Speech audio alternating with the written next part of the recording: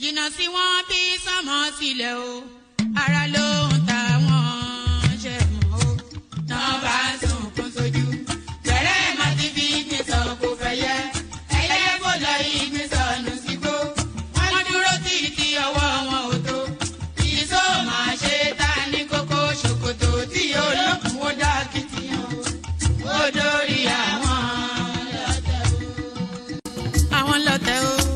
Ó dórí àwọn lọ́tẹ̀ o. Àbọ̀dórí àwọn lọ́tẹ̀ o.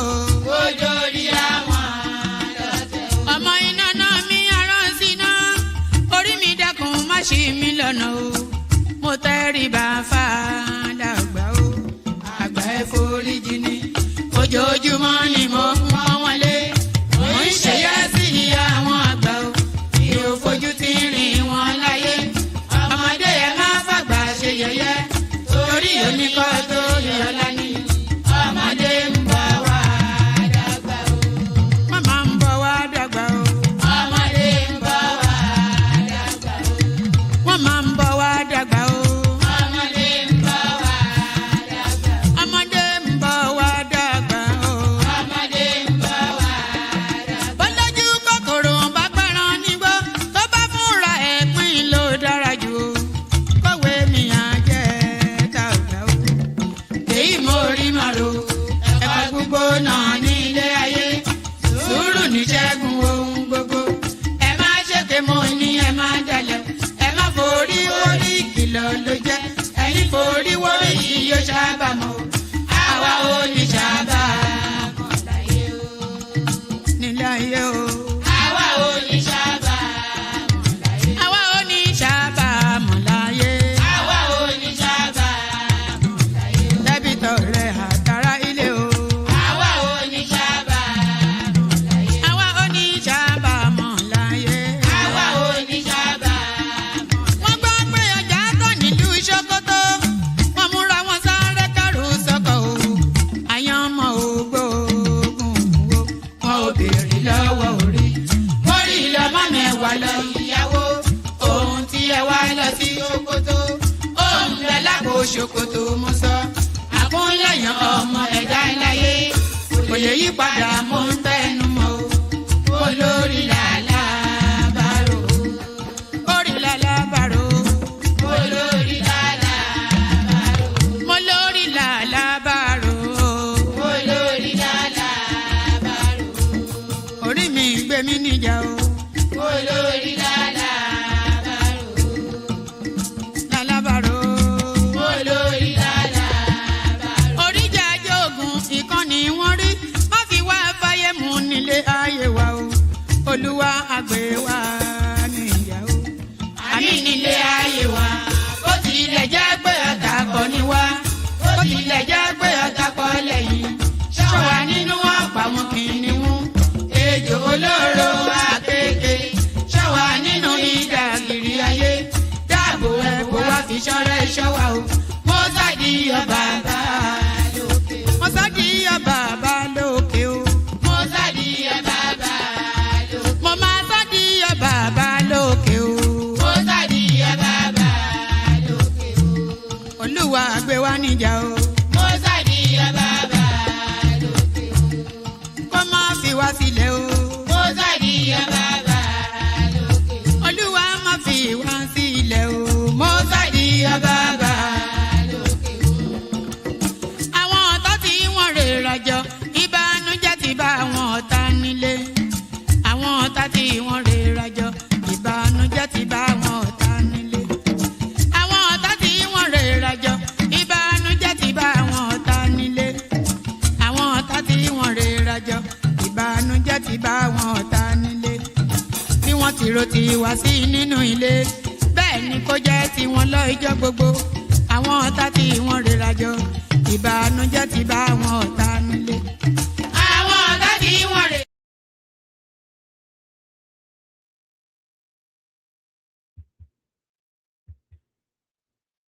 All right. All right. That music stopped so suddenly. I was in the middle. I was gulping on something and I was caught midstream.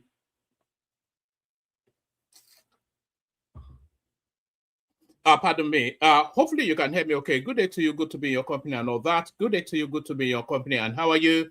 I hope you have had a gloriously wonderful day so far. The day continues to be glorious and wonderful. Spending it in the company of your favorite or your laughing man. That is me. I am an Oyo laughing man. I come from a place called Afidio Local Government Area, Akimori, in Afidio Local Government Area. So that's where I come from. So hold on. It is water. It's not vodka. It's water. The vodka comes later. So yes, glad to be in your company and all that. Thank you for being here. The protocol remains the same. Click on the like button. Just as I invite you to do so, please do so. Click on the like button. If you are not already subscribed, please subscribe. We're after 22 new subscribers today. Actually, let me put it up as a notice. We are after 22 new subscribers today to tip us over a particular threshold. So you be one of those. Tip us over that particular threshold by being one of the, let me see, 22 new subscribers in the course of this stream. Please be one. Hold on. Be one of them. So let me put that up. Where after 22 new subscribers in the course of this stream to tip us over a particular threshold, as I said. So you'll be one of them. So yeah, like, share, subscribe. If you want to come and join me on the screen, click on the hyperlink that says StreamYard. Share the links to the stream just as widely as you can and super chat towards the stream. And also, please say hello to me in the comment section so I can acknowledge your presence, say hello back. You know I have no friends, so be my friend for the moment that we spent together. So that's Sheson right there saying hello. So it's only Sheson that wants to be my friend today. So say hello in the comment section so I can acknowledge you and say hello back. So as ever, you know, this thing actually, when it happened, we knew it happened. They pretended like it did not happen, but now it has happened. So the attempted coup against Tinubu. So we'll be discussing that. And then we'll also be discussing we will also be discussing the curious case of Nenadi Usman. So who is Nenadi Usman? I hear you ask. Well, Nenadi Usman is the chairperson now of the Labour Party. So that's that. So Nenadi Usman is the chairperson of the Labour Party. So why is that news? So the court has affirmed that she is now the chair. So Abure leaves, or the court removes Abure, and this Nenadi Usman now. Actually, let me bring it up so you can see it. It looks as though the session has already started then, hasn't it? Oh yes, let me bring it up. Where is it? Let me bring it up so you can see it. All right, let's remove this and bring this up. Right, so there it is right there. So Nenadi Usman, INEC recognition gives Labour Party single ballot authority ahead of 2027. So this is she goes on to speak to Arise TV, but let's also read out what she says. Senator Nenadi Usman, interim national chairman of the Labour Party, has declared that the party will appear as the only recognized Labour Party on the ballot once the Independent National Electoral Commission implements the Federal High Court judgment affirming her leadership. So a High Court judgment has now told us now that this lady here is the chairman of the Labour Party. She's an interim chairman, subject to what they do at their National Working Executive Committee. But as she stands there now, as she sits there as an image on your screen now, this is now the official, recognized by law chairperson of the Labour Party. So it's not Julius Abure, according to the court, but this woman. So there she is right there. Senator Nenadi Usman, interim national chairman of the Labour Party, has declared that the party will appear as the only recognized Labour Party on the ballot once the Independent National Electoral Commission, INEC, implements the Federal High Court judgment affirming her leadership. Speaking on Arise TV on Monday, Usman said INEC recognition would eliminate all any ambiguity over party leadership and electoral legitimacy, insisting that no parallel faction would have legal standing to participate in elections. It says that with the recognition by INEC, it means, and by the way, it gets very curious, so, but stay with me, because it will get very weird very soon. Very, very quickly, it will get very, very weird very soon. Good to see you there, Akin Akko. How you doing, my guy? Nobody said hello to me today, only two people. Please say hello to me in the comment section. Are we fighting? Kilo faja, kini moshe, this room now. Kilo faye, it says with the recognition by INEC, it means only one party, which is my party, would be on the ballot, and it means we are the only ones who can write INEC, and INEC will come and attend primary elections we're conducting, or Congress, or whatever. So it means that there will be no ambiguity about who is the leader and which part of the party is the party. So this is it now. So the law now affirms that this lady now is the chairman of the Labour Party. But it gets even more curious. This lady, as well as being the chairman of the Labour Party, she is also the Kaduna coordinator of the ADC. So how is that even a possible thing? How is that a possibility? Who is your babe? I hope you're not talking about Chioma. Can you afford Chioma? Look at this guy. Do you have the budget for somebody like Chioma? Chioma is quite expensive, or private jets and all that. Now, ADC appoints Senator Nenadi as Kaduna coalition chair. So it says the African Democratic Congress,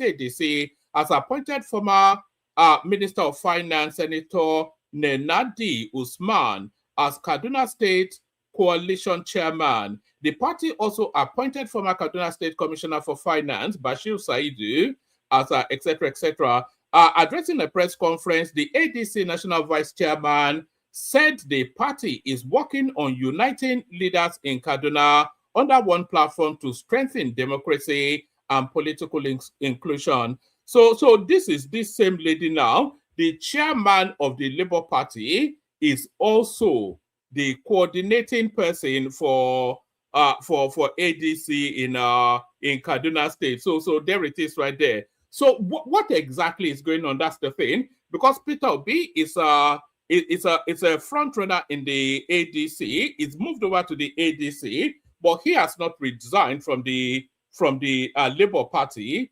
And then El Rufai, he left the PDP to go to the SDP. He's now with the coalition, but he's not told us about leaving the SDP. So INEC needs to come in. INEC needs you have tests. We've never seen you super chat was. Look at this guy that wants to. That's Chama come or somebody wants to date you on this platform. The person with no budget. It wants a sugar mommy, maybe. Do you want a sugar mommy, Uncle? Is that what you're after?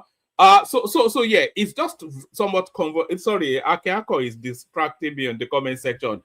It's somewhat convoluted actually, the way these things are playing out, and I think INEC needs to come in and sanitize that space. So you cannot have in one instance somebody being members of 2-3 parties. Peter Obi is in the Labour Party still because he is not signaled any resignation from the Labour Party, but is also contending the coalition ticket. Nenadi Usman, is the chairman of the Labour Party, as well as being the coordinating chair for Kaduna ADC. El Rufai is a member of the SDP, as well as being a member of the ADC. So what exactly is it? What's going on? You know, so this is it's palapalaism. Palapalaism. So that's what is going on. And by the way, there's not an abundance in the news today. So anybody that wants to come in, come in. But more importantly, we are after 22 subscribers. We're after 22 subscribers. So we'll be pushing that aggressively. If you're not already subscribed, please do us that one and subscribe. That's just what it is. Let me see. Let me send the link in. Anybody that wants to come in. If you want to come in early, because like I said, there's not an abundance in the news, but I'm just opening up really so that we can have a chat. But if you do want to come in. So yes, right. There's one thing I wanted to show you. Actually, there's something curious going on in Nigeria, and it is the radicalization of an erstwhile placid space. Just go with me. I'm taking you somewhere. There's something curious, and it might not be irreversible. There's somewhat a radicalization going on of an erstwhile somewhat placid space. So I'm going to be telling you, I'm going to be using this guy as an example of what I'm saying. This is a guy right here called Opeyemi Famakin. So Opeyemi Famakin is the guy, is his name. So who is Opeyemi Famakin, you are asking? You have no reasons to know him unless you know him. He's quite a popular guy on social media, though. He has what 107,000 subscribers on sorry, who's texting me? Is that Choma telling me or for highlighting? Hold on.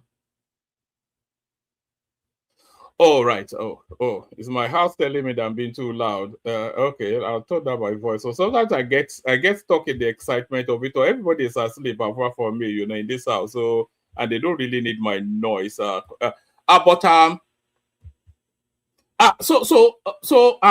was talking about the radicalization of an erstwhile placid space within the Nigerian dynamism. So just stay with me. It's confusing, but it gets clearer. So the radicalization of an erstwhile placid, just neutral space within the Nigerian dynamism. So a lot of people that don't especially care about politics or anything, all they just want is to live a good life. A lot of them are being forced now into politics, and they are being extremely radicalized. And I'm using this guy on your screen right here as an example of what I mean. Opeyemi Famakin, his name is. So who is Opeyemi Famakin? You may or may not know him. He's a fairly well-known person on social media, 107,000 subscribers on YouTube, but his presence is even more on TikTok and Instagram. So that's really his space. But he has a wide following across all social media platforms. He's a very popular guy. But what does he do? What this guy does is food review. That's all he does. He will be rating people. Let me show you an example of what he does. So this is all of his content right here. Anytime you see him, I'm just bringing up one of his one of so so this is what this guy does. This Opeyomi guy. This is what he does. He will so hopefully you can hear the sound on this one. So this is what he does. He will review restaurants. He will review picnics. He will review all these sort of things. And this is just one example of what he does.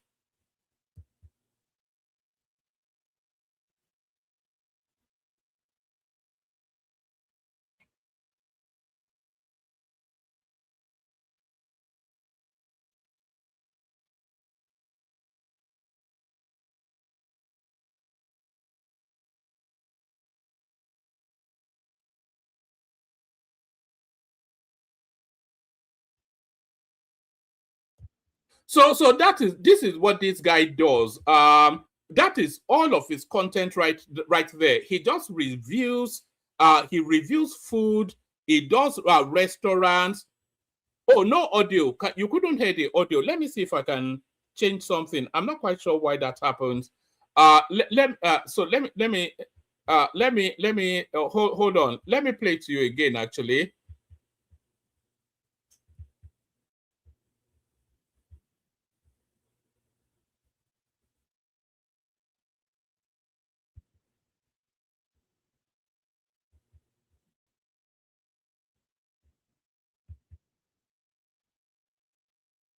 Can you hear it now?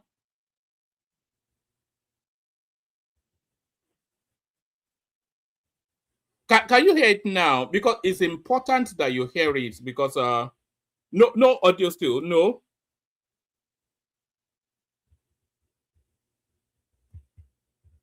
You know, if you can.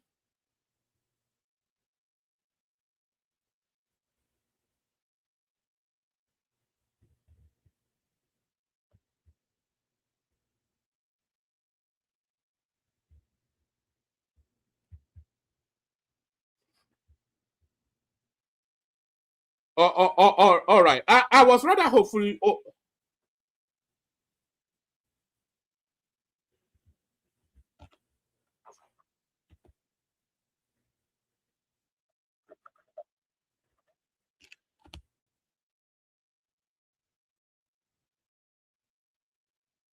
I really hate this thing, you know, the way it does sometimes.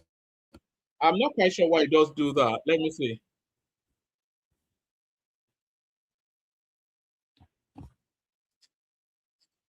And now my mic is gone. All right. I'm not sure.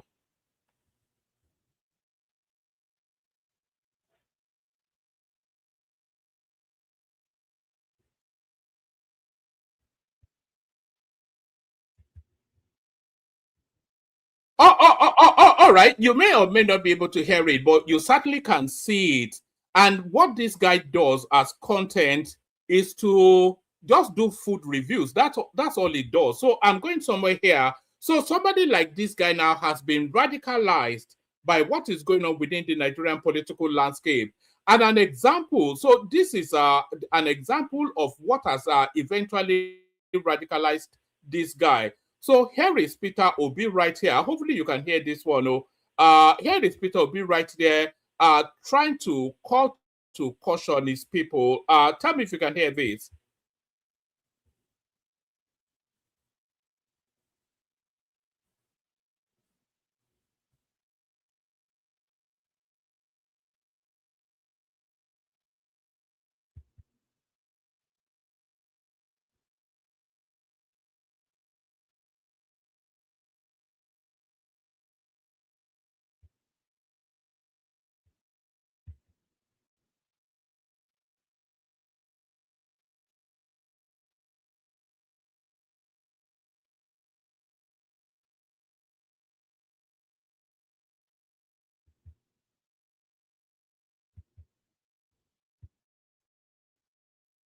All right. I'm not sure why this thing is not linking up with it should link, but I'm not quite sure why it's not linking up. I wanted to tell you the narrative of that guy, Opeyemi, who was once upon a time a food critic, but he has now turned into somewhat of a radical political fighter.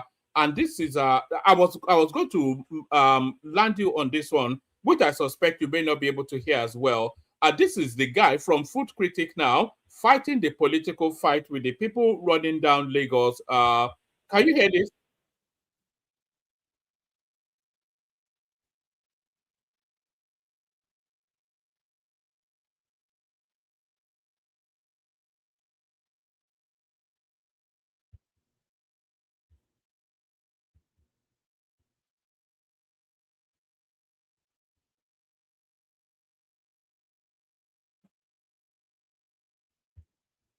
All right. I'm not sure why that is, but it defeats it. If you're not able to hear it, then it defeats the point that I want to make.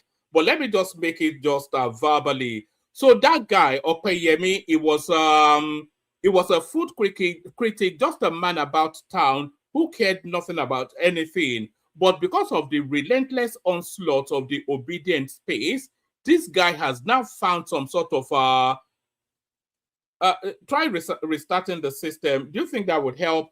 Close the window. Okay, let me play you a bit of music. Let me reboot the system and then we give it another shot. Let me play you a little bit of music whilst we do that.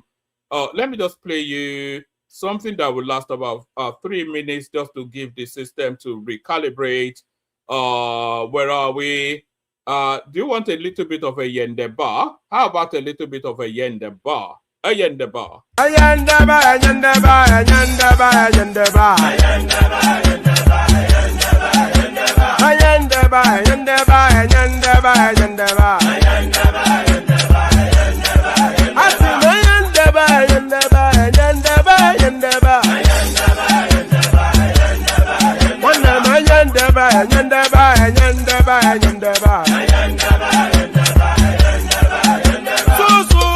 Subramia, baby subramia, Soko sunu baby subramia, Soko sunu baby subramia, Soko sunu baby subramia, Ejemo, Ejemo, Anamana, Ejemo, Anamana, Wana mejemo, Ejemo, Anamu, Paratuba dodiri chukuma, tukutuba dodiri ndemo, Eguma wego. Para tuba dodiri tukuma duku tuba dodiri ndemo obodo jisike nubo serona oyibo it is everyone be free ayandaba ayandaba ayandaba ayandaba ayandaba ayandaba ayandaba ayandaba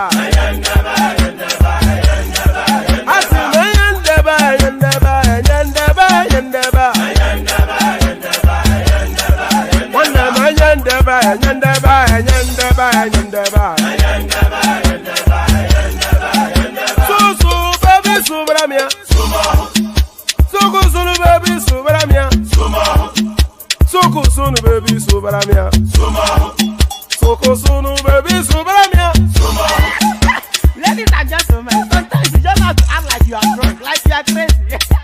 Confuse your enemies, confuse them. Oh, that's yeah, we mo. Yeah, we mo. Oh, that's yeah, we mo. No masai ga ponto mo. Yeah, dia bugama. Oh, kwitara kara mi nguru ma mi ga kuru mu gwo ya baby mo. Abe Maria. Why feeling? Ayandaba, ayandaba, ayandaba, ayandaba. Ayandaba, ayandaba, ayandaba, ayandaba. Asim ayandaba, ayandaba, ayandaba, ayandaba. One name ayandaba, ayandaba, ayandaba, ayandaba. So baby subramia, Soko sunu baby subramia, Soko sunu baby subramia, Soko sunu baby subramia. Ase kwa nefo jabani si akuna nyego bumkambasi ozo. Since I was born, but now I am getting youth. Akuna mota akuna koga book.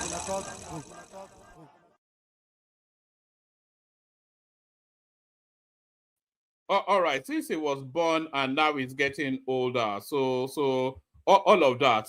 So let's give it another shot. It's very important that you hear it. Otherwise, the point defeats. You know.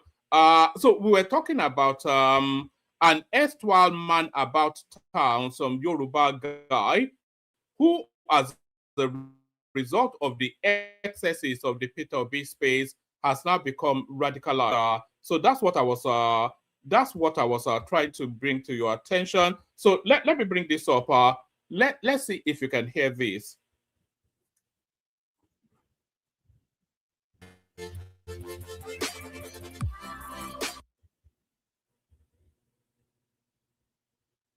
Let me tell you, most of the things you hear, criminals that are not obedient people. You don't see anybody who is calling anybody bad name. We are not asking for division. I personally do not in any way. You've never seen me call anybody bad name or anything. We are in ADC. We respect everybody who is in ADC. We can say, oh, we want to be this or want to be that. But as for calling people bad name, we are not part of it. I don't subscribe to it, and I'm not part of it. The people I met there, from the party chairman All right. So you can hear it now. So that's fine. So hold that as a thought. I was talking about how the excesses of the obedience space. I was talking about how the excesses of the obedience space has radicalized erstwhile neutral people who did not really care about politics and all that sort of stuff. And I was using this guy Opeyemi as an example of just somebody that was erstwhile a neutral person now being radicalized. So this is a guy called Opeyemi Famakin. So Opeyemi Famakin. So who is Opeyemi Famakin? Is a well-known, reasonably well-known social media personality, but his contents wrap around food review, stuff like that. So this is his page. It's all over all the platforms. By the way, it's popular. 107,000 followers on YouTube, even more on Twitter, etc. And this is what he does. He reviews people. Okay, this is the bulk of his content. Actually, he does restaurant reviews mainly. He'll go to a restaurant, other expensive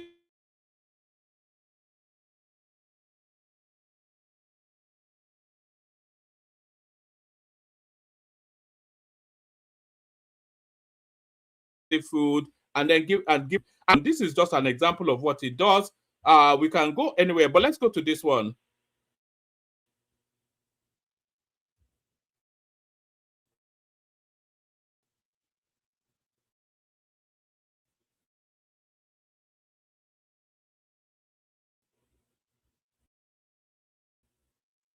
It's just a casual, happy-go-lucky sort of a guy that just does food review and etc. etc. I'm using this guy as a test case of how people are being radicalized. So this guy doesn't care about politics. He does food. He does fashion. He does man about town, society guy, all of that.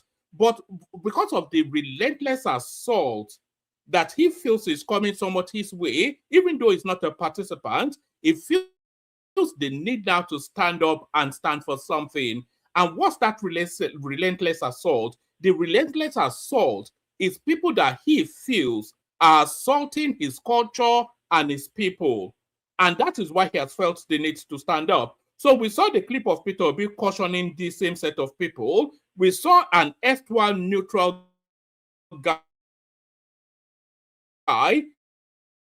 that has now been radicalized, and this is now what they have now turned this happy-go guy, but this is him now post the obedience. After the obedience have dragged him through the mill.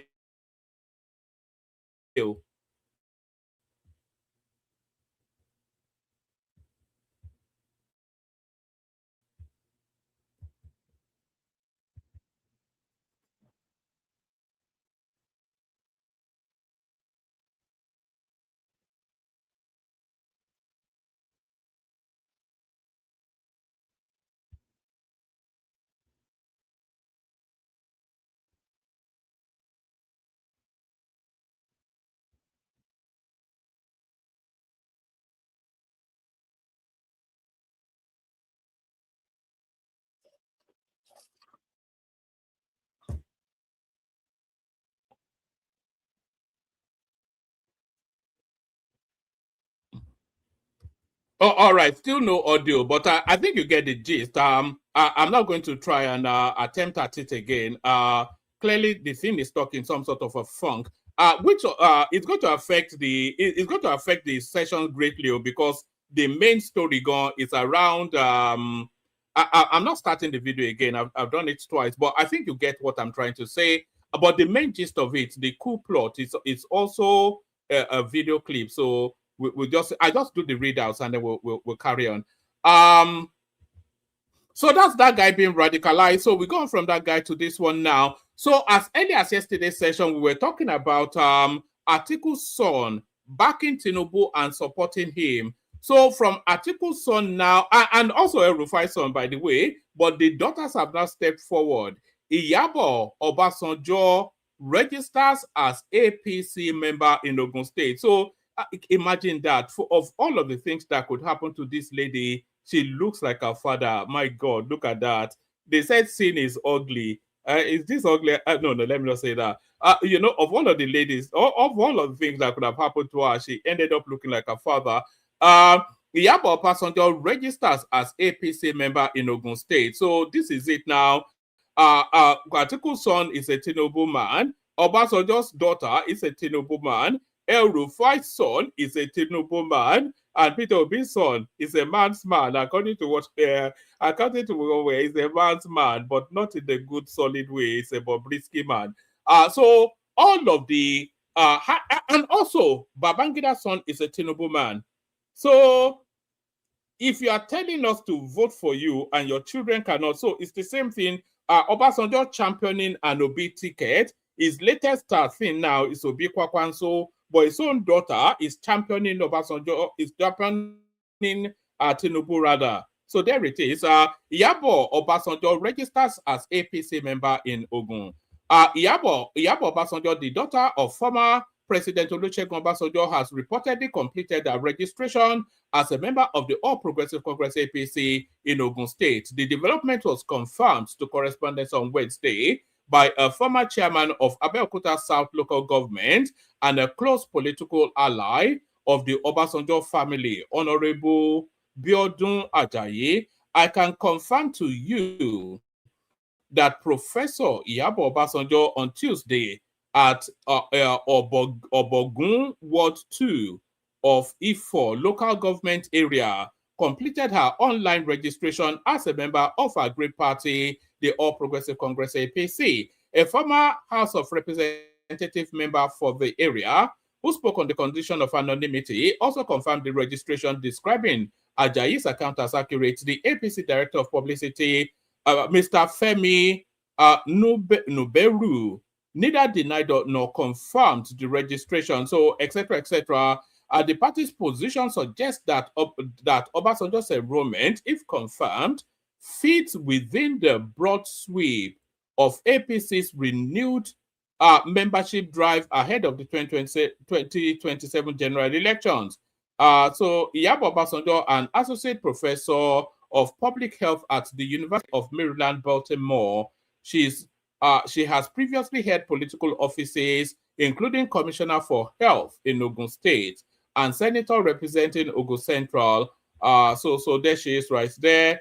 So there she is right there. Obasanjo's daughter, now a member of the APC. But it doesn't stop there, you know, it continues and continues.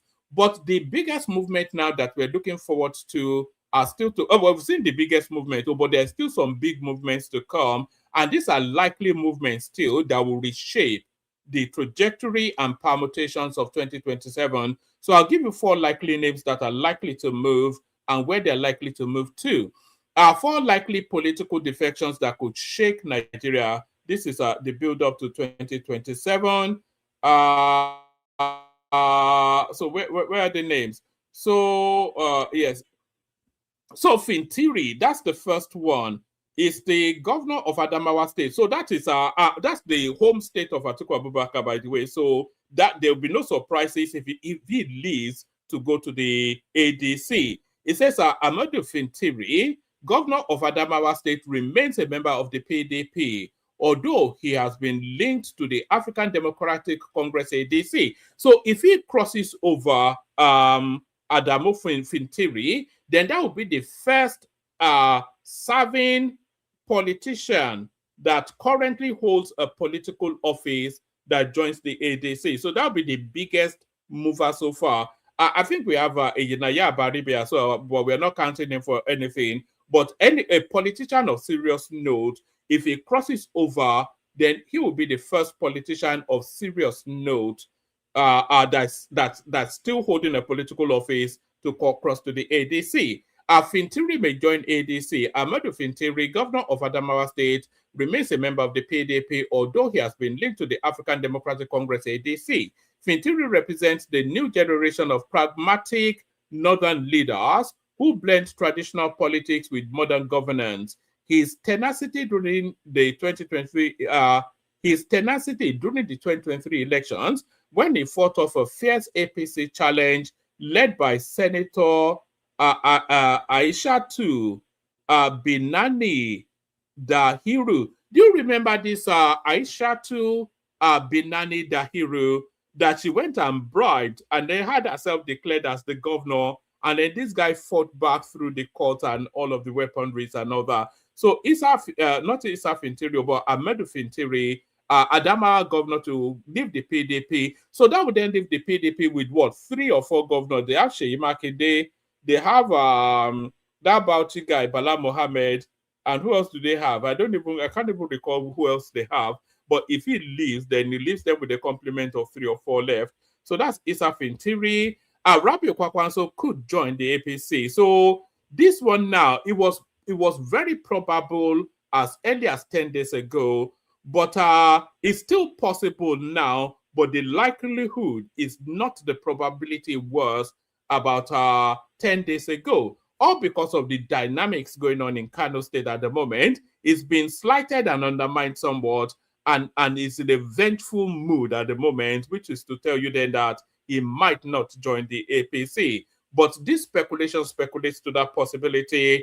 Rabiu Kwakwanso could join APC. Rabiu Kwakwanso, former presidential candidate and national leader of the New Nigeria People's Party, recently lost his mentee, Abba Yusuf, to the ruling APC. Although he is presently displeased with Governor Yusuf's realignment, he recently signaled his openness to join the APC. According to him, such a move will depend on clear and firm assurances from the ruling party. Yes, Kwakwanso could still and should still join the APC, because if it doesn't join the APC, and we all know that the APC wins the next election, then he will lose all of his political relevance. So I don't even think he has any room to maneuver other than to join the APC. So the next one now, I'm not quite sure how impactful this will be, because this will just be another body. But Aminu Tambuwal is the next one to join the ADC. I thought he was already with the ADC, but it looks as though he has not formally done that yet. Tambuwal, a former governor of Sokoto State, is a key member of the ADC coalition, although he has yet to officially join the party. So is in spirit, not in body, with the party already.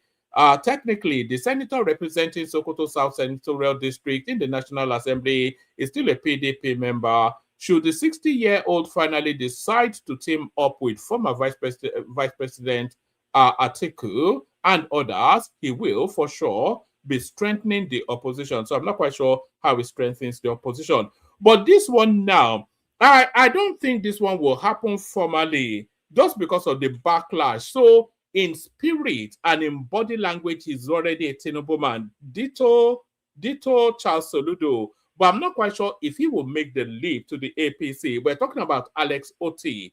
Alex Oti may align with the APC. A chieftain of the Labour Party, Oti, is an open supporter of President Tinubu. We all know that. Although Oti has repeatedly stated he would not leave the Labour Party, his admiration for the president and the appeal of federal alignment could eventually persuade him to reconsider.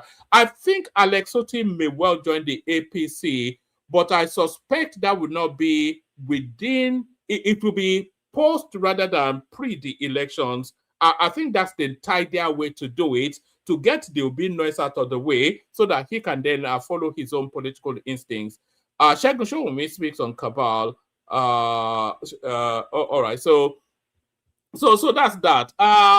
I'm not quite sure what we're going to do about our military coup now, because the clip I wanted to play, the audio is not now coming up anymore. But we'll leave that there. Good to see you, Uncle Beno. We'll leave that there. Let's just let's kick off the show. Let's send out the links, kick off the show, and then we see where it lands us. Let's see. It says it says let me see what people are saying in the comment section. What are people saying in here? Hi, Big Head. Who is Big Head? Who are you calling Big Head, Chioma? Somebody, it was Wike who backed Fintiri against Benani. Yes, Atiku supported Benani. Yeah. So why is Fintiri now wanting to support Atiku? But although it's there's no permanent friends, no permanent foes. One man on Fintiri, you might be wrong because Fintiri is a Wike boy. He was in the UK recently with Wike for Wike's son's graduation. We will see though, because as we saw with Aminu Tambuwal at the last cycle, blood often thicker than water. But let me play you the Kegite music, and then I'll look for an article on the coup rather than the clip that I'm no longer able to play you. Then will you start to bring it into the conversation? So I'll play the Kegite music now. I'll send the link again for anybody that wants to come in. Hopefully people come in and then we kick off the session. We're still after those 22 subscribers, by the way, to tip us over a particular threshold. If you are not already subscribed, please do. If you've not clicked on the like button, please do. Water, only water, only water, where they see ma. Water,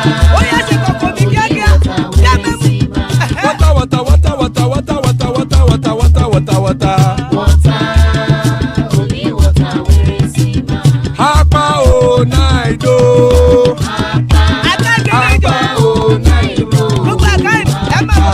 Hapa you don't come o.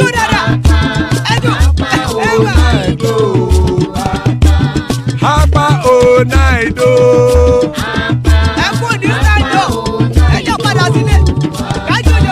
Oro kẹ̀kẹ́ ẹlẹ́mù yé o. Ilé sọ́dí àkẹ́kẹ́ rẹ̀ ẹlẹ́mù rẹ̀ o. Bobby master kẹ̀kẹ́ rẹ̀ ẹlẹ́mù rẹ̀ o. Chifu Faila ti kẹ̀kẹ́ rẹ̀ ẹlẹ́mù rẹ̀ o. Eruku lẹ̀lẹ̀ ẹlẹ́mù dé.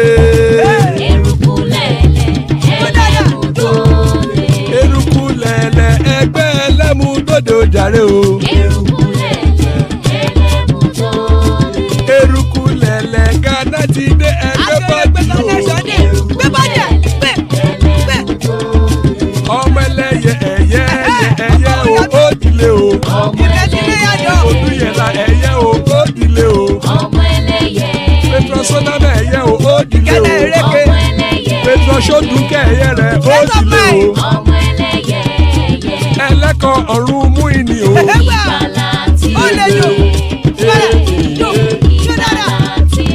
Àkùkọ ọ̀run mẹ́kọ̀.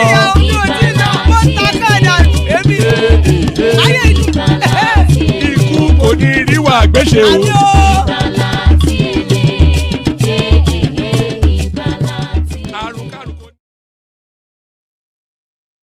Right. Ikuko Neru Agbeche, may death have nothing to do with us. So let me quickly give you this because this is the headline piece. So I cannot not just say something about it. Nigerian officers to face trial over coup plot allegations. So a group of officers in the this is coming out of the BBC, by the way. It's also reported by the Financial Times. Everybody's reported it. A group of officers in Nigeria are set to face a military court after being accused of plotting to overthrow the government of President Bola Tinubu last year.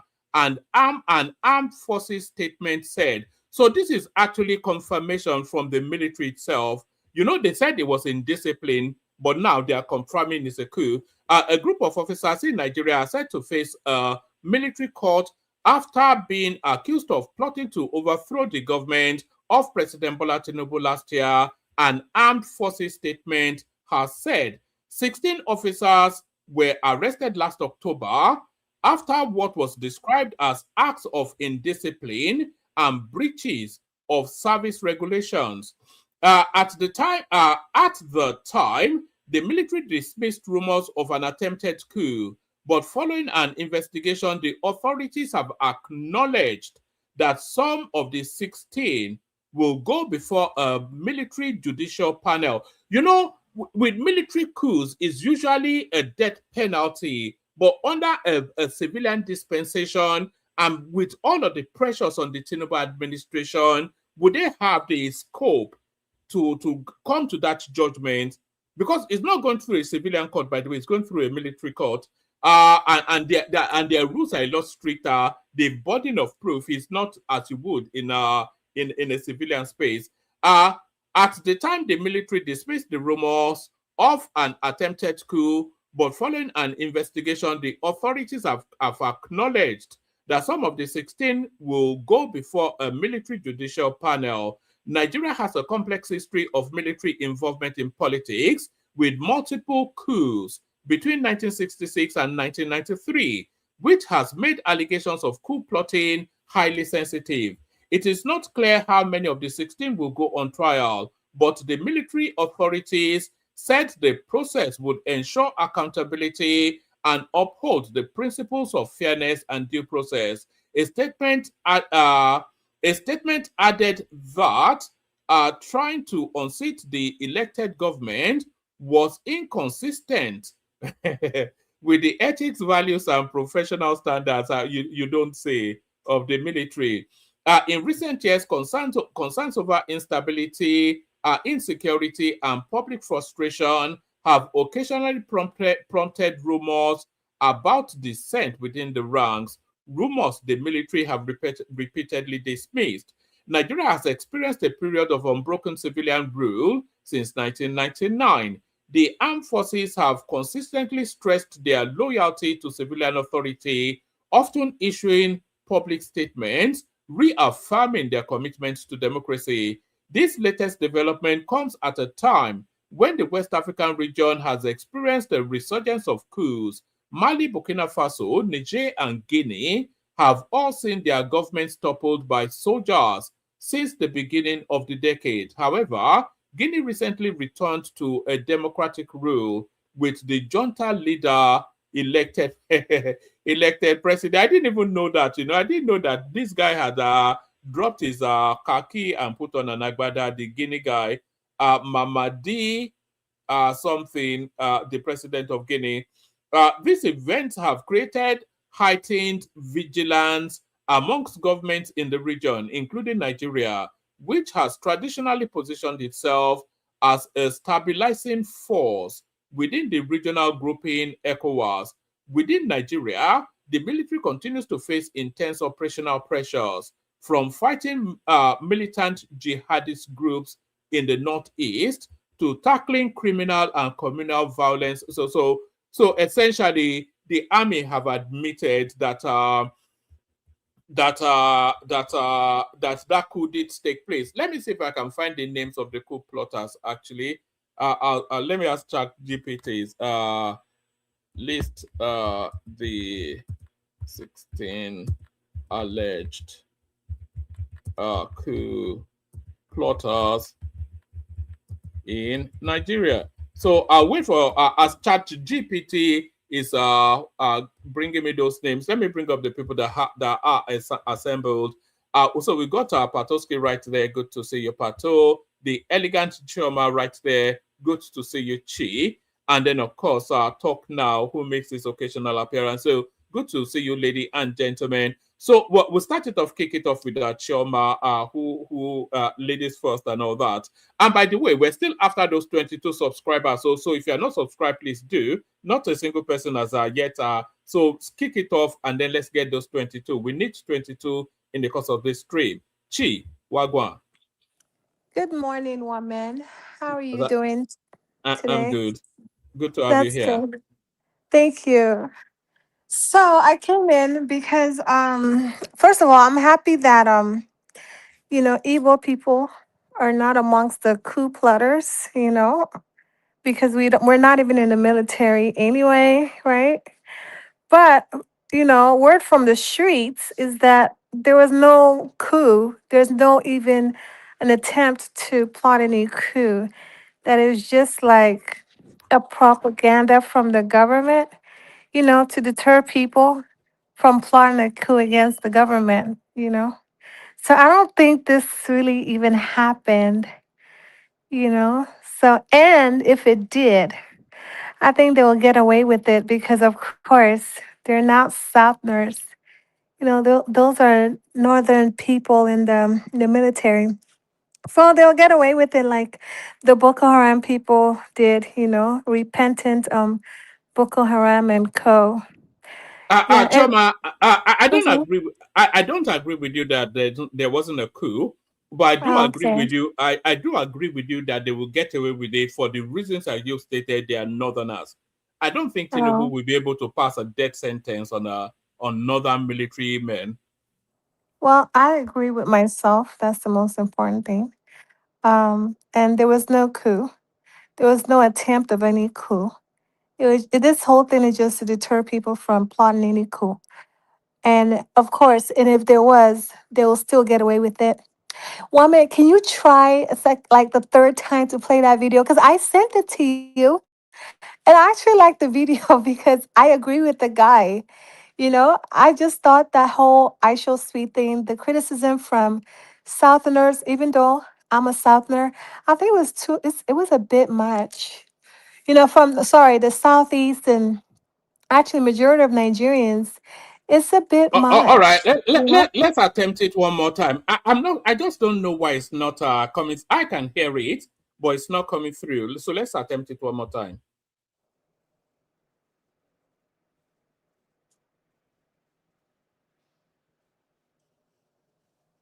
Can you hear it now? I can hear it, but can you? No, I can't hear it. Well, that's the It's- thing. So it's not something with your system? I'm not sure that it is. I can hear it okay, but nobody else can hear it. I'm sure it's some button that I've pressed. You know me now. I know nothing about technology, so. But you can give us Oh, the. I see. I think it's on mute. If you look at the bell at the No, very no. top. No. I just muted it. I just Okay. muted it now because I can hear it. No one else can, but it will be it will distract me. So we can just let it play as you give us the narrative. Carry Okay. on. So you don't want to close the video and then replay it? I've done that about 3, 4 times now, Choma. Oh, well, you didn't do it this time. What do? Like to close the video. Yeah. Oh, I thought I heard it All for a right. bit. I think I can, Hold on. because the video is so passionate.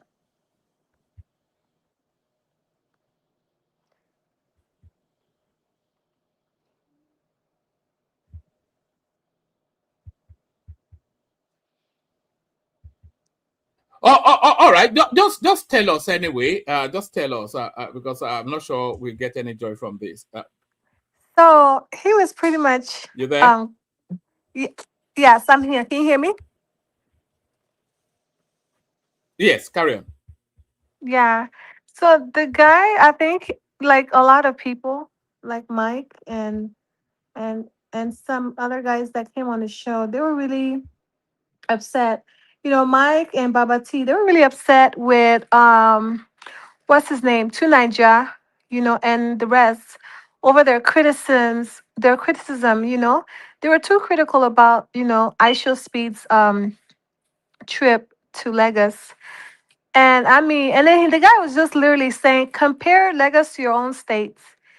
You know, there's really nothing to show for it. And he was right. You know, and I just feel like people should just stop. I mean, literally every blogger is talking about it. Oh, Lagos is bad. The trip was bad. They should have taken him here. They should have taken him there. But I mean, at the end of the day, he's with people that are like what is it, tourists, Lagos tourists, and also like promoters. So there's not much spaces. Sorry, Choma. The Lagos leg of his tour was badly planned. I'm not quite sure that anybody took charge of that to coordinate him through. Because if you look at all of the other countries that he went to, Ghana, they coordinated him. They did traditional dances. They did all of these things. They took him to monuments, etc., etc. Did virtually all of the countries that he was visiting. They were putting their best foot forward in order to highlight themselves. But Lagos was just ramshackle, area boys everywhere. After you, the all right, sir, all this just rowdy, dusty, So, but dirty, but the thing about it, I don't think that was his own plan. Remember, he came to Lagos for his birthday. I think he really came to turn up. I think he just needed to hang out, you know. And plus, the first person he wanted to speak with was Davido and all the stars. Because think about it, Nigeria has like all the stars, like big time celebs, African celebs. It's just Nigeria. Like there's no other country in Africa that has celebrities, just Nigeria itself. So he only came to hang out with celebs. I mean, he even called Davido on the phone. He was trying to speak with Wizkid. He just came to like get connected. You know, he wanted to get connected with the stars, African celebs, like the musicians and stuff. And plus, it was his birthday. I don't think he was expecting to really do like the tourist stuff that we're doing in other African countries. I just think he wanted to hang out. And I think he had fun, to be honest with you. I think Lagos was actually his best trip in the whole of Africa, to be honest with you. You know, he seemed like he actually enjoyed himself, whereas other places was like more educational and like a learning experience, and it's kind of boring. We have to learn at a trip, you know? You want to have fun. I think he had fun. And plus he went to a strip club. So, you know, it's one of those just the fun aspect of his whole trip. I think it was the icing of the cake was Lagos, to be honest with you. There's no other country that he went to a strip club, just Lagos. Think about it. And then he turned 21. So that to me, I think that's the best experience for him, you know? and that's a good thing. Taking a 21-year-old boy to a strip club. How is that a good Well, thing? mind you, his mom, I heard his mom came on a trip with him. Yes, that's his first outing. Okay, his first strip club. That's like the initiation into to manhood. Okay, you know, it's No, the I think big boys. I think he's already initiated though. Exactly. Well, yeah. Welcome to the club. It's big man, like the ballers that actually can enter into a strip club because you have to You you spray know money. you know You know what I you know mean? I wasn't even that aware of this guy until this whole African. I was aware of him somewhat, but I wasn't really. I Can just I thought it tell was you, just one man? another. Yeah. A lot of people were not aware of him until he showed up in Lagos. Because let's be honest, Nigerians we overhype stuff.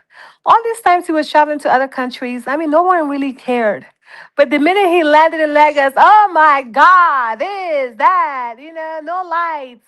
The people are begging, you know, like we literally overhype things. That's what Nigerians are like. We just kind of we're trendsetters, if that makes sense. So we actually gave him more views if you think about it, you know. We elevated his popularity. No, I think it was Mm. already popular. He already had 49 million people following him before he got to Nigeria. So Yeah, but he had more, like, even, yeah, he had more people, more followers now because he traveled to Nigeria. I just think like this but guy was but like he was but so um frustrated. but Choma, I do think that Lagos needs to be tidied up. I do. Because Lagos Well, is it's becoming Lagos is secretly. overcrowded. Yes, but they can still manage it better in terms of waste management and all of this sort of and vagrancy as well. And all I they need to think clear the road of all these Orisa boys and all this, you know. I think New York needs to be tidied up. I mean, New York smells. Have you been to New York City? No, oh no, but I've heard it smells and it's full of rats as well. Yeah, it's horrible. Even the World Trade Center, I've been there. I also went to what's the other place? United Nations. I mean, it's nothing to write home about, to be honest with you. And I think that's the problem with like big inner cities. They're so dirty compared to like places like in the South, like Texas. Very clean environment, very brand new. You know, Chicago, very nice. But New York is smells. So it's expected, you know. That Lagos would smell. People, yeah. I mean, it's overcrowded. Yeah, You know, I it's agree with very you on that, crowded. actually. Yeah. I agree But with you on that. It honestly, is okay, overcrowded. so when I was in Lagos, I didn't really smell what people are smelling because I'm in the nice area. I'm not gonna lie to you. I'm not I'm never in a place where you people are smelling whatever you're smelling. Okay. I'm always in a nice AC car. Okay. I'm sorry. I'm sorry, woman. I cannot relate. I'm always in my AC. Yeah, but your own Lagos is different now. Your own Lagos is Victoria Island Lagos now, so that's not the normal Lagos experience. Yeah, that's what I'm saying. I don't really smell what you were smelling, and I thank God, but I just think it is crowded and it's expected.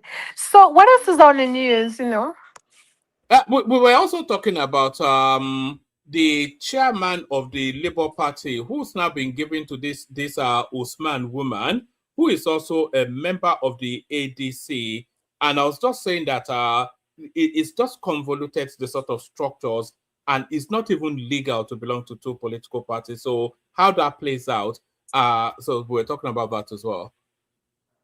Well, I think it's legal to belong to two political parties because Wike has done it.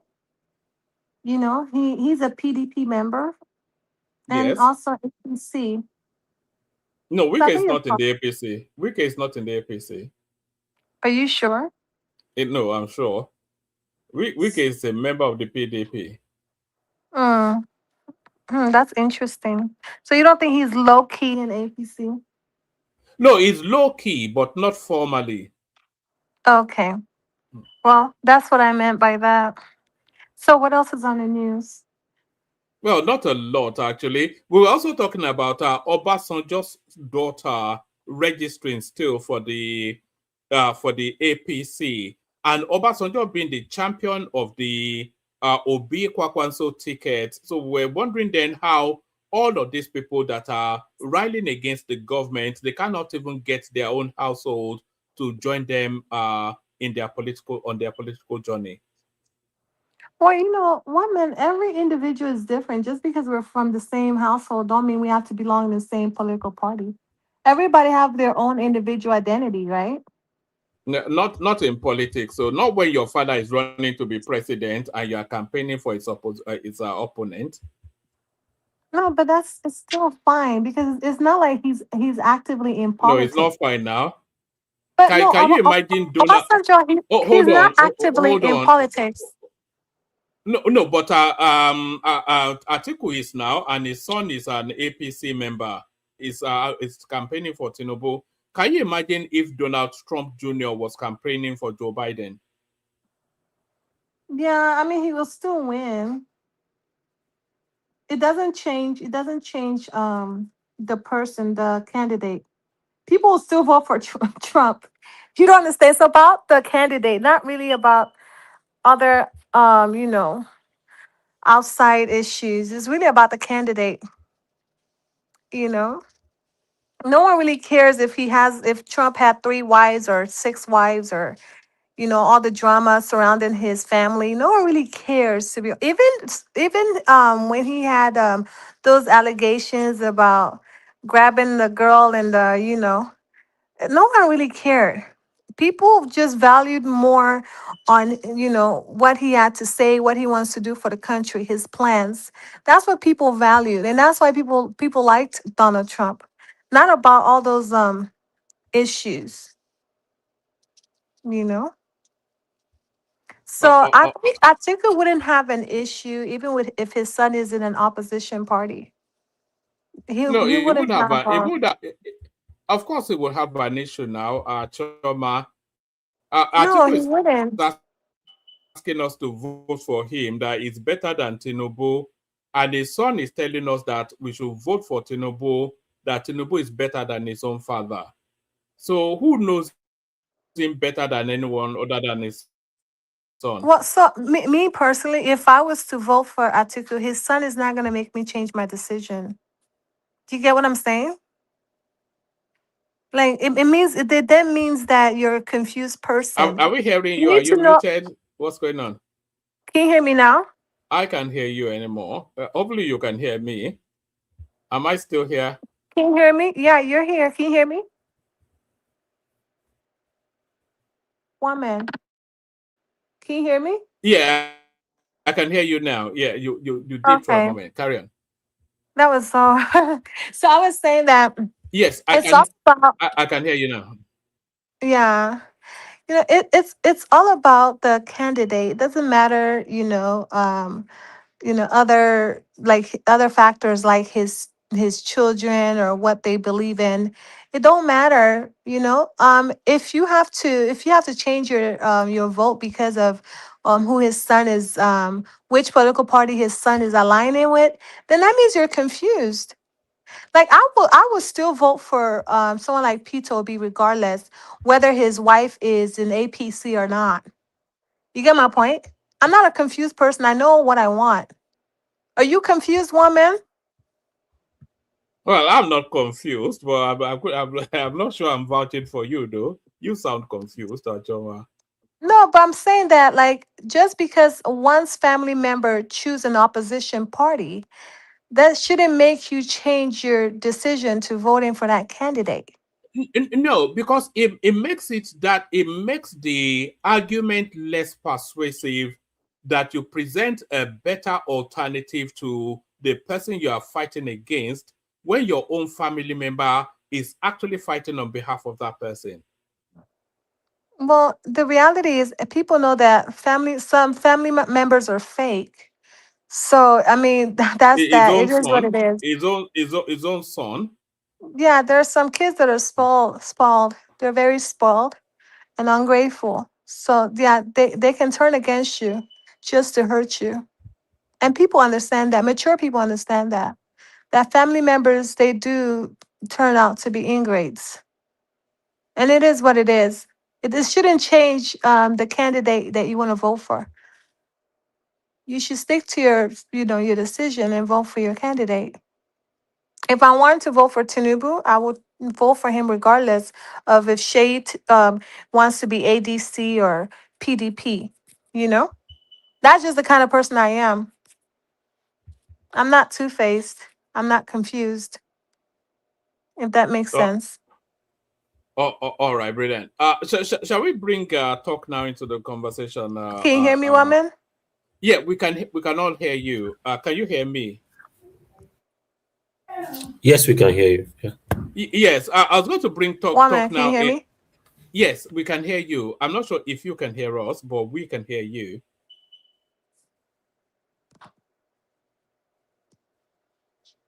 Oh, all right. I think Choma having technical problems there. All right. Talk now. Let's hear from you. So we were talking about this coup that was denied, and now they've confirmed it, and then we're talking about this lady here, the chairman of the Labour Party, also now a person for the ADC. All of those stuff. The floor is yours. Let's hear from you. Hi. Good evening. Good evening, everyone. Good to have you here. Yeah, it's been a while. Yeah. Okay, let me pick it up from I think I'll pick it up from the OB space. Is that where we left off, or where are we picking it from? From the coup or No, you just pick. You can pick it up from the OB space. Yeah, pick it up from the OB space. okay, well, um I have a feeling that people do not understand sometimes how politics works. I mean, I listened to several people feeling that obesity has a chance in ADC. I will say it again: ADC is on lockdown. Every other thing you see is a more like what they call it skit. So politicians can act drama for you. They already know the end point, and they will act the drama to just suit that purpose. That's what they do. So because they don't want to hurt the followers or some people that have some strong following, they will play the script so that it lands reasonably okay, so they don't lose a lot. That's how they run it. So the end point is already determined.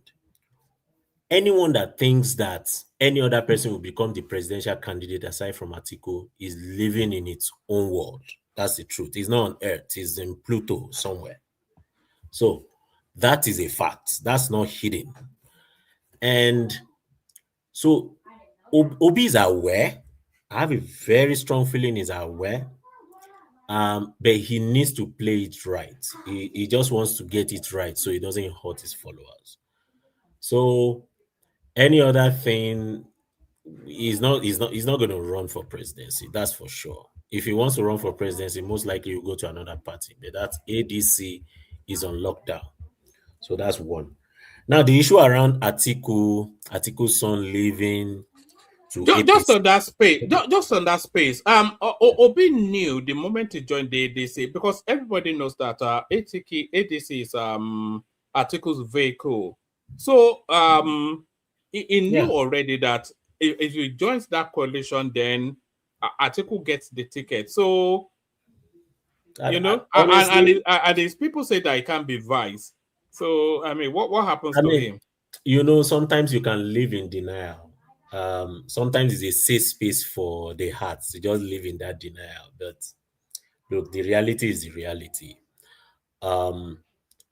You can't use the headquarter of ADC as former Atiku's campaign office and now tell him he's not going to be the presidential candidate. That's how. He structured everything around himself. The chairman, he appointed every one of them end to end. And then you come and you're saying you get a ticket. From where? How does that even work? The Northerners are telling you that it's an open space that you're going to slug it out. They're not giving you any ticket. There's no free tickets. Those things are not served a la carte. It's not a ticket that is like a gift. So you slug it out in the primaries, and the primaries is pretty clear. So I wish them well, thinking Obi will have it there. I don't think so. Obi he's a smart guy, he's playing them and he's flowing with it, with the emotion, he's flowing with it. So that when he lands in that space, it will look like, oh, let's just take it. Which is fine if that works out. But I foresee it may not necessarily work out. It might blow up. And you never know, It might some members of I feel like some members of the obedient if Obi Obi is losing a lot from his association with the ADC. So what's Obi's narrative? Obi wraps himself around this pious narrative. He told us that he was coming to dismantle the structure of criminality. So that's already gone. So he can't say that anymore ever, because of course who is with Rotimi Amechi, Atiku, the hardened criminal politically, so he loses that as a narrative. And then he told us that he's not desperate for power, he's desperate for change. So if he subordinates himself to Atiku on a ticket, then it doesn't hold that space anymore either.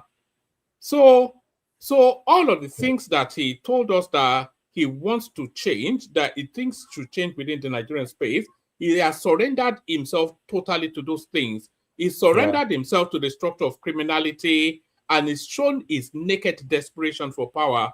So what does he then campaign on? It's painful for Obi. I mean, you had a 6-point-something million votes. I mean, let's even pretend that, the circumstance of the Muslim tickets and all the propaganda and the different things, everything worked out right for you. You got those numbers. The onus is on you to sustain those numbers, and to sustain those numbers, you have to play the politics right.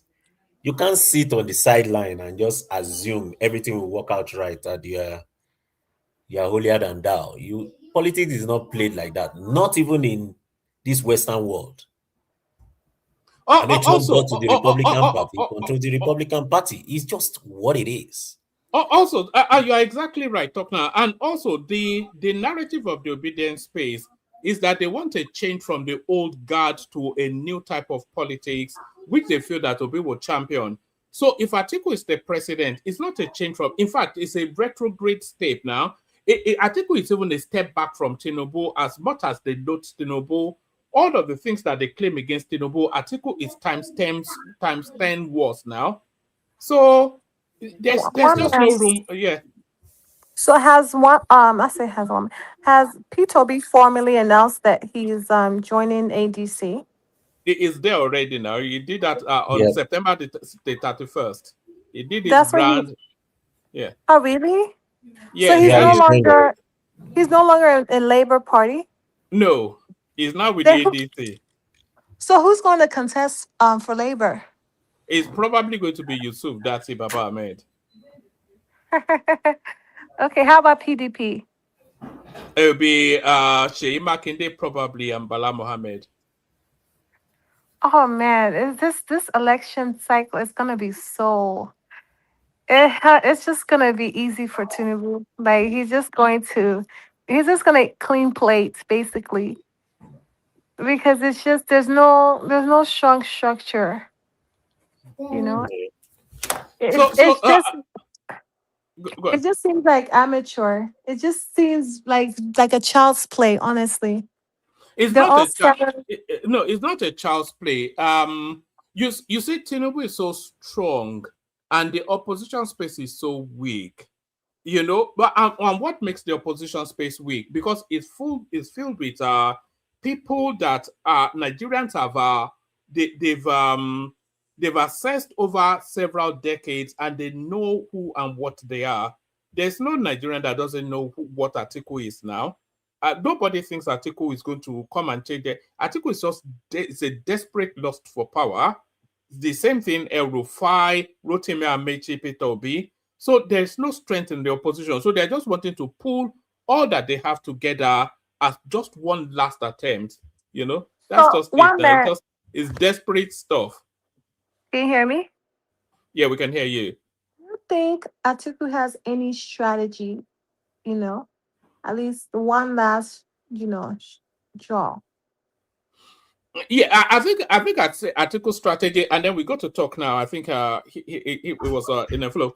But I think article strategy is one ethnic. He's going to play the ethnic card, and then he's going to go back to Tinubu's record. You know, he was doing a lot of court cases regarding, and he also hired investigators to go and investigate Tinubu, Chicago, etc. So I think we'll get a lot of that as well. It will be essentially a smear campaign against Tinubu.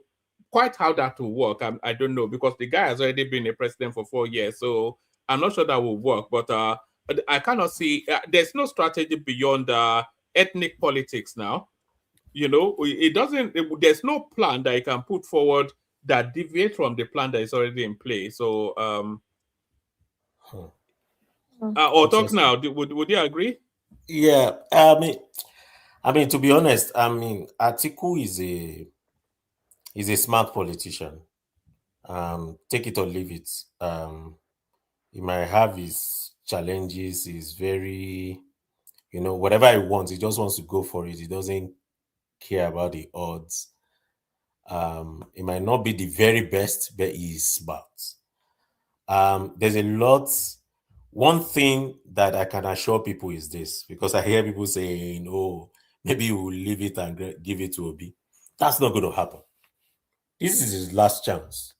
Really. Really and truly. This is his last chance. Someone that has been contesting since 1992. 1992. Against Babagana Kingibe and MK Abiola. That's the SDP. He's been contesting all the way. There's been no time where he didn't contest. Every other time they had to plead with him. In fact, Obasanjo's second tenure, they had to plead with Atiku for Obasanjo to get that ticket for second tenure. That's a fact. So he has always been a politician that believes he needs to be the president. That's the truth. So he's a strong politician. Take it or leave it. He's not a small politician. And in his, you see, Northerners, the way they look at Atiku cannot afford to leave that ticket to anybody. They see him as the bigger person in that party. He doesn't need to make so much noise. When the primaries steps in, when they start the primaries, it's end to end. He's going to win it. So that's And not that's what I'm saying, because he came second place from the rigged election. You know, he was second place. So he actually has a chance if he has a very good strategy. Maybe if he gets Nnamdi Kanu to be his vice president, or What are you something like talking about now? What are you talking about, Nnamdi Kanu? Talk now. Let's just in the realms of speculation for a moment. Let's have an Obi ticket. So if we had that, if he surrenders that space to Obi, okay. Atiku cannot be vice constitutionally. But so then maybe El Rufai will be his vice, or maybe if Kwakwanso joins that party, he will be the vice. So Hmm. Obi and one Northerner versus Tinubu. How does that play out? Okay, let me explain something to you. Northerners, when it comes to politics, are very sophisticated. I will explain that to you. A northerner who just owns a kiosk, even a wheelbarrow, will have his radio and is listening to BBC. He's listening to news. He understands the police, very grounded. Look, aside from anybody that is from a southerner against Tinubu, aside from what do you call it? This guy, Goodluck Jonathan, a northerner will not accept it. That I can tell you. It will be very easy for Tinubu to win. They are not going to make the mistake of Goodluck Jonathan, where he wanted another term. They are not going to take it. That's northerners for you. They are too sophisticated. They understand the game. If Obi is in the ticket, he will lose. That I can. He's not going to have a northern vote. The corner, they are not going to It's vote going to for. be a landslide, isn't it? It's going to be easy for Tinubu. That I can tell you.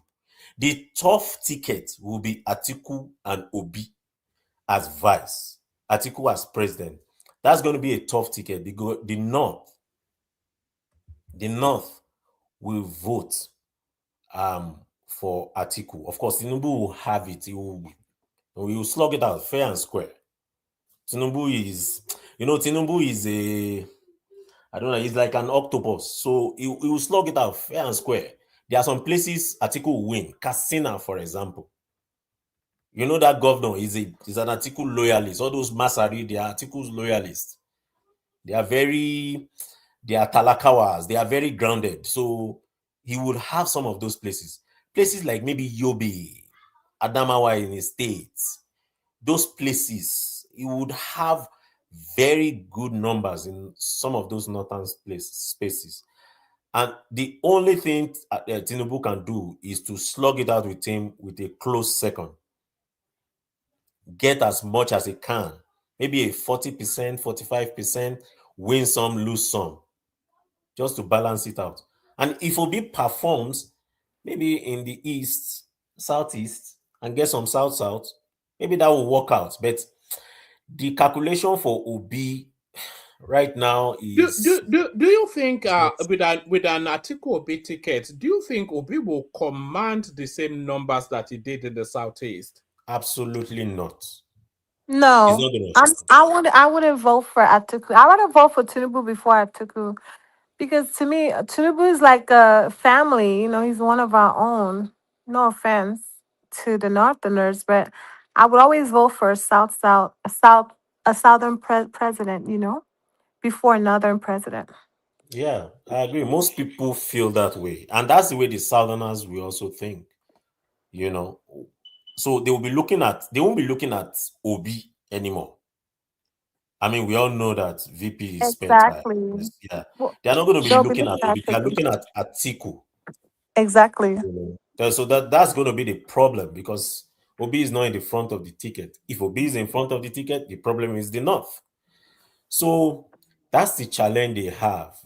So Obi has, and in all seriousness, politics is a bit tricky. You know, you can lose your followership very easily with your actions. So he has to be strategic. That's why he can't just give it out and say, I want to be VP. He would push it to the very end. So it will look as if, oh, there's no other option. You know, that's what he's doing. So I think for me, the key states that I want to see the drama is number one will be Adamawa State. Number one. Reason is because Fintiri is in a confused state. Fintiri and Wike, they are allies, and that is Atiku's state. Atiku has a very strong hold on Adamawa state as a person. So the governor... But Fintiri is not an Atiku man, though. He's not an Atiku man, but it's a Wike man. Vote. It's a Wike man. Yeah, but the problem is he needs the vote. He needs his influence to win. So it needs Atiku's influence to win Adamawa? To a reasonable extent, yes. Okay. Yes. But Atiku was against him in the last cycle now. Atiku was with that woman, Binani. Yeah, Binani, yeah. Yeah, Binani. You know, Binani has been Atiku's, has been working with Atiku for a long time, but APC was not, I mean, Atiku was not with the APC as at that time. So, I mean, he won't be that loyal to support Binani fully with his full chest. But if Fintiri joins ADC, of course he will get his full support. But the problem is the Wike factor. He's a strong ally of Wike. Wike funded his election. And he's not a backstabber. Fintiri is a nice guy. If you look at him, as a person, he's not a backstabber. He doesn't play that dirty politics, I don't care politics of Tamboa. He doesn't. So that's the tricky part for him. That's why he has not declared for a while. I'm not sure he knows where to go. Either way, he's between the rock where he has mountain lions and then maybe Atlantic Ocean where there's Bermuda Triangle somewhere. So it's a bit rough for him to decide. Another state that will be very interesting is Rivers State. How Tinubu handles that will determine, you know, who becomes the governor and if he wins that state too. I don't think Fubara will continue as governor of Rivers State. I think it's a one-term governor, the way things shape up. Well, you know, Fubara is not the way it is now. The APC, they are just trying to manage the situation. Well, I mean, I think he even regrets being a governor at this point. I'm telling you, yeah. That guy has suffered in the hands of Wike. All the dollars, I don't think he regrets it. You know, it's one of the richest, if not the richest state in Nigeria, Rivers State.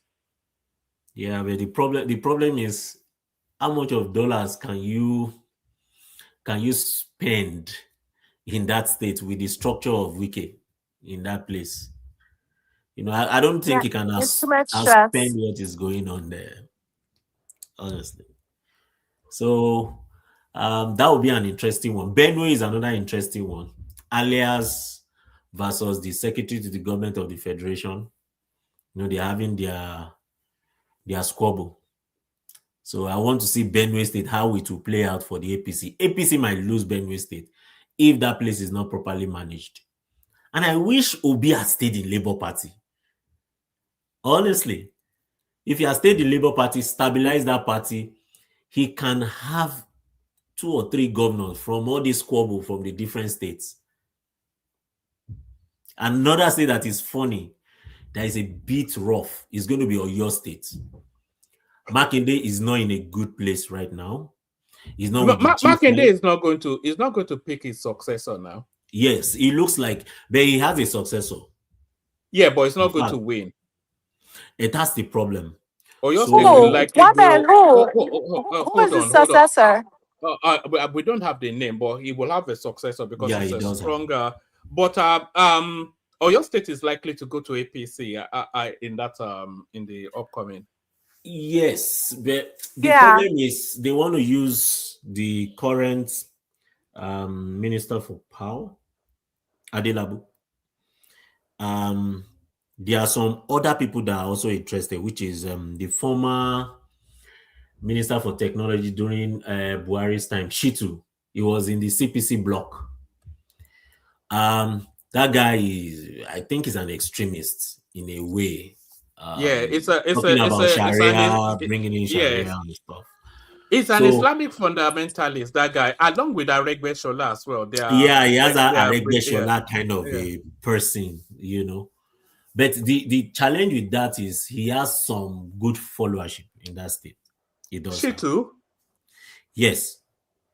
Enough to win a governorship. It doesn't strike me as No, a not to governor win level. governorship, but he has some set of people in certain areas of Oyo State. He doesn't have that broad acceptance. But he Yes, I has some don't think so. sectors. Yes, he Okay, does. so I have a question to talk now. What do you think about if Tinubu decides to replace Shatima? Don't you think it will be the right decision? That will Hmm. automatically guarantee him president 2027 because it will be a Christian Muslim ticket. We can find a northerner that is a Christian. I'm sure there's some Fulanis that are Christians or maybe Hausa Christians that can run with Tinubu, Yeah. right? So if Because Donald Trump is not going to give him a pass this time. You know, the US, you always have to look at the bigger picture, which is United States. They control the world. well, the truth is politics, whichever way the US wants to do it, politics will always be local. They will only sponsor who they need to sponsor. But um the problem Tinubu has is that he's from the minority religion in the south. So he cannot pick another minority religion in the north. It's just normal. It happened to MK Abiola too. He was faced with that dilemma. He was supposed to pick, is it Bafiao? IBB then. That was where the fight started. He was supposed to pick a guy called Bafiao. He was from the Christian bloc of the north. But he knew he was not going to win because he has Tofa, who is a core northerner there, right? And he needs the numbers from the north. So he had to choose Babagana Kingibe. Same thing is happening to Tinubu. I don't think he's going to change Shetima. He's not going to choose any Christian north. The calculation is against him right now. So he has to stick to his gun and he has to just run along. If you listen to Musawa's interview, Shehu Okibaloye's interview with Musawa, that was a very interesting. That's a lady. The lady is the minister for youth, I think. You know, I've only culture. just started. I've only just started following her or paying attention to her. She's a Fulani heads woman. That she used to be married to BUA. Oh, really? Yeah, Bua. I know. She's the minister of arts and art on culture. something youth, art and something like that. Very pretty. I Very pretty. don't think it doesn't have anything to do with youths. Just minister I of think it's art or arts, culture, something. arts and culture. Yeah. Yeah. Of course, her father was a very good politician. The Musawas are very popular among the Fulanis. So she's a heads woman. She will tell you she's a Fulani to the core. She understands the politics. They asked her that question and she responded. Man, did you play the video? Hold on now.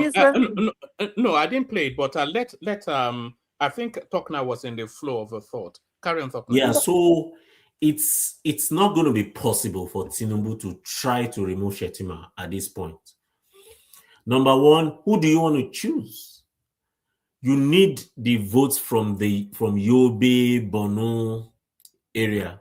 So you need the Kanuris to follow you. You need some of those elites. The Kanuris are mostly elites from the north. So you need those kind of followership. So you have to balance it. The north is not one-way north. So they have different aspects. You have the Hausa, you have the Fulani, you have the Fulani Kanuri. So you have to really manage it. So I think Tinubu will just stick to whatever happens. He will stick to Shetima. They try to change it. Everyone is aware of that anyways. They try to change it, but the calculation does not seem right. I know Tinubu is smarter than that. So I don't think you. And that's what Atiku is going to use against him this election. Here's the problem. Atiku has. Whoever he chooses as his vice will most likely, fund the election. That's number one. We also, trigger more votes from the South. So if he doesn't have the votes from the South, what's the essence? It's going to be the same as Buhari of 2011. You will have some numbers. That's what it is. So that would happen in the North. But it's not going to be that much. So it's more of a calculation, Politics is funny. That 2027 is going to be interesting, but we need to see what ADC will do. Whatever ADC does, determine if they are going to crash, bend, or stand. So it's going to be an interesting one. Hold on, Choma. The ADC is going to implode after the primaries. It's going to, a lot of people will shed from that party. If he gives Rotimi Amechi the vice something, then the obedient movement leaves that space along with Peter Obi. And if he gives Peter Obi, Rotimi Amechi leaves with his billions of dollars that he's stolen. So who funds that election still? There are only two money spaces in the ADC. Rotimi Amechi that looted River State and looted the Ministry of Transportation, and Abubakar Malami that looted everything. So Tinubu has already tied Abubakar Malami to the desk somewhere. So it leaves Rotimi Amechi now. So if Rotimi Amechi doesn't get anything out of it, he leaves. So who pays for the elections? That's the thing. So, Wanda, do you know we may not even have an election? I don't know why you people think you know everything. The U.S. is watching Tinubu's decision. I'm sure that's probably one of the ultimatum he gave them. We have to change this. Yeah, you have to choose a Christian candidate. No, it's with not. all that is going on right now. Leave that now. And one man, stop being myopic and listen to me. Okay? Be serious. We may not have an election in 2027. So I want Tinubu to re-strategize and have a backup plan, because all hell will break loose. Trump is gonna come guns blazing. Do not play with the United freaking States of America. Period. All right, you guys are just. Let's not even go into that space. But Choma, let me explain something to you. For United States, you think breaking off Nigeria or treating Nigeria coming gun blazing and all that is to the benefit of the United States? If there's no economic benefit, they are not making any. Sorry, guys, I don't want us to move the conversation to that space because it could get a bit ludicrous. But we were talking about the permutations that permutates Atiku and the formation of that ticket, and it's a real. The ADC even. We talk about structure. The structure, these are, we have 774 local government areas.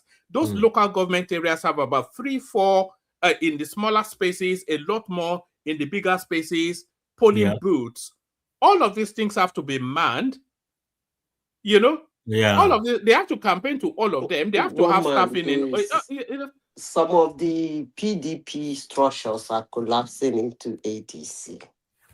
So actually, I think the problem ADC is going to have is more of financial problem. Why do I say that? ADC is made of actually mostly the ridiculous PDP guys. They don't spend their money. They prefer to spend state money. This group of people now, they don't like spending their money. Before you take on a sitting government, you have to open your vote. And Malami and Nefelefe and what's the other one's name that could have done that for them. Tinubu has held their two hands. So that's actually the problem they're going to have. Their problem is going to be more of finances, not election is a lot of money. Yes, Yeah, now. It's a you're lot of right. money. Yeah. So they need a governor, really. They need Yeah, two, they three need, governors to get Oh, even yeah, it. if but they, hold on, Zita. Not just a governor, but a wealthy governor. A Yeah. yeah, governor, they need a governor from one of the South derivative South. states. Yeah. Yes. they need Yeah. a And they governor. don't have it right now. And I don't think they would have it. I don't see that Well, happening. Yeah. Fubara is somebody I think could help them. And then that's Abubakar Malami, because he has a lot of cash stacked They somewhere. will, yeah, they will He impeach has a him lot of in he minutes. can, if that guy can actually bring out $500 million.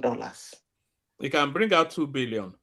He Yes. stole a Yeah. lot. But, So, but the thing is with the EFCC now.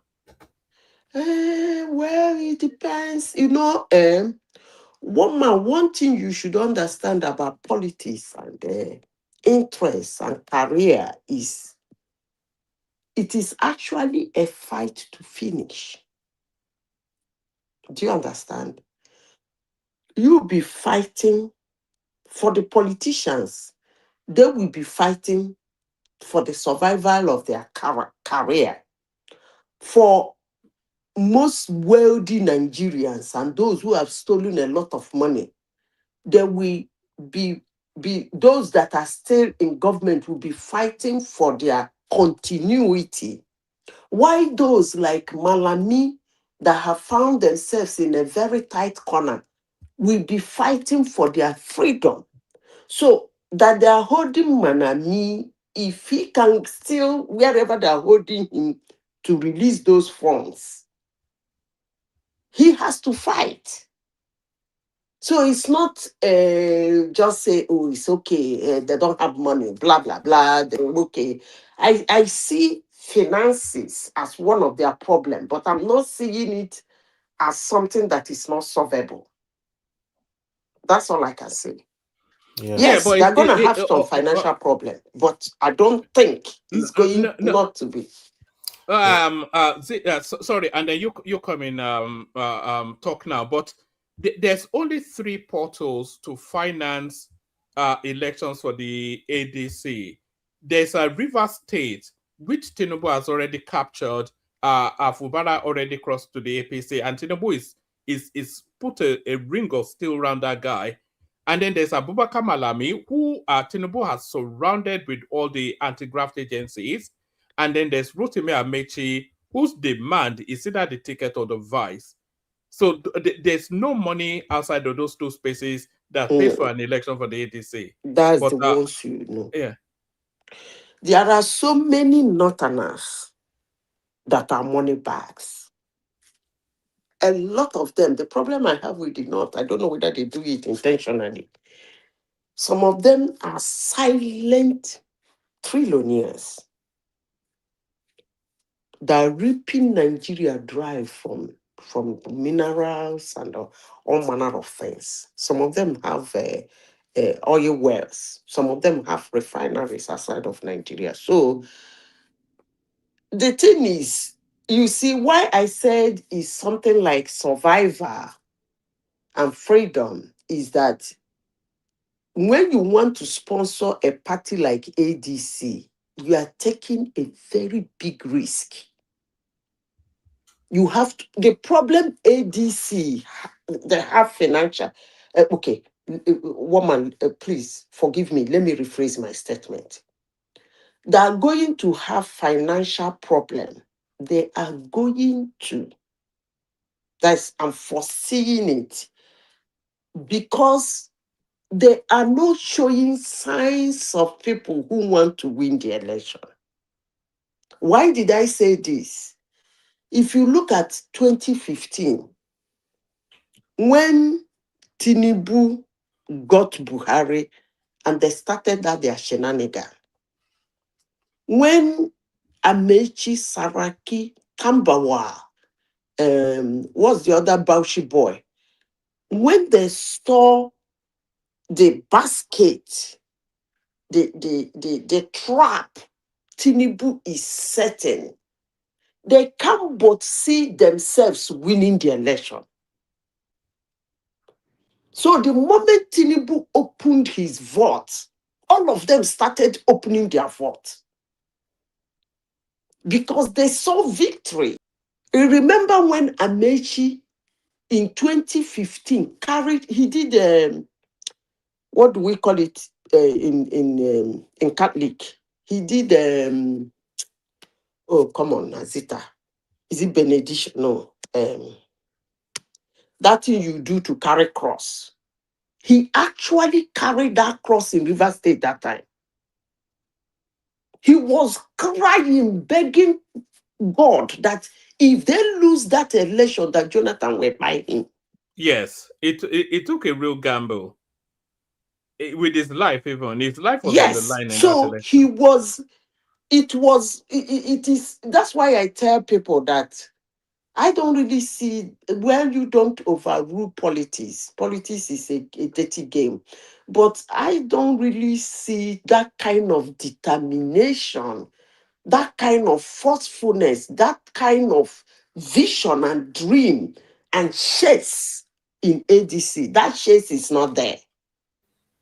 In 2015, if you being somebody who has been monitoring Nigerian politics, you will know that chase, it was fight to finish. It was fight for survival. It was fight that if I don't win this thing, I'm going to die the next day. So all of them were opening their vaults with prayers, with connections, with anything they can lay their hands on. And it didn't start in that 2015. They started it way back in 2020, in 2014. So at a point, the whole Nigerians, even people who did not like Buhari, seeing their zeal, their determination, their forcefulness, they can't but join them. It became a war that most people who come to your platform to speak today never saw that war. That's why they're looking at ADC and they're seeing a fissure in ADC. For me, I have never seen that. You know what I mean? One man. I'm not seeing that. I know what you mean. And by the way, can people push numbers up, please? We want 22 new subscribers in the course of this stream. We have a decent viewing right across the spaces we're streaming to. So push up the numbers, like and subscribe if you've not done that already. But exactly what you said, Zita, you were talking about silent trillionaires. So they are not silent trillionaires by being carefree with their money. And there's no verve, no punch, no potency to the ADC. So who am I hearing myself back from? Not me. Madam Zita, I have a question.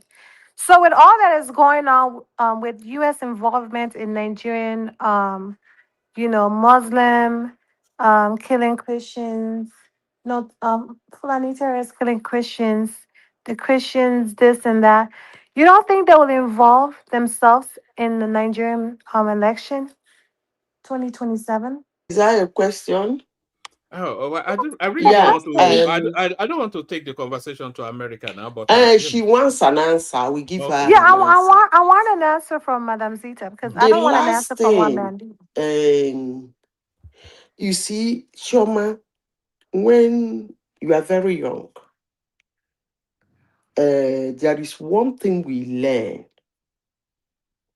to be able to understand people and their mannerism. Looking at Trump doesn't look like somebody who is afraid of Tinubu or Nigeria. If that's what he wants, he's going to say it. He's not going to, even if they say it in their meeting, he will tweet it out. He's going to social it, but why? And he will put it in a way that he will make his own argument, whether you like it or not. And he will state the fact that, look, it's because of that man, they're Muslim, that's why they're killing everybody. So for you to drag the argument to that level, I've not even seen anything like that, or anybody saying anything like that, you know. Vice presidents are not actually important, but they are important. So if they don't want Muslim, Tinubu should go. That's what they'll be saying. They don't have any business with the vice president. Most countries don't even know who the heck your vice president is. I hope I have answered your question. Yes, Yeah, I don't even know. I don't I, even know the vice president of America, but I, I think Zita is right. Honestly, United States interest in Nigeria is not about Muslim or Christian. Look, the fundamental issue is economical. They don't care about a lot of things. The things that we think that they care about, they don't. It just sometimes it's politics. Sometimes you need to rave its base, you know, that is fighting for the Christian. There's a lot of things that are involved in that. It's not about the local politics. They don't give a rat about all that. It's not that important in that sense. Once they get something economical around it, they are good. The West does not care about whether it's someone from the north, a Christian or is a Muslim. No. Once they can look, Saudi does not have, I don't think they do election in Saudi. But the US ally, one of their key economic supports that they have and partner is Saudi Arabia. Egypt is another. Tell me what they have.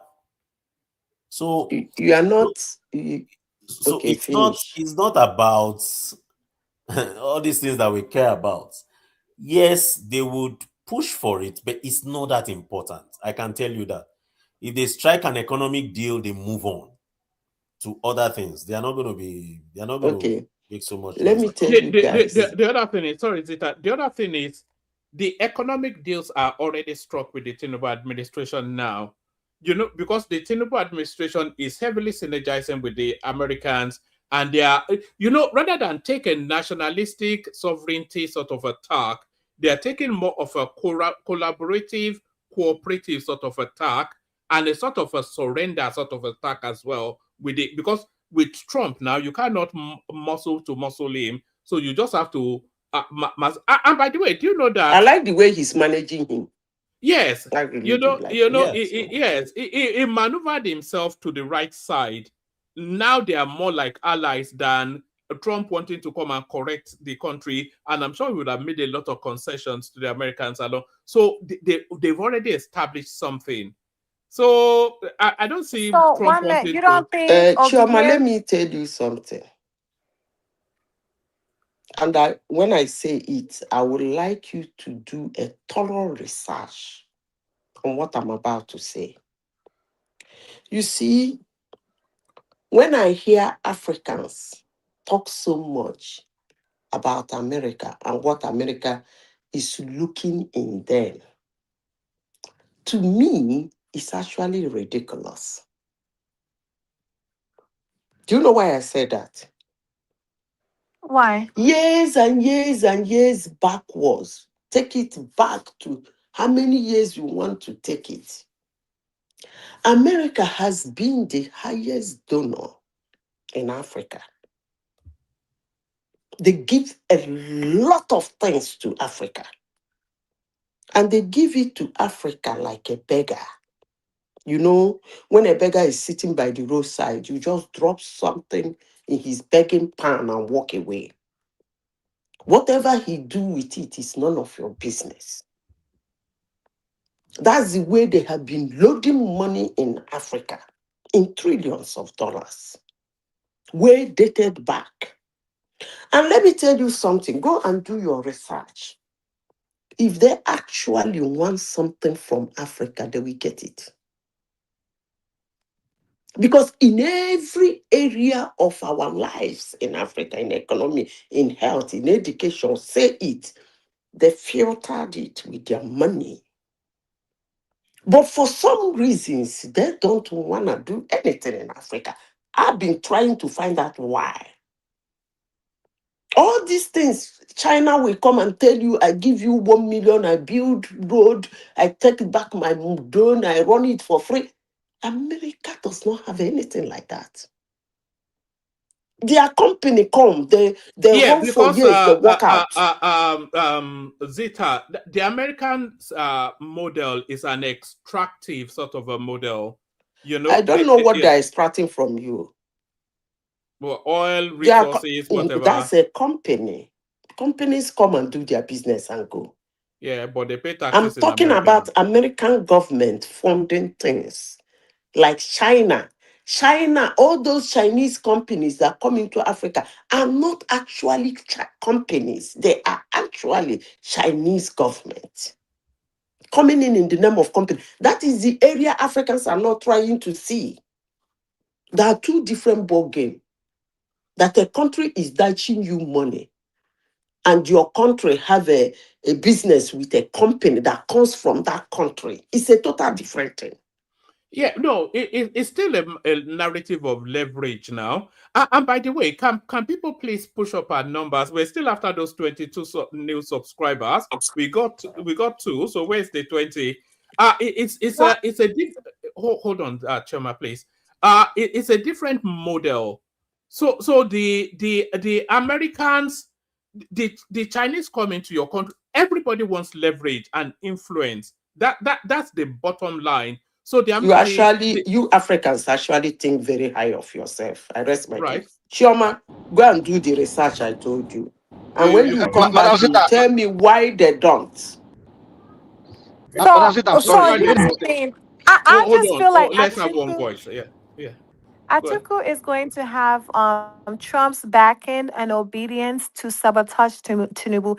Tinubu needs to have a plan B. Honestly, it's not about being political expedient or whatever. He has to have a backup plan and choose another vice president to be on the safe side. Because Atiku and obedience, they will use that as an advantage to sabotage Tinubu. And when I tell you, Tinubu may not win 2027 if he does not choose a Christian candidate. All right. And one bet I want us to bet. I'm serious about this. We have to think no, one man. It's not about being political savvy. You have to think outside of the box. There's other influences.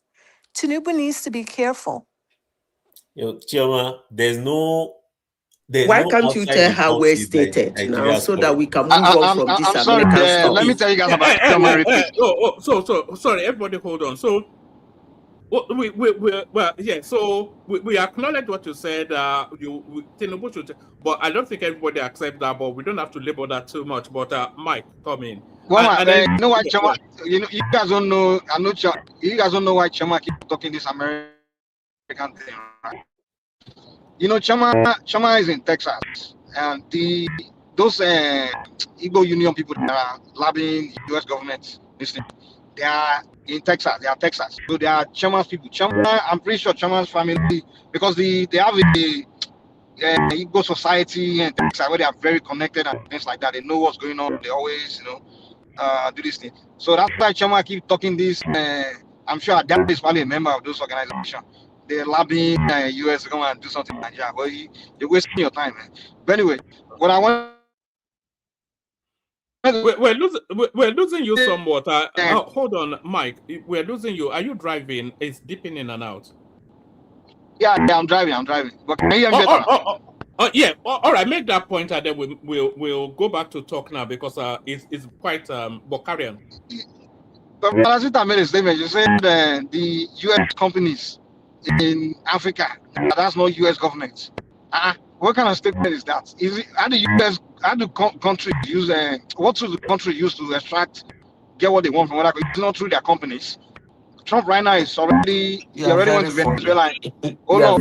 Right now, who's Trump talking to right now to go and take the oil in Venezuela? Is he not inviting all the U.S. oil companies? And since it's U.S., so is it Trump that will go there and be mining? Okay, is the American government that will go there? Their politicians that will go there and be doing the mining. Okay, hold on. when you are watching what is happening, watch it very well. Trump asked their companies to go there to mine. Since their company is US government, why didn't they go? What do you mean? I ask you a Why didn't they simple go? question. You said that if a company is coming out from a country, that is automatically the government of that country. Okay? No, I didn't say And the now you company is the made government. reference I of said Venezuela. Let me finish. You made reference of Venezuela. And I'm telling you that a company that is owned by a citizen of a country doesn't make it the government they of are the owned by country. corporations, Can not I citizens. finish? American, Oh, God go of ahead. mercy. Okay, go ahead. American companies are corporations. You understand? And that's the corporations. In fact, they own the American government. They are the ones, in fact, that tell the American government to go and take over places in other countries because they want to go there and make the money for America. America is the corporations own America. They are the one that even sponsor the Democrat and Republican and all those things. They are the engine of America. They are the one that own American economy. So they are the one that work with the US government to tell them which country they want, what we need, and to boost the economy, the resources we need, and where they have to go and conquer so they can go in and establish. It's not the US government that will go there and be One man, I trained. And know the US they do government, this kind the of United logic. States Can we go government is back not a to company. Nigerian politics, They are please? politicians. So just to correct you, Sha. So America Let's is go taking back to more. Let politics. me just make this point. United States is taking more from Africa and they are giving. So this idea that they are throwing us money, this and that, they are in Nigeria. There is the Western companies. They among them and the British and the French and them. They are the companies that they own, and they are our oil is just they are just giving our government the royalty. They are the ones selling it, refining it. They control it. They are the one making the wealth of Nigerian oil. Unfortunately, Nigerians can't get that together because we are too busy seeing ourselves as the enemy of ourselves. The people in Nigeria believe now, who get now. Don't believe saying the real people making the wealth of that oil now the companies of the Western countries. So, and Chama, for your information, as long as they are there, the Western American companies are doing okay in Nigeria. They don't. I don't think they have more to lose forcing There's Nigeria. no So American company in say, Nigeria. All right, hold on. guys. Let me tell you There's this. no Oh, American company in Nigeria. all right. Last statement. Let me tell you something, man. I At this hate that point, you guys Nigeria have the underestimate Oh cards. Trump. God, Because guys, if oh no, Nigeria no, right now decide to I'm join getting those Sahel overwhelmed. guys, trust me, West Africa is the West have lost West Africa. Unfortunately, your leader just most of them have American green card. That's why they are paddling to and British You passport. guys That's why they are really paddling think to do. highly of yourself. No, no, They let him trust me, just make that point, and then what we'll go you back guys need to to understand something. yeah, The yeah. Oyinbo man soldiers cannot be in the ground to occupy and be conquering you. All they can do is use your people to get what they want. And historically, that's how they've been getting by in Africa. They use Africans to get everything they want in Africa. They use Africa to capture slaves. They use Africa to do colonialism. They use Africa to create army to secure their resources. The Oyinbo man cannot be sent troops to Africa. Their skin, their body cannot survive that African terrain to come and occupy you and be forcing you to do anything. It's just that they just organize you and use people among you to be giving them what they want. So the idea of they just come and they can't go too far because the way the African will just get angry. Country like Nigeria, if we really get angry and really unite and rebel against them, or do what the Sahel, join the Sahel, all those things. Trust me, Woman, man. why did you bring this Nigeria is picture in important. front of your this thing? What is it all about, this military guy? Yes, Nigeria, like US, for yeah. example, cannot say they want to start sanctioning Nigeria at this point. Because if Nigeria sanction them back, they have more to lose, than we have to lose, honestly. So One that is the man, point I what got is to the make. military security conflict you are talking about? All right, all right. So let's get back to So, Choma, all your the lobby money, you guys are wasting your money. I see you guys there in all Texas, right. you and all those It's Igbo not Veteran me, Union, all of Mike. you. It's Start not. lobbying, wasting your money, It's not spending millions, me. giving Ted Cruz money. It's just taking So your money. They won't do anything. They just take your money. I All see right, you guys are thank you. donating money. I Woman, have a lot what of is Igbo this friends. military conflict Mike, security at threat you least are you're talking aware about? of what's happening. All right, I may have to just remove my control. I see a lot of Let us. them. They are donating Mike, money thank you, to go and lobby millions, Can you give hear it us, Mike? to Republican politicians in Texas to go and give them Biafra in Nigeria. Whose mic is making this noise now? It's Mike's mic. Is Mike. Pause him now. Yes. Haba. Oh gosh, that was a lot, wasn't it? I wonder if anybody's still there listening. Let's get it back to where the conversation was. And let's go back to talk now. So talk now. Yeah. The headline piece was actually the military admitted finally that there was an attempted coup. So that was what the session was meant to be about. So pick it up from there, please, if you could. Yeah, the coup. I think first of all, I would the media people to the presidency. I want to say they did a very terrible job. When this happened, when this story leaked, I think it was Sarah reporter that first brought it up. There were other stations, Arise and different stations that picked that up. It was still in the space of maybe, gossip or something they heard from the blues. And the spokesperson to the government, I think it was Bayo Ononuga or some other persons, that clarified that there was no coup and things like that. They said it was just propaganda. I think one of the problem of the Tinubu administration is media management. They've not done too well. There are better ways to say certain things. They could have said, "Oh, he's under investigation," and that's fine. But for you to throw it off as propaganda, that was outrightly abnormal and it's very unprofessional. And these guys are professionals. They didn't do well. It made it look like there was no coup, and everybody dyed it that it was a propaganda, and everyone moved on. Apparently, of course, we all knew that they were investigating. They got certain people. There were some civilians also that were arrested.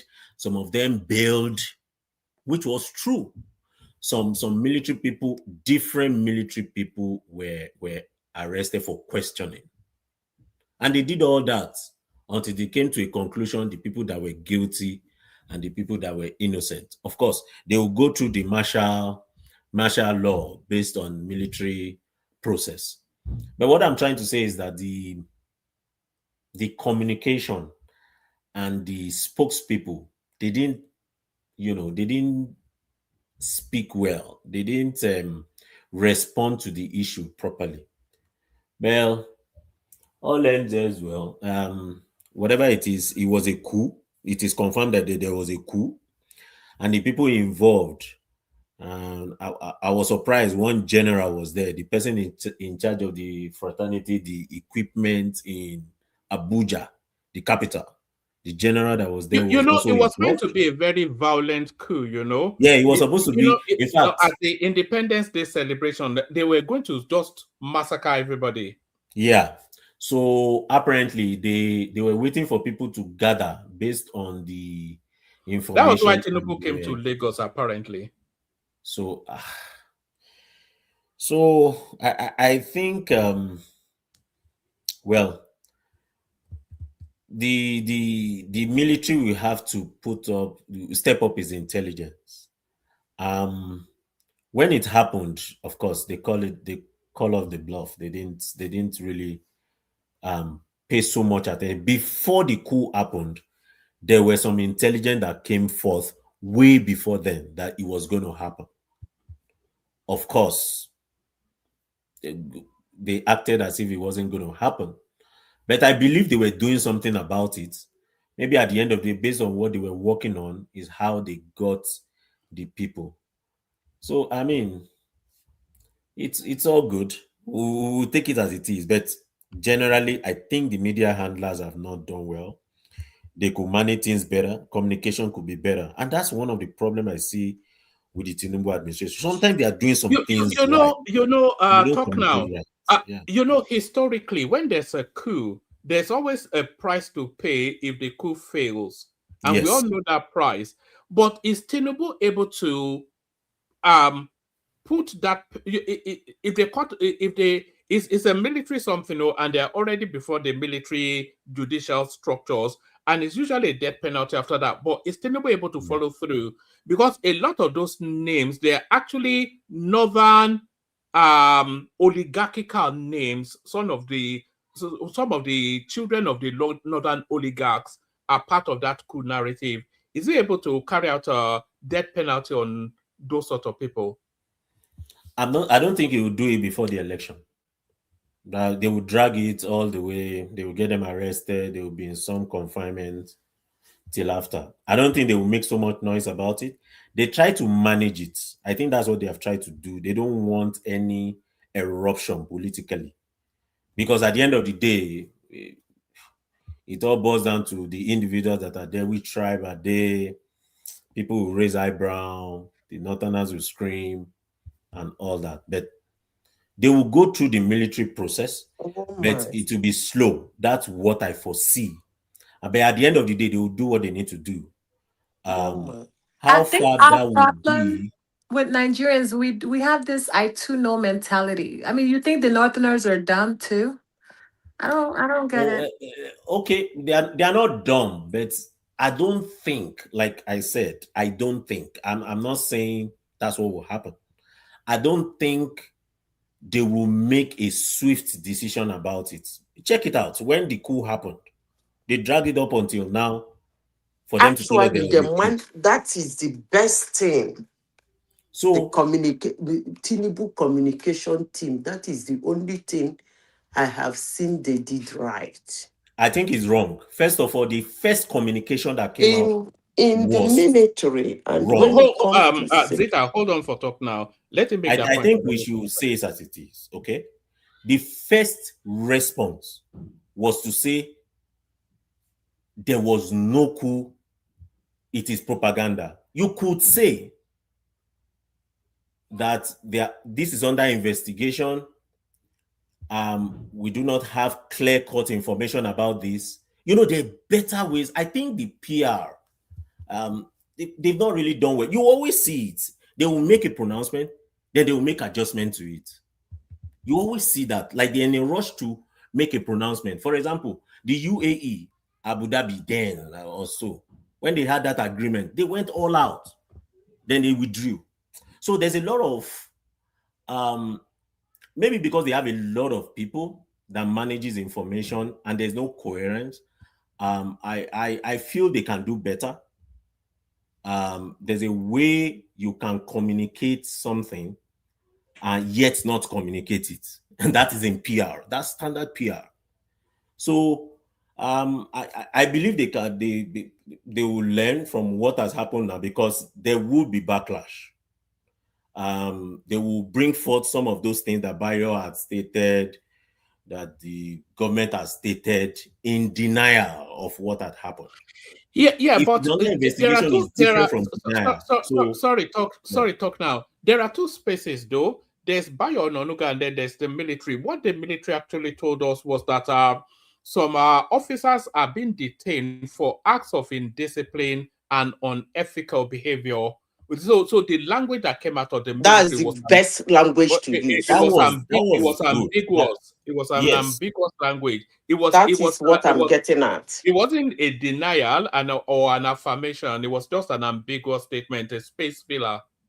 No, not from the military. The military did well. That's not a problem. But the media handlers of the presidency was the problem. So what they stated was propaganda, that it was not true. I mean, the military handled it better. I understood what they were trying to do. That was clear. You know, discipline is discipline. They are under investigation, is under investigation. It leaves it as it is. But the media handler of the presidency jumped way ahead. You know, they went too fast. For example, I'll give you an example. The Kaduna, this thing that happened, you know, when they said they had kidnapped certain people. Is it 100 people? The one that happened in Kaduna just, is it a few weeks 170 something. Yeah. Yes. The first response was from the police spokesman, and he said it's not true. Later, they made adjustments. I think somehow communication seems to be the problem. They can do better. They can do better, you know. That's all I can say about that. I'll yield the floor. Yeah. All right, but stay with us. I still want to hear from you about this the goings on in Labour Party, but Zita, you did not agree. You thought that they handle it. I thought the handling, especially by the military, was exactly how it should be. And Yeah, also, it was mirrored in Tinubu's administration. You see, one man, I always ask people, when we want to discuss security, have you ever been part of security? Are you a member of the family? Members lived with family members who are into security. When it comes to security, one man, they don't state it. If you state it, you bloat it. And when you bloat it, it becomes chaotic. You first of all brush it in the faces of the people, brush it away, then you go behind. Because when you talk about security and safety, it's actually emergency. So you don't come out to start accepting and denying and connecting and saying everything. The moment it happens, the first thing you do is to shut it down. That is the mistake Nigerian military did with Boko Haram. And it brought us to where we are today. Such security incidences are being handled at the backyard. You deal with it decisively. Don't give them that publicity. It is not allowed in safety and security. When you make them so much, make them important, it becomes chaotic. So in Tinubu's administration, they are just, those people he hired are just a bunch of ridiculous humans. But for that Coup, they handled it perfectly well. They removed it from the faces of Nigeria. They removed it from our ears and they went to work. Because such things in safety and security is not supposed to be given publicity. That's why during the military rule, you will see coup, counter coup, and counter coup. Why? Because the moment you do the first attempt, it fails.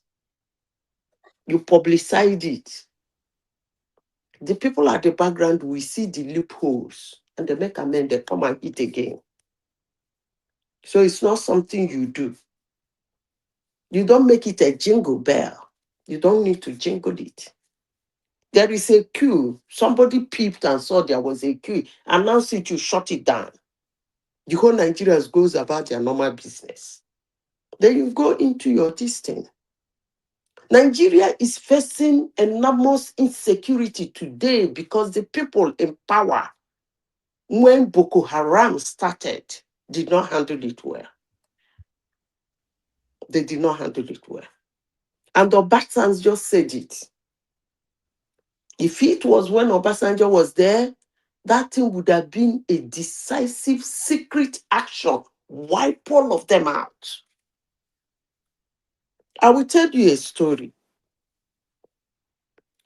I used to give River State security as an example. Their insecurity, rather, because that was the one I witnessed. You see, when that their Niger Delta blah, blah, blah started, nobody was saying it. It wasn't publicized. That's why most Nigerians did not know what the mayhem that happened there. When they pick Asare Dokubo, the wife started granting interview. I can never forget that incident. I know the two, one policewoman and two military officers, female military officers that were sent to her. They got to her house. I'm saying this in a global platform.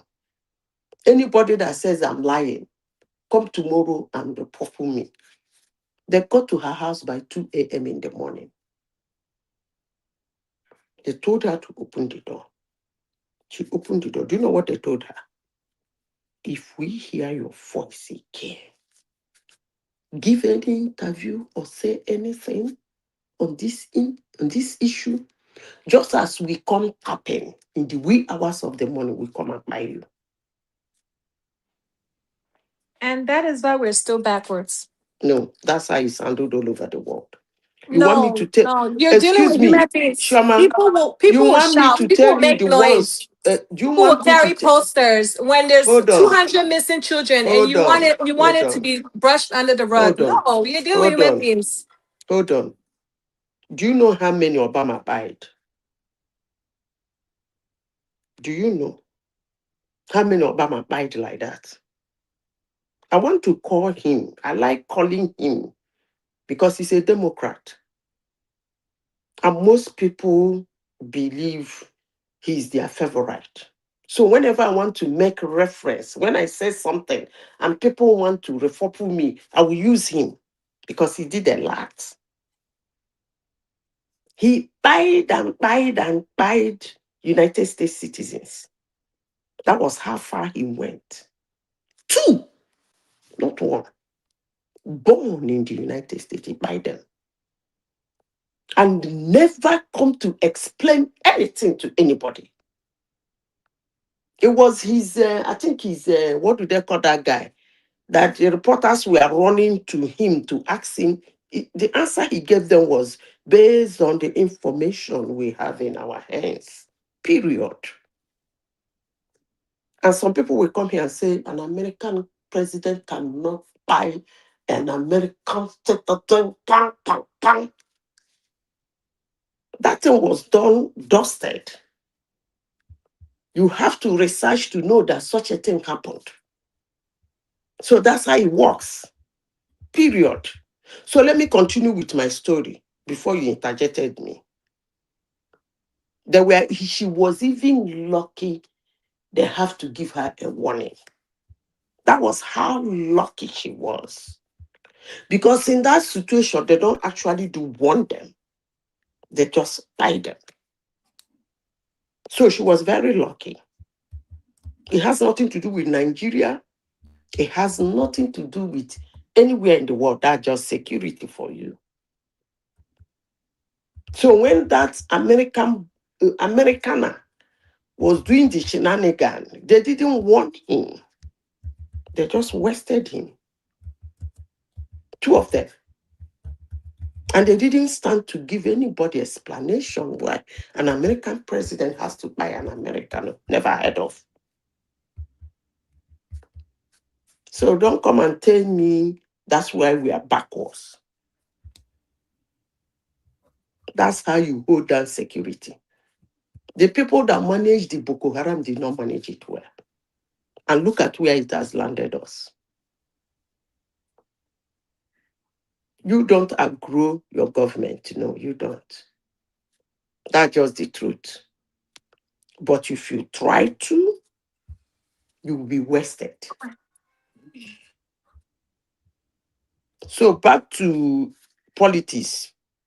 One man. Just with this cool something, like a lot of the things you said, I agree with. Like the way they've managed the information to remove it from public glare. One, because it gives oxygen to this narrative that the unpopularity of the government, and then it also puts out there the idea that the military should take over. So there is that, but then. So they've packed it to one corner. Yeah, hold on. Let me make the point. They've packed it to one corner, but now there's an election coming in about 12 months' time. A lot of these people, it was a northerner-led coup attempt. So a lot of these people are northerners, and we all know that the price for coup plotting in Nigeria is the death penalty. So they have to manage this narrative.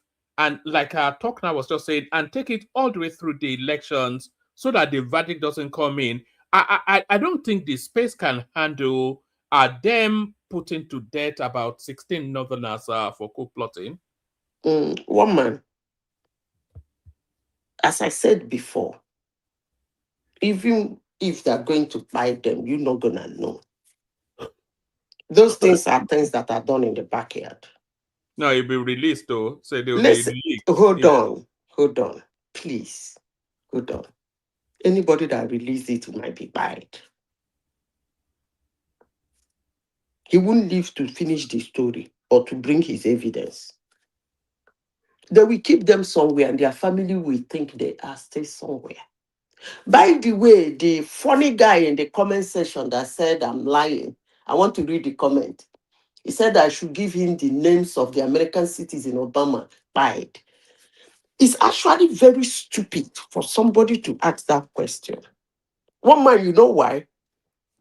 Yeah, you're You attacking have our your viewers. search engine. We are after new subscribers. You are calling them stupid, Zita. Wait now, let me Oh, that's finish, Dewale, please. by the way. That's Dewale asking you the question. You know Dewale. Please, let me finish. It's actually very ridiculous and silly for anybody to ask that question. Because today, you have your search engine with you. And then Madam Zita screwed bullshit. All you need to do is to go to your search engine and say, what is the name of American citizens that Obama died?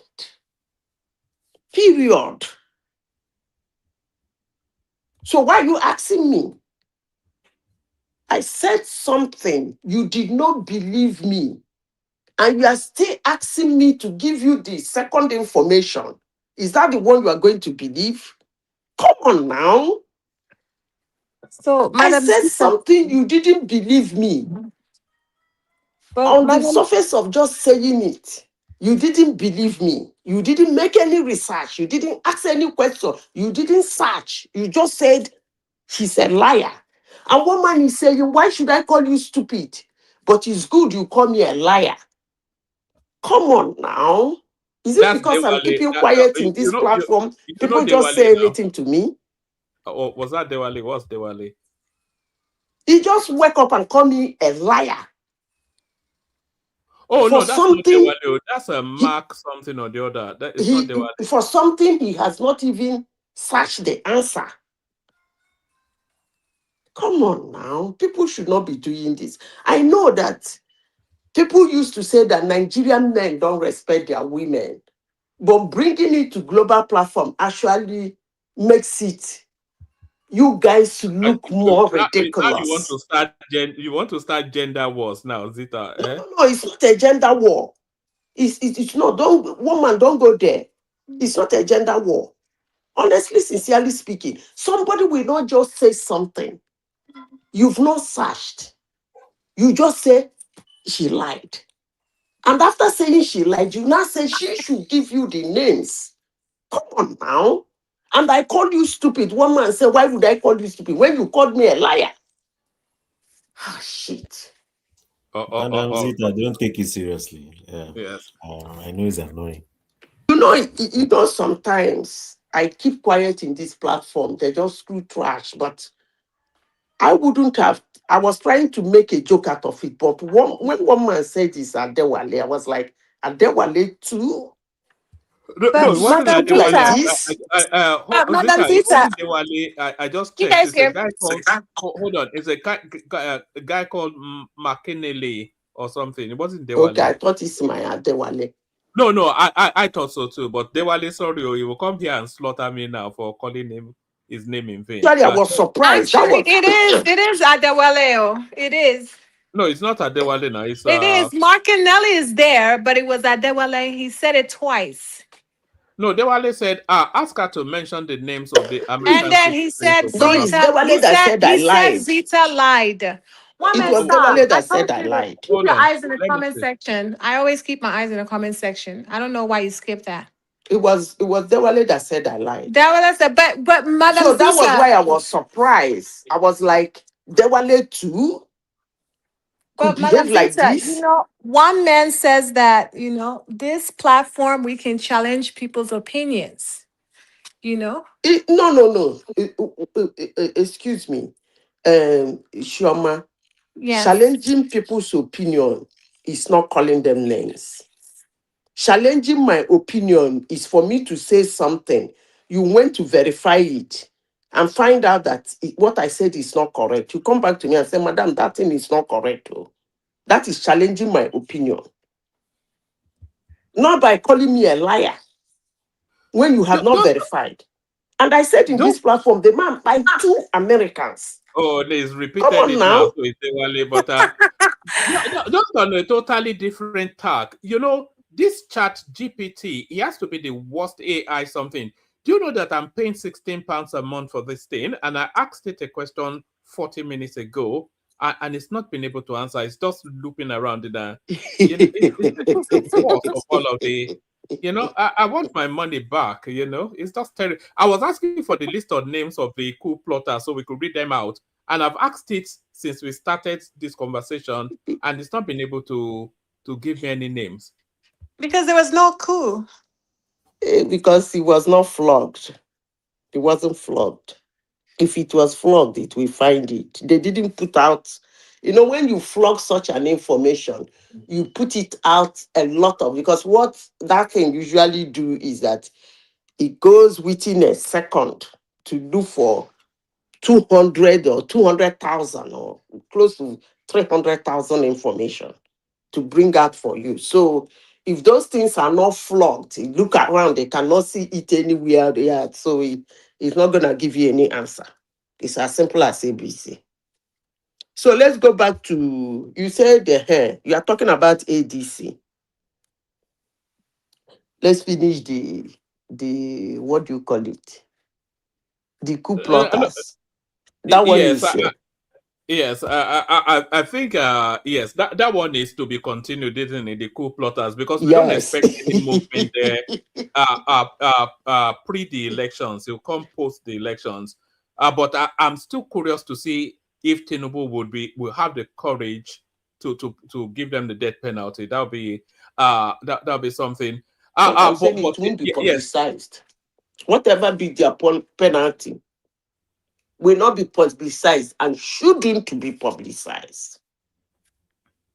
It shouldn't. Maybe All right. from their family members, if they get to know, they can say it, but it's not something you flog. So I back think to ADC. So I think it will go through the military process. You know, the military process, they don't publicize. They will keep it, is it hush hush, they call it, within their space. Yeah. It's not going to go beyond that. That's the last you hear about it. That's it. Anyways, I'm one man. All right. Did you want to? Yeah. Yeah, I just wanted to chime in something. So I wanted to say that there is some things going on in Abuja now. If you heard about the strike and all that with Wike. So there's an election in February in Abuja, and that is managed by INEC, not some of these states INEC. That is managed by INEC. That election is like normal, is as good as presidential election. So local government election is big in Abuja. So that's an interesting one to see. Excuse me, sorry to come in. Yes. When has Nigerians will not kill me? When has local government election in Abuja become like presidential election? Because no, local government election. Wike is the minister for FTC and Tinubu is president. That's how it became important and it became common now. No, in Abuja, you can be in another party and another party will win. For example, when Buhari was there, PDP won some local governments. Because it's managed by INEC, it's centralized. So it's not like a state INEC. I don't know if you understand what I'm saying. So the processes is run by central INEC. So a Labour Party can win, for example. An ADC can win in Abuja. Abuja is a very funny place to be. You can win it all, but it is competitive. So there's a likelihood that the current strike that is ongoing, you know, they made 14 demands. They said they've met around 10. For them to continue with this strike, I think there's a bit of politics also going on in the background. they need to shake up Abuja a bit before the February. It's going to be held this February. And it seems some things are shaking up. Let's see how it goes. And Obi was there in Abuja too. Yes, I saw him today. He did some, yes. Yeah, you're going to see some interesting things going on there. But I know Wike is formidable, for sure. Yeah. Yes. Is this Obi testing his spurs with his new party, trying to show its credentials? Because all of the elections since the presidential election that Obi has allied his name to, they have all lost. You know, it doesn't have a track record of supporting somebody to win. Well, he has to do something for ADC. I don't know. So, to the speaker, is it true that they were chasing Wike?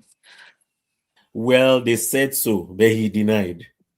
Well, he said they chased him out of his office, but he denied. Well, you know, politicians, I don't know. I think they chased him because I saw videos of him running. Really? I didn't know he could run. Wike can run, no. Yeah, Wike can't I run now. saw. One man, are you telling me? Are you calling me a liar? It was the AI generated because Wike cannot run. Wike can't run now. I saw with my own koro eyes. He was running. I suspect that Tinubu is even fitter than Wike, which is saying something. We have all these, you know, death door politicians. But just as I have the window now, let me quickly, because I was determined to give you the name. So these are the list of the coup plotters. Brigadier General Musa Abubakar Sadiq. This is Baba that got it eventually. Baba is more effective than ChatGPT. Brigadier General Musa Abubakar Sadiq. It's a Nasarawa guy. Colonel M.A. Maiji is from Niger. Lieutenant General Bapa is from Bauchi. Lieutenant Colonel A.A. Hayatu from Kaduna. Lieutenant Colonel Adangnan from Plateau.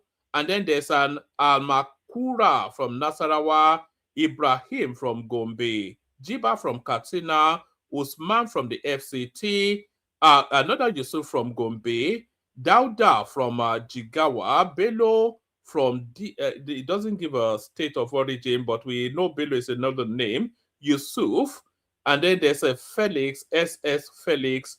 And there's an Abdullahi from the Nigerian Navy and an Adamu from the Nigerian Air Force. So essentially, is a Fulani coup.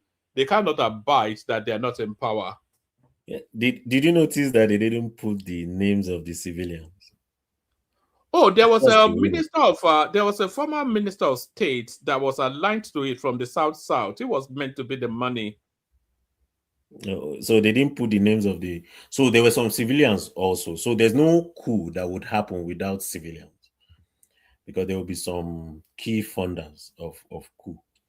Yeah, so exactly. That's another point there. So there was no coup on one man. I was right all along. All right. All right. They're just making it up. All right. Did you want to speak to the ADC space, Zita? You said we've got Ola with us as well, Zita.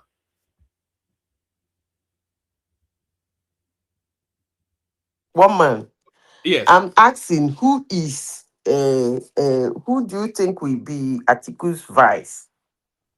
I think it will be Rotimi Amechi, because Atiku he has to weigh two options: the money or the votes. So Peter Obi is the vote, but how many votes does Peter Obi bring to him? Peter Obi brings about 2 million votes, there about 2.5. What does Rotimi Amechi bring? Rotimi Amechi brings about $2 billion, $2.5 billion. So which one does he need the most? Is where the question is. He needs both. Yeah, but he can't have two vices now, so he has to only pick one. And if he picks Peter Obi, Rotimi Amechi is not signing any checks now. And if he picks Rotimi Amechi, Peter Obi will not surrender any votes. You think so? Well, talk me through it, how you see it. I think Peter Obi will run as a presidential candidate. It will be the ticket bearer. Yeah. In the ADC. No, not in ADC. Yeah, no. I think he will, but yes, I agree with you. I think he'll make his way. Did you know that the courts have now handed Labour Party to Peter Obi's faction? The now chairman of the Labour Party is Nenadi Osman, which was the Peter Obi wing of the Labour Party. So the courts have now handed the party to Peter Obi's faction, and they've instructed INEC to recognize them. So I suspect that Peter Obi will still be back at that Labour Party, you know. Yeah, or SDP. Because I had some Yeah. people saying that they are waiting for him in SDP. So I don't know. But SDP belongs to Tinubu now. SDP belongs to Tinubu. How? Yes. SDP has always been sponsored by Tinubu. Do you remember in the 2023 elections when he wasn't getting the ticket, the SDP already had that seat ready for him. If they didn't give him the ticket at the APC, he was going to run on the SDP. Wait, to SDP, is he not Prince Adewale Adebayo, yes. Yeah. So you are saying Prince would have shielded the seat for Tinubu? What do you think? Of course, now the chairman will even tell him to get lost. What do you mean? Huh? Sorry, Prince, if you are listening. Prince is a good friend of this platform, but you know, the pragmatism of politics. Okay, so you think Prince we shield it for Peter Obi?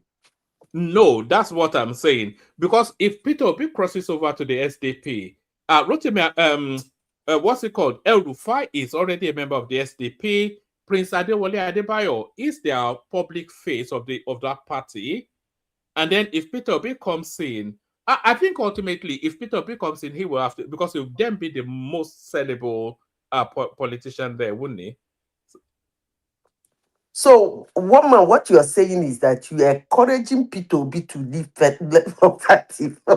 No. I think Peter Obi is going to be the.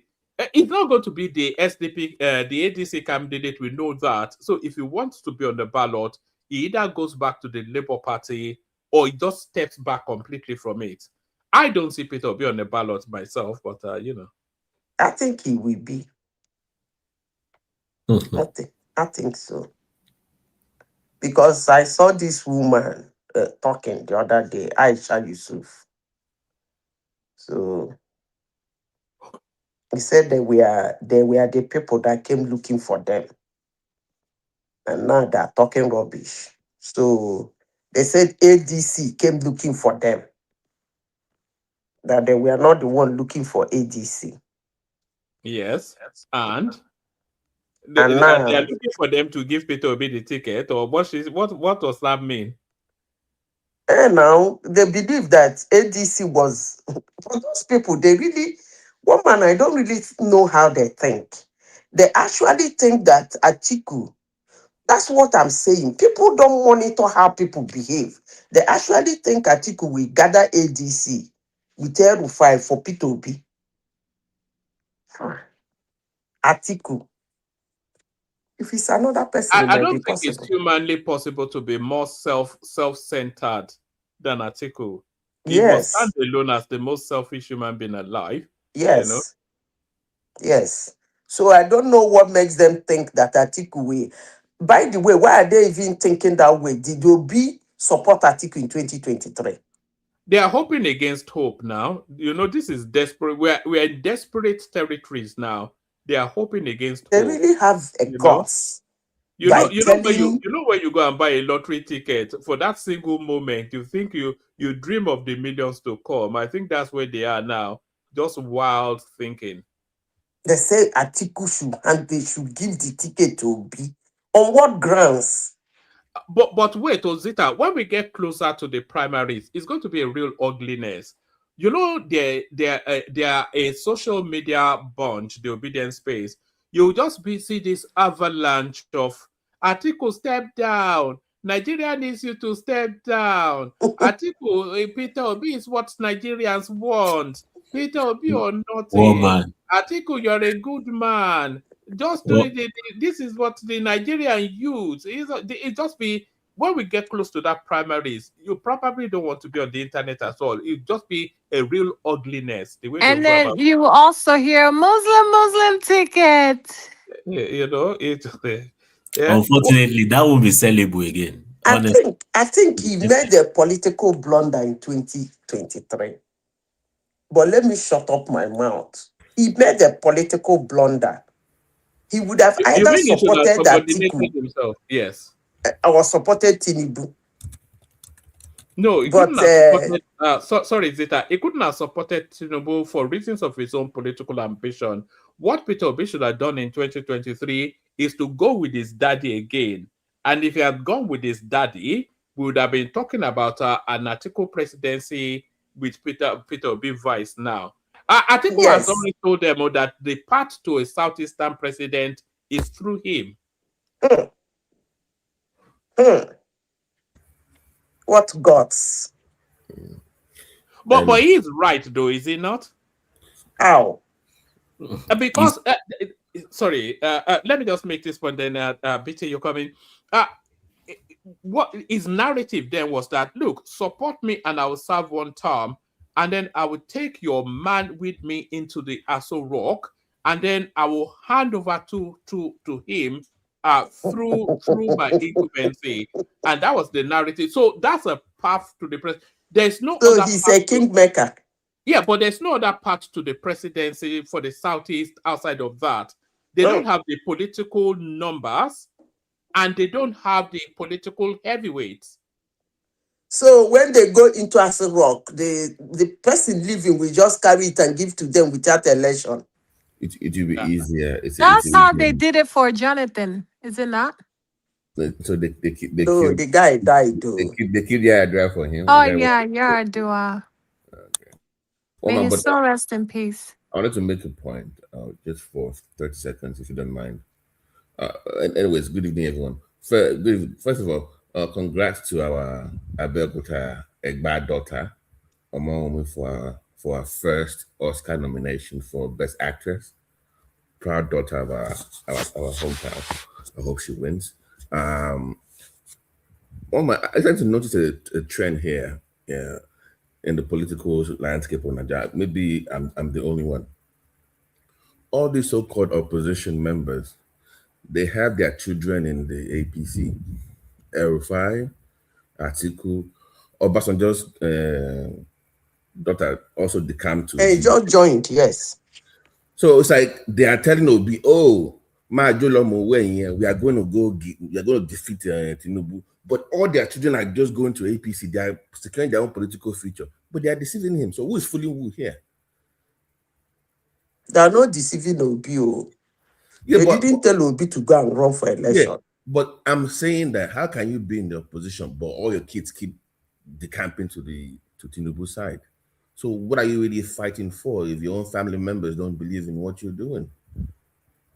I have never seen this. It's like everybody's kids, just go to the APC. We will be in opposition, but just in case we don't win, at least we have our kids in the ruling party. That's what they're doing now. BT, let me just respond to that. Yeah. So politicians they don't think Nigeria. None of them think of Nigeria. You know, we can say that we are thinking of Nigeria, or we think they are thinking of Nigeria. No. Politicians first, they think of themselves, their political future. But they have people that actually believe in their BS. What I'm saying, like, can't you see what they're doing? It's right in front of your eyes. They're not even buying into what they're selling to you guys. But you don't notice this. You see, what they say on TV is different from when they meet one-on-one. Forget about all these. You know, I'm saying the gullible ADC members and all this obedience, they can't see this.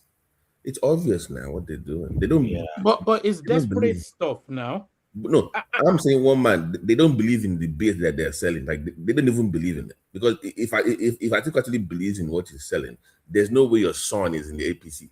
I don't care. No, there's no way that happens.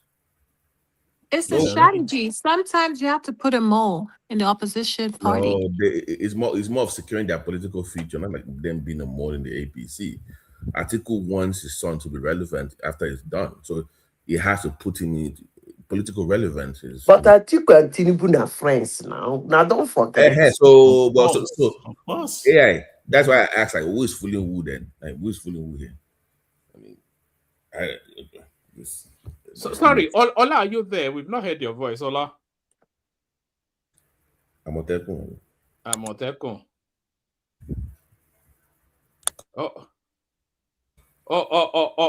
All right.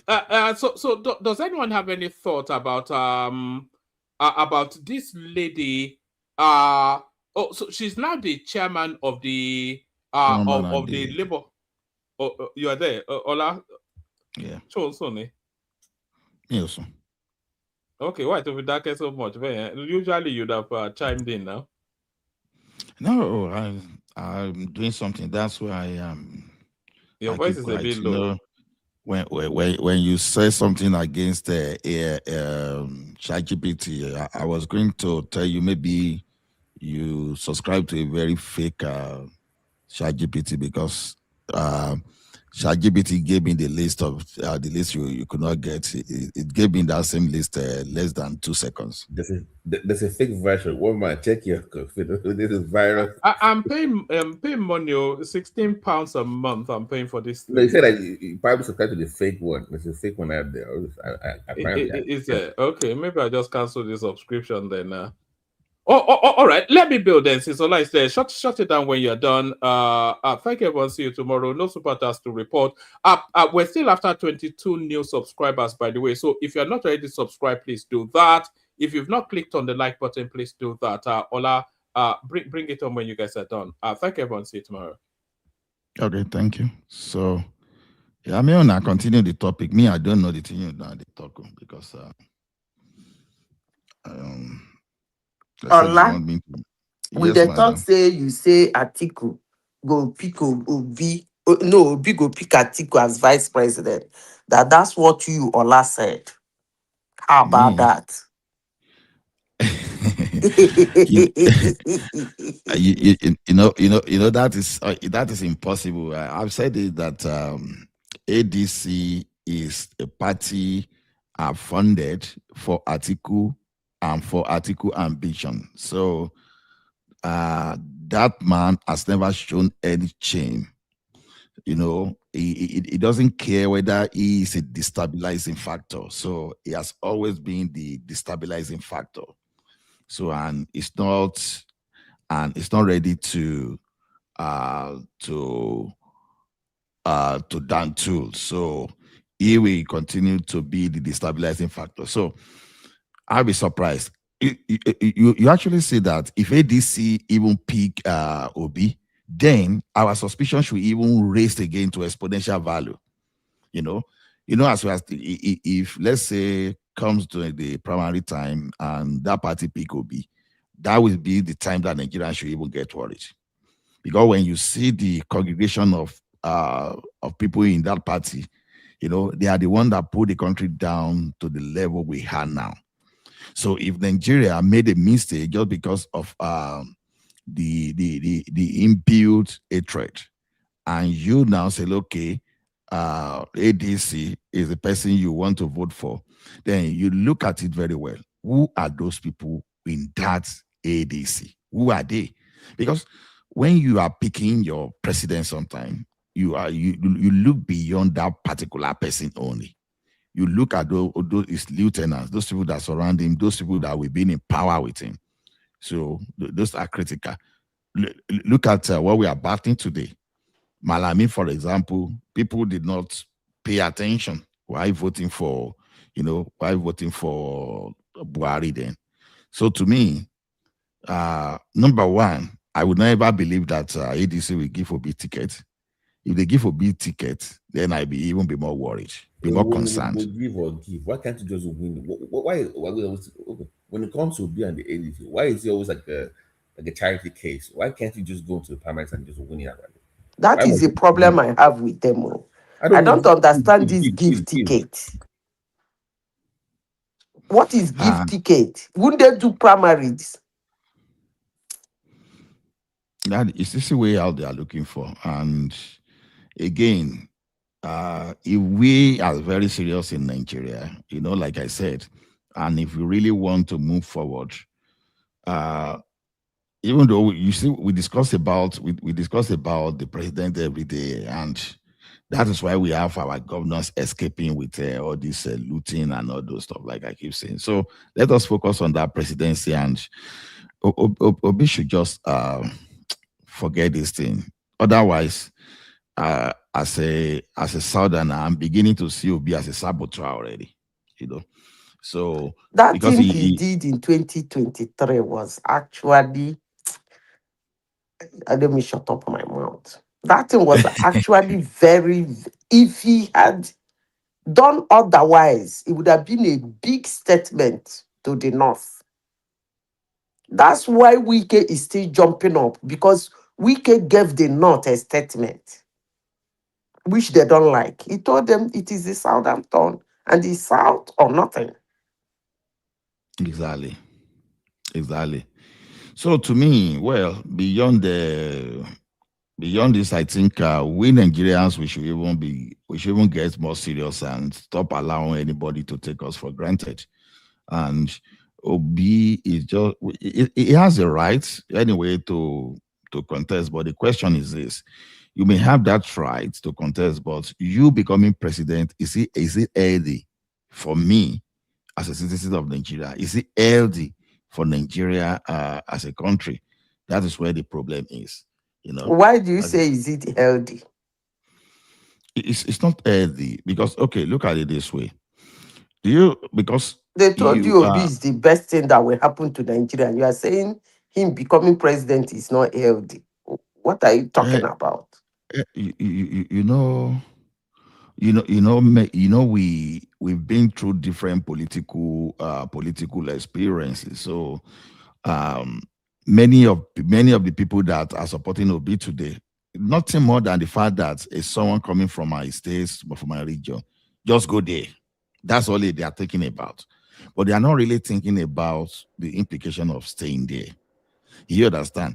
Now, okay, uh Buhari now, I want to become president. Cat and baboon, dog and baboon with we soak in blood. Let me show you that you have a country to be proud about. When that guy was doing all those stuff, you understand, people thought the Messiah, they were thinking that that would be the second coming of Jesus Christ. But what did the man do? You understand? The focus was mainly, number one, on his personal agenda. Let me just be president. So that you call me president. So just to dare and rule. While his lieutenants have a different, they had a different reason for staying in government, just to find a way to conquer the country and perpetuate themselves in power. And you see the way they balkanized the country badly. And people did not really understand how balkanized Nigeria was at that time. They thought, that's why they are taking easy way out today to shout Tinubu, and the shake, all those stuff. Very easy for them to say.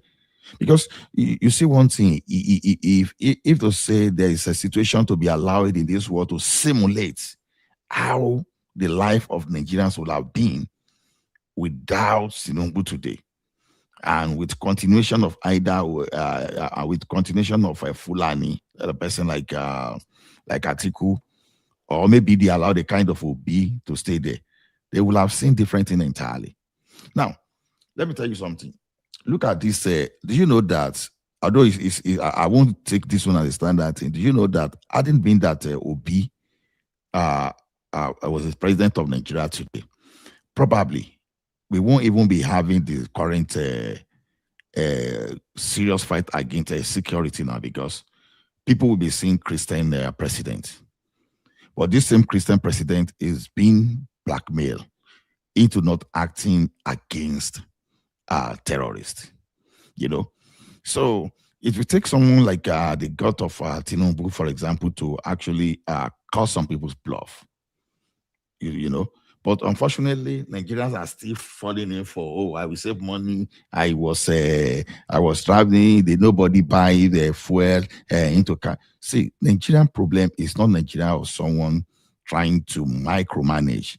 I say, okay, how much is that fuel? Okay, you were supposed to consume a fuel of 200 naira this week. You've already consumed 2,000. No, that's not the problem of Nigeria. How many of those things are you going to manage? So the thing is, Nigeria are not looking at this thing holistically. Holistically, you have to look at all those before you. I don't Before you understand believe. what you mean by holistically. People are telling you that Peter Obi is their personal Lord and Savior, and you are talking about holistically. Which one is holistically again? Yeah, they are afraid to dream. To be honest, they are very free I free can't to wait for dream. this 2027. They will start in June, right? Zita, Eh, Zita, No. good question. If because I'm reading from Baba in the comment section that they're trying to trap Obi in the ADC. If he leaves before the primaries, like he did before the PDP primaries, what do you think is the best political party for him to then come to again? So he will go back to LP now. LP now. But those ones self, they are doing their own their own. Okay, No, they won't do it. Didn't you hear what one man said? One man said that Peter Obi's branch won the court case. So it's going to that be lady, that a northerner. chairman, chair lady, sorry. Okay, all right. So Arabambi will not disturb that one.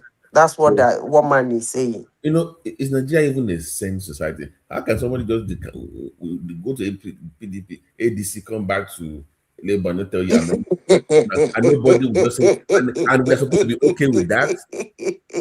Our guy, welcome back. Oh. So they have turned Labour to side chick now, Abi.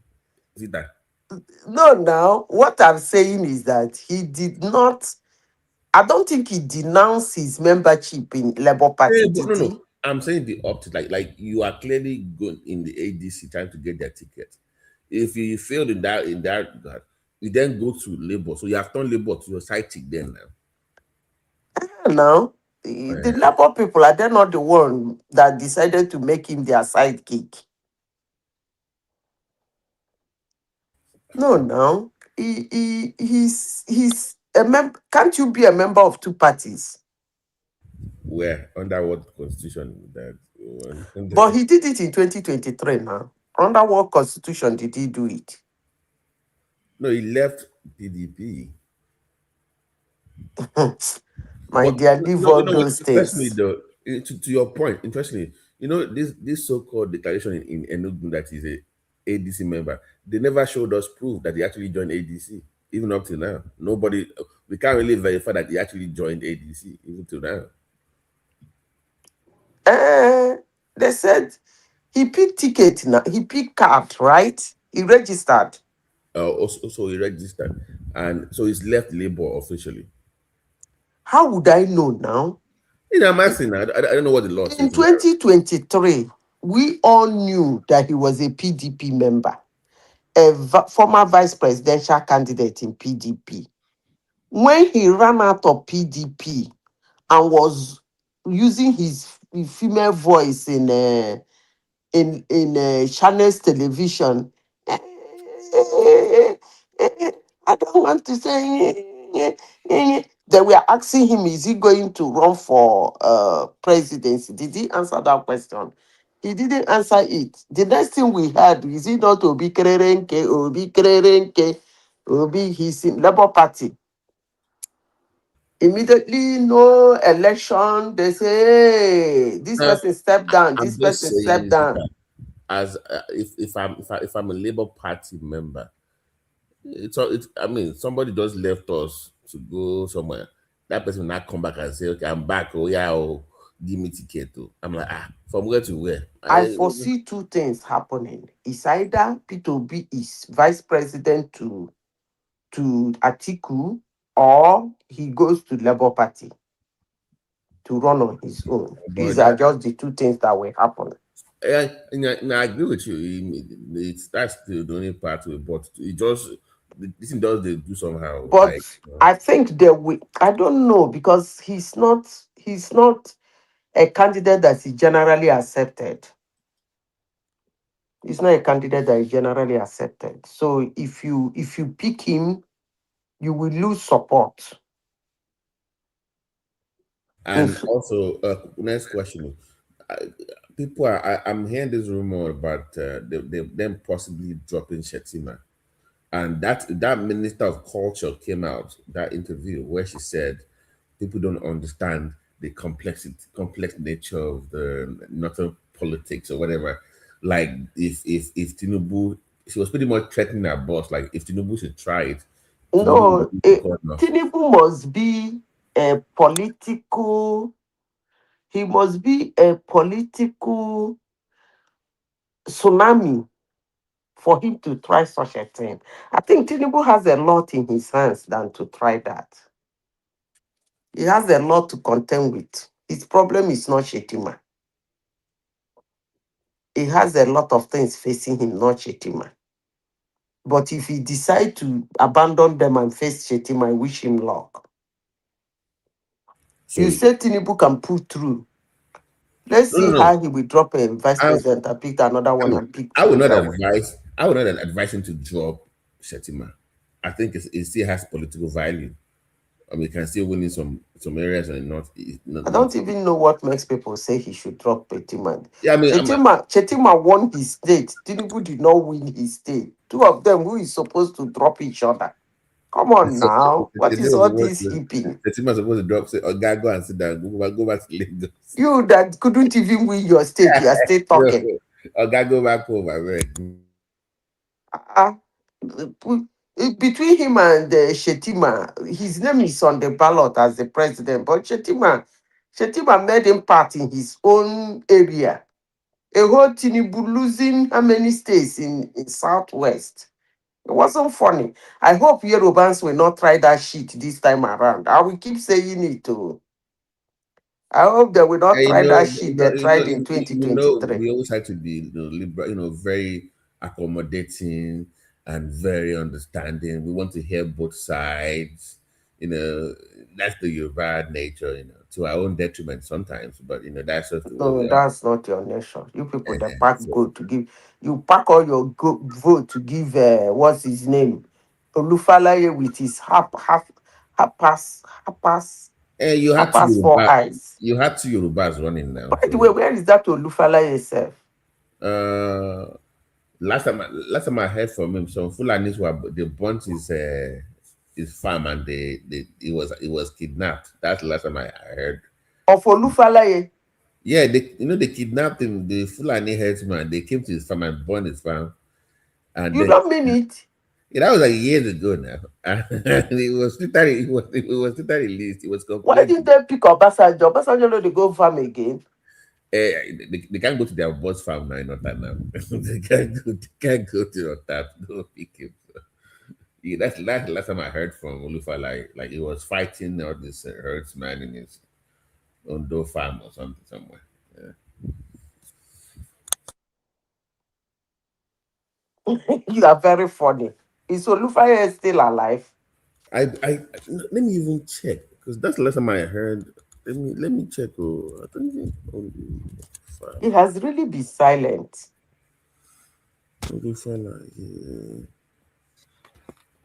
Yeah, he's still alive. He's 87 years old.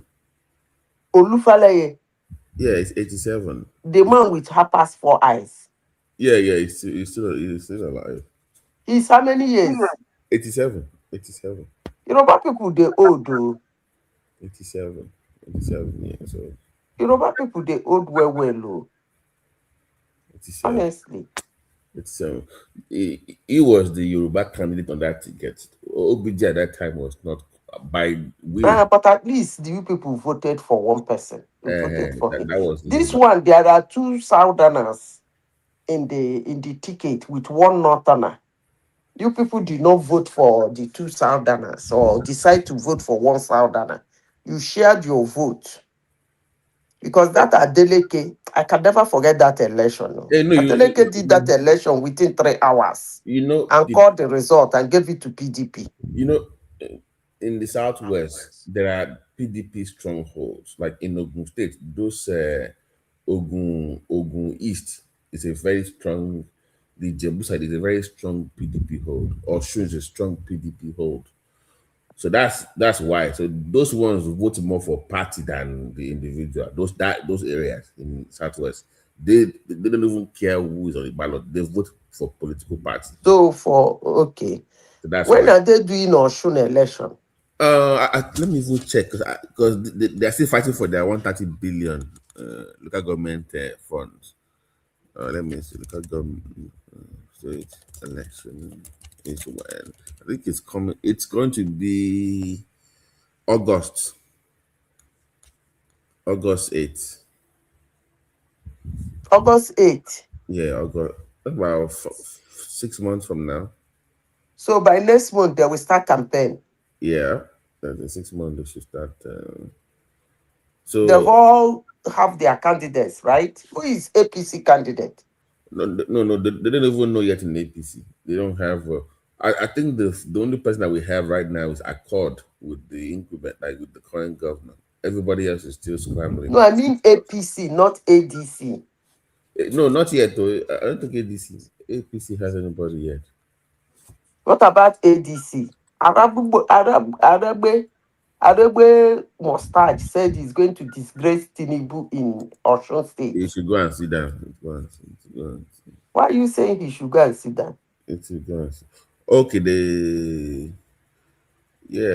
but no, they don't have anybody yet for other political parties. That's troubling though. For APC? Yeah, they don't have. They are still fighting for. I think it's Oyebanji something, but they are still out. The old Oyebanji that was thrown out. Yeah, he wants to return. No, it's a different Oyebanji. Okay, it's a former commissioner. Oyebamiji.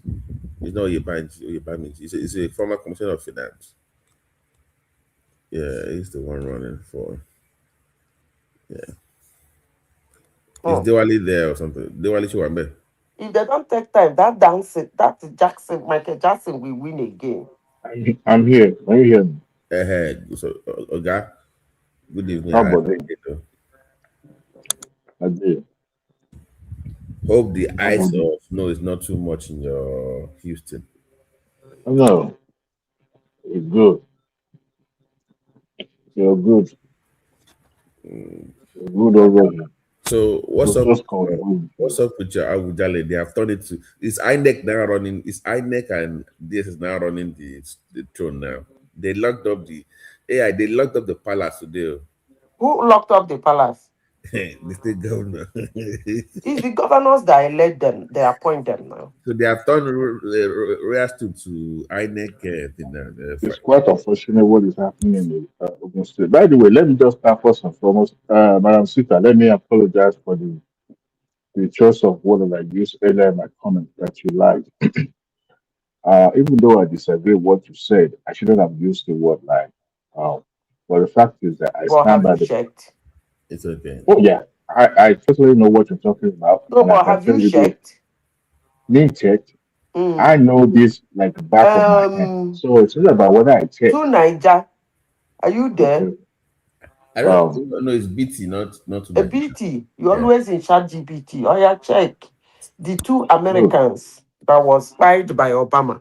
Those were what you can call born Americans. Could you please check? Those 2 individuals, the Italian and the other Americans, were actually they were not the targets. Okay, and Obama apologized, but this thing he didn't apologize. Please, can you give him the names? He did, and even compensated the family. The fact is that those were the ones that Obama killed 2 Americans linked to ISIS. What happened?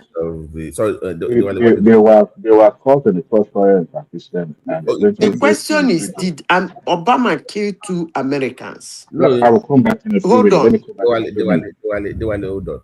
Give me a minute. Let me come back in a few minutes. Obama kill 2 Americans?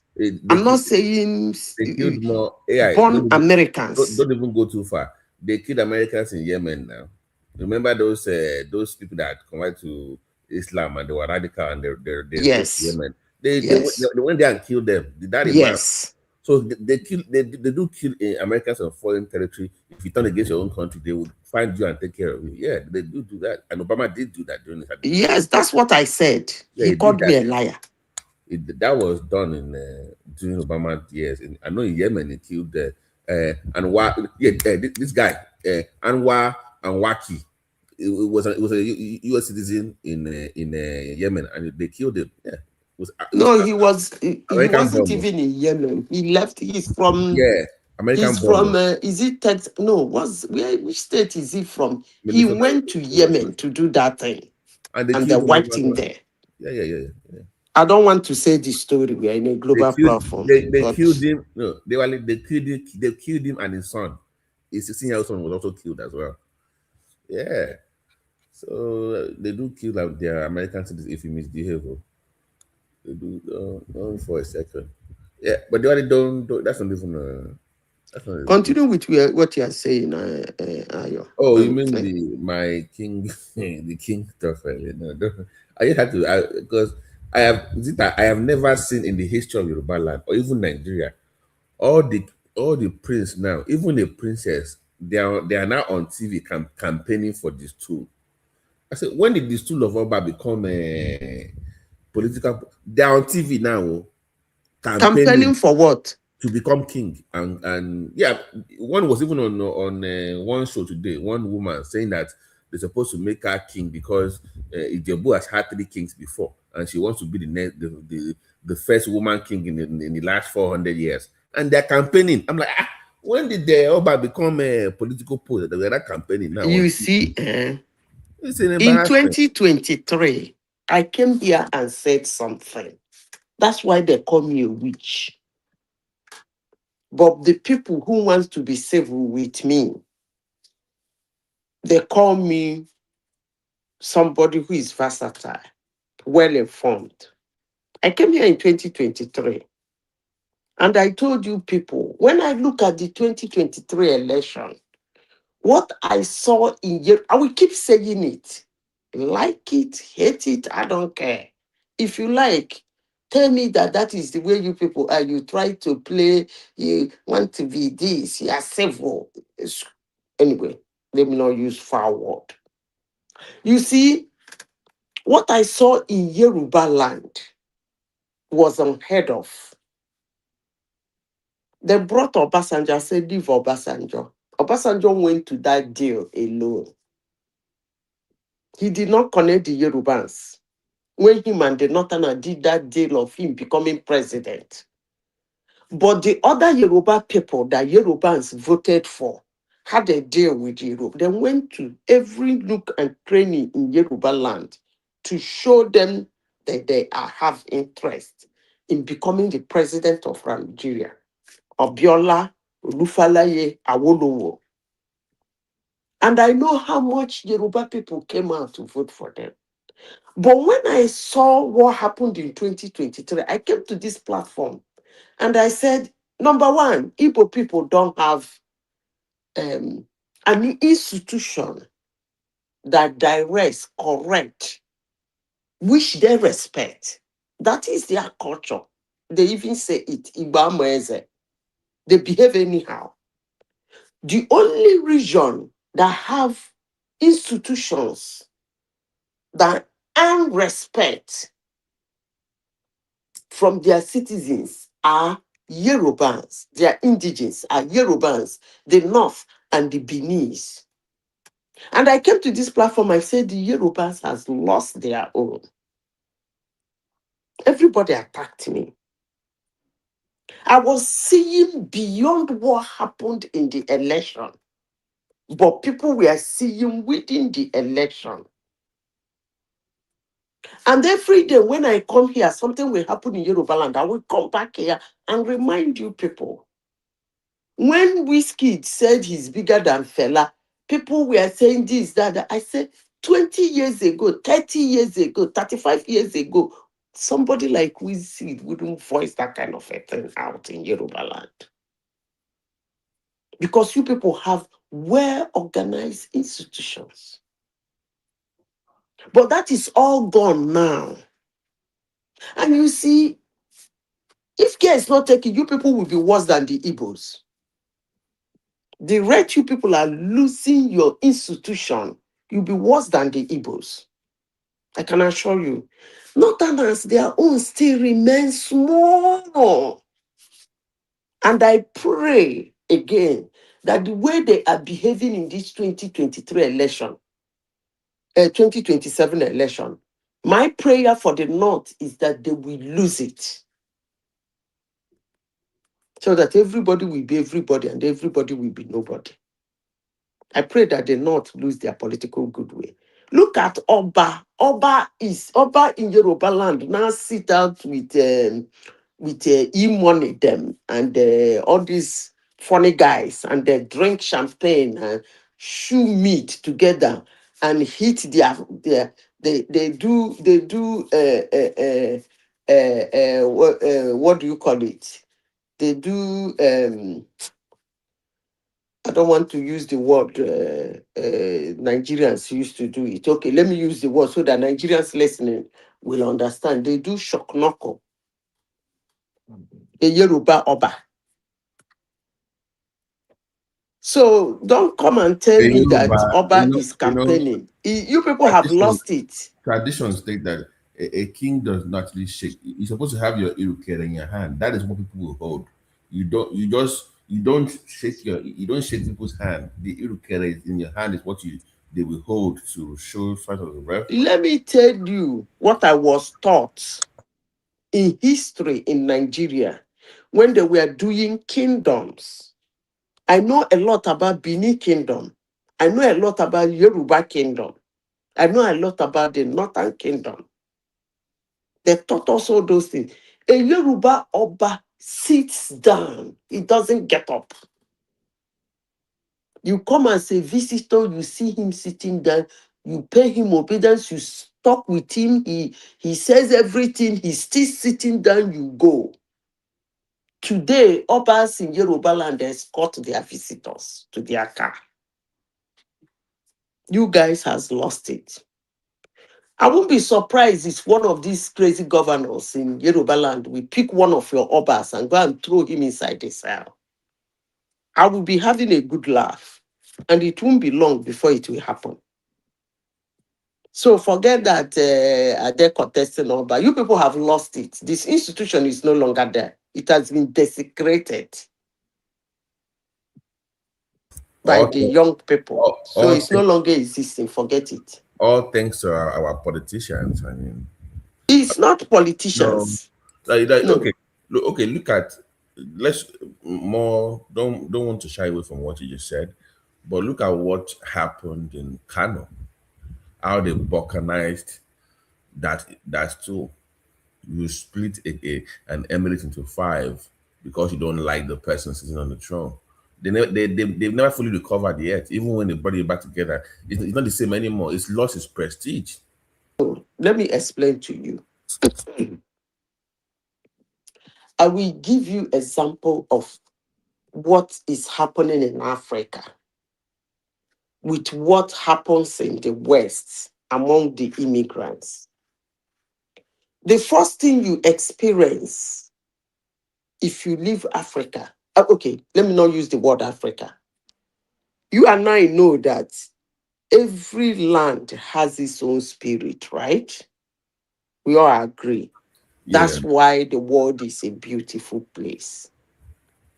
For most land outside of the United States, which seemingly look as if they don't have their own spirit because they brought everybody in. Every other nation have their own spirit. The first thing that happens to you when you leave your own spirit land to go to another spirit land, the first thing that happens to you is the clash of culture. That's the first shock. Now, over the years, the elderly ones that came before us, they have what I will call value. They were able to separate the two. They tried to separate their own spirit with the spirit they are trying to have contact with. They don't put the two together. They went to school. I'm talking about people like Zeke, people like Awolowo, people like Sadana of Sokoto, people. They all went to school, they learned, they studied, they came back. They were able to draw a line and say, this is the spirit I learned. This is my spirit. So they used both spirits accordingly. But this then present generation, they don't have the patience, the knowledge and wisdom to be able to separate the two. They call it civilization. But civilization does not remove the spirit of a land. Rather, it gives you an opportunity for you to learn it. Civilization doesn't give you room to disrespect the spirit of a land, because that is why the world is beautiful. You go to Yoruba land, you see a different thing. You come to Igbo land, you see a different thing. You come to North, you see a different thing. You go to US, go to UK, you see a different. That's why the world is beautiful. That land gives you opportunity to learn it, not to destroy it. But just like us that are Christians, the Bible told the Israelites, do not marry strange women. In the spirit, telling us, don't go and learn the ways of the West. Because when you bring it in, it might destroy what you have. So that's exactly what is happening, my dear. It's not politicians. It is not. So that is the downside of mass migration and cultural integration. Yes. Because I even the you know, I told you one of the princess is also running to become. It's even sad for me to even be saying running, but that's the best way to describe it. She was campaigning on the show today, and she said, "Well, we need to anglicize the Ijebu land." I'm like, anglicize Ijebu land, really? And she was, because she studied in the UK. You know, they say UK people, when they come back now, they think everywhere should be like in it, you know. And she was bragging about how she wants to anglicize Ijebu. Can you imagine? More than, I'm like, and you want to be a king of your own. So she was pretty much, you bring the spirit of another land to destroy your own spirit. You know, but they hide that under this word. We want to modernize our land. That's what they always say. I mean, look at Asia, look at China. They didn't modernize, but they kept their culture. They didn't say because they wanted to improve. It's only the United States that doesn't have that kind of culture. Every land has their own culture, and they maintain it. And they preserve, but where he's coming from, why didn't they democratize the Buckingham Palace? Nobody is asking her that question. But you know, she wants to anglicize the kingdom in Yoruba land. You should have asked her, why didn't the brides, why didn't they democratize the Buckingham Palace? You know, the interviewer was a lady. Everybody was so enamored with her being a woman running for king that they forgot to ask the important questions. They were just so, you know, so they never really pushed, but there was no pushback to what she was saying. And to me, it was just, I'm like, it's like me watching a prince in England campaigning to become the next king or queen. You know, it's kind of awkward, but that's what we've turned ourselves into. You know, people campaigning. They're now inviting the EFCC, DSS to investigate them. That way we know they're not thieves or armed robbers. I'm like, so what is the point of having if I supposed to pick if I want, right? That's what we were told growing up. So you abandon the traditional ways and you're embracing this new way that can easily be influenced, induced with money. They are buying people cars. They are giving people 10 million up and down. I'm like, so why we do? And we want to be fair. No, there's no fairness. If you want to pick a king for any land, it's who is the best.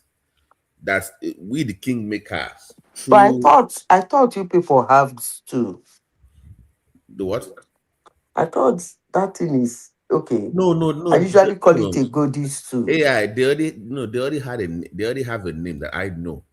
If you're in the know, they went through all that process. They already found a young 42-year-old educated young man that everybody, if you go online, you will see this person. Everybody already knows who, and we all love the guy. Like, oh, he's young, educated, well-spoken. The guy. So why would a young man be king?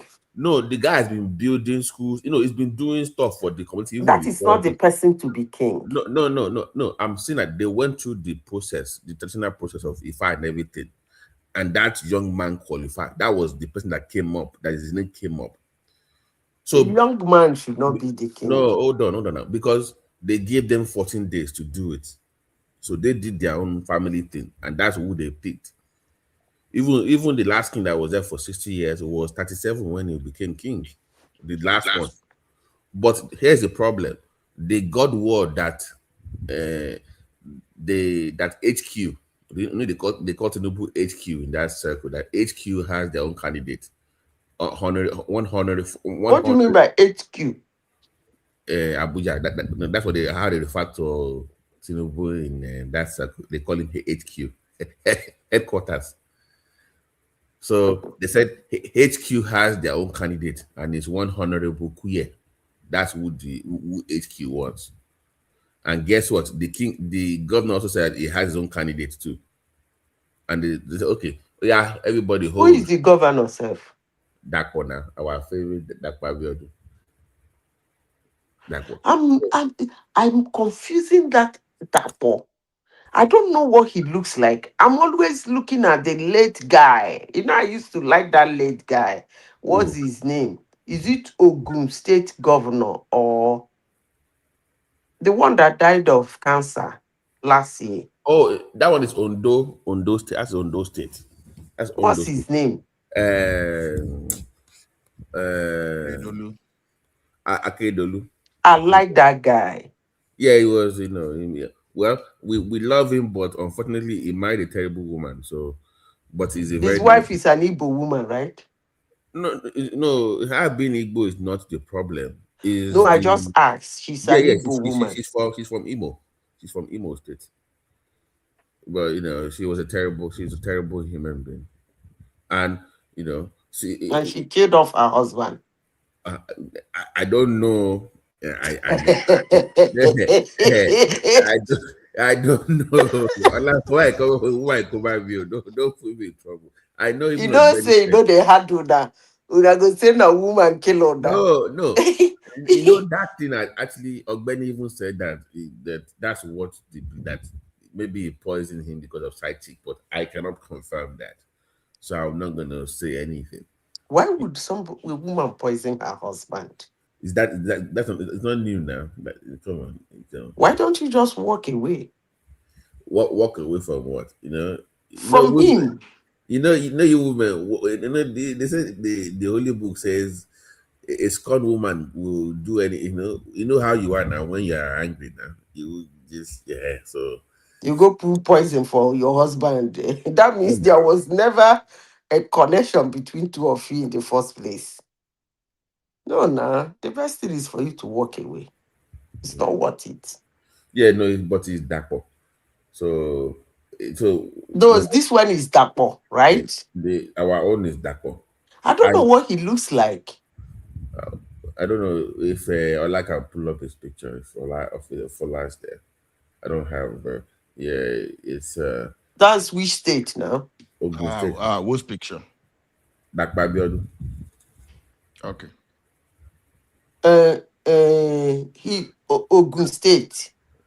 Oscar Bone. Oscar Ogun Black State, Bone. is it not Obasanjo State? Yeah. It's about yeah. Ogun State. So he's getting on well with Obasanjo. Not really, because he wants to run for after he leaves office in next year.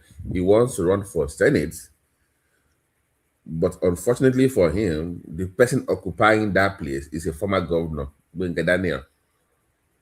So there's so many things going on that people are not even aware of. Oh, he's on his last tenure. Yeah, so he wants to go to the Senate, but the person in that position is also a former governor. So they are having their own issue, and there's no one's. So everybody has their own candidate, and by the way, it's also a prince as well. It's also a prince from that side.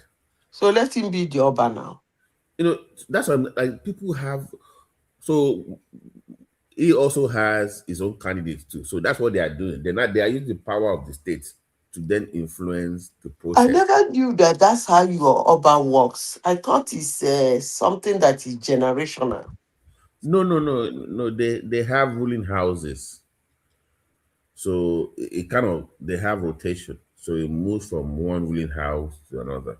But so how it works is the ruling house are supposed to go through their own process.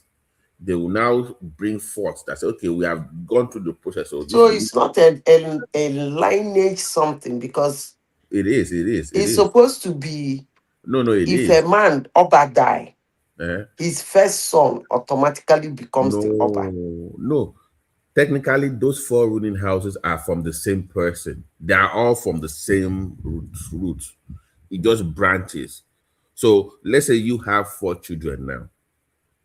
If you have 4 children, like let's say you have 4 sons and 1 daughter now, and they have their own kids. So they will just branch it and say, okay, these are the 4 ruling houses. So they are still the same family. It's just different. Like if you have if you're a princess now and you marry a different family, we can't say because you're a woman, then you have no rights. That would be a ruling family branch as well. So you have the 4 main ruling houses. Then beneath that, you have all these families that would now. That's how they do it. So they are all still the same people. It's just because they have multiple kingdoms and stuff like that. That's the reason why they do it that way. That's why. So this is Dakpo. Prince Dakpo, by the way, Prince Dakpo. Olau, they have not even in his own hometown in Remo, they have a pending court case, and they have the stool on hold for now. So there's no king in Remo as well right now. And thanks to him again. Maybe he wants to become king when he's done with governor. I don't know. So that's I'm not gonna hate on him, but that's where we are. Maybe he wants to be very careful so that you don't have a Luwo situation. Oh no, but Kilokon, why is he interfering in the process? Why? Mm-hmm. They already picked on Obanjo now. They already picked. That's who the family picked. But Zita, you know what's funny? Is this the governor? Yeah, this is the governor. What's his name? Dakwa. I've not seen him before. You know what's funny? Yeah, you know what's funny? The person that they picked now, maybe sometimes life goes.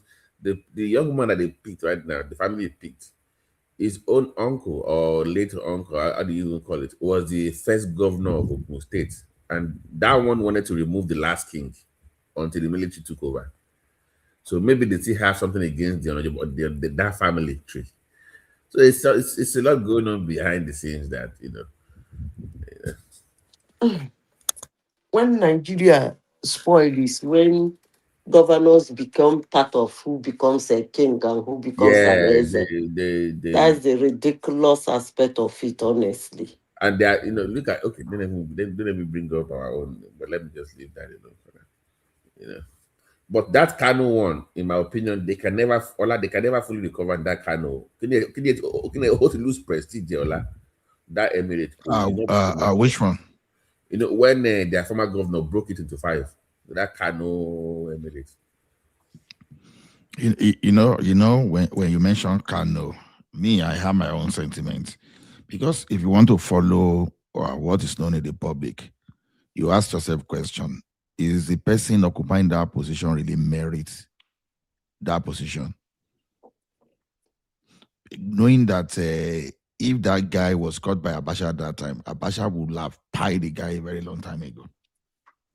You know, that guy was involved in leashing a Nigerian just because of I don't know. Maybe they said the person black fame or they said that this guy ran away.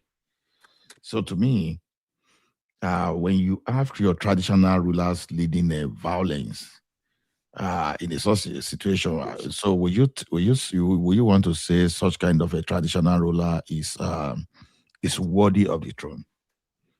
And when the traditional rulers too becomes too political, you know. So anyway, I don't care about them anyway. That's their own cup of tea. So, who has come to where is the international community for Nnamdi Kanu? Like, as in what? I thought they said the international community are coming for him. No. United Nations. No, nobody. But here's what is even interesting. I thought prior to him being captured in Kenya, he was he is still a British UK citizen, right? I don't even understand that. But I mean, They should have just helped us by that guy, honest. Ola, deal with Federal AI. government no do well All at this all. spying and I don't know what this violent AI version that we are. I don't know. Is that what? He said spying him in prison or spying him in Kenya. No, hand him over Payen. Oh, by spying. Oh, okay. Oh, The judgment would have been to You buy know, him. to be honest, prior to the government designating IPOB as a terror group, one thing is the how Kanu started. I did not really see anything bad in how he started until because he only crossed the line when he started talking during the NSAS that they should go and attack the security architecture of the country. That thing you were openly declaring illegality, which is why that some of us just dissociated from his cause. But other than that, I think his cause right from the beginning was a very good one because you see in Nigeria, it only takes a matter of time before your tolerance will be breached, and if care is not taken, someone can easily become the like of Kanos. There will be many of them, but this guy was initially fighting for, fiscal true federalism. He was fighting for self-determination and all those stuff, which to me was not bad. He only crossed the line when he now said, "Oh, go and do this." And when the IPOP started when the IPOP now started causing their own menace, that is where he crossed the line. So to me, I don't know. I think many of the Do you know a man called Ikobi? Ikobi. Who is Ikobi? Ikobi or Ikone, Ikobi. I think that is his name. He's in second in command to Nnamdi Kanu. So when I look at the course, okay, yeah, I got your point. When you look at the original cause of that guy, with the cause that he was pushing, it was not bad, to be honest. It wasn't bad. He said what? The cause that Kanu was pushing, initial cause, it wasn't bad. You understand? True federalism. Let me tell you something. So why did it change into the radical thing where that's the problem? He became a radical. The guy has mental problem. Listen, you don't take instructions from a madman. Ask me to be that one. That guy is mad. he is not the force that fought this cause. And probably he's not going to be the last. The only thing was what they did before Chagari removed it to do presidency. The only way to stop the mayhem Nnamdi Kanu has set up in Igbo land is for Congress to disagree discussing that thing as a sacrilege and put penalty to it. But before they do that, if the need be, they should do something like reconciliation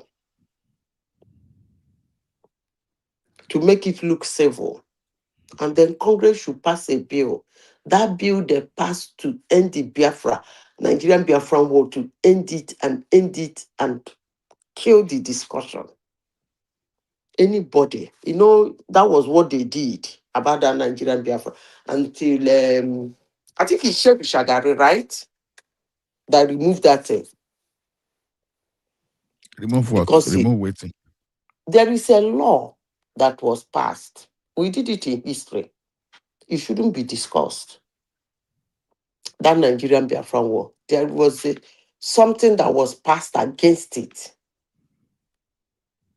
Nobody should. You mean the no victory, no vanquish thing? Yes. And then they said it should not be discussed. Like nobody should resurrect it again. I will remember what they called it. How wish when he's here. It was Shagari. I think it was Shagari. It's not Shagari. It's Shagari that removed it now. Is my brain failing me? It was Shagari. Because he wanted to Canada, yes, and then when he removed it, Ojukwu supported him. I think so. He removed it for Ojukwu to come back or something like that. I can't remember, but it was Shagari. Whatever be the case, it was Shagari. It's Shagari that removed that hook on that thing. So they should put that hook again. That's all I can say. They were taking instruction from Nnamdi Kanu is a madman. Have you seen somebody sitting down to give such orders? Have you guys bothered to listen to that guy?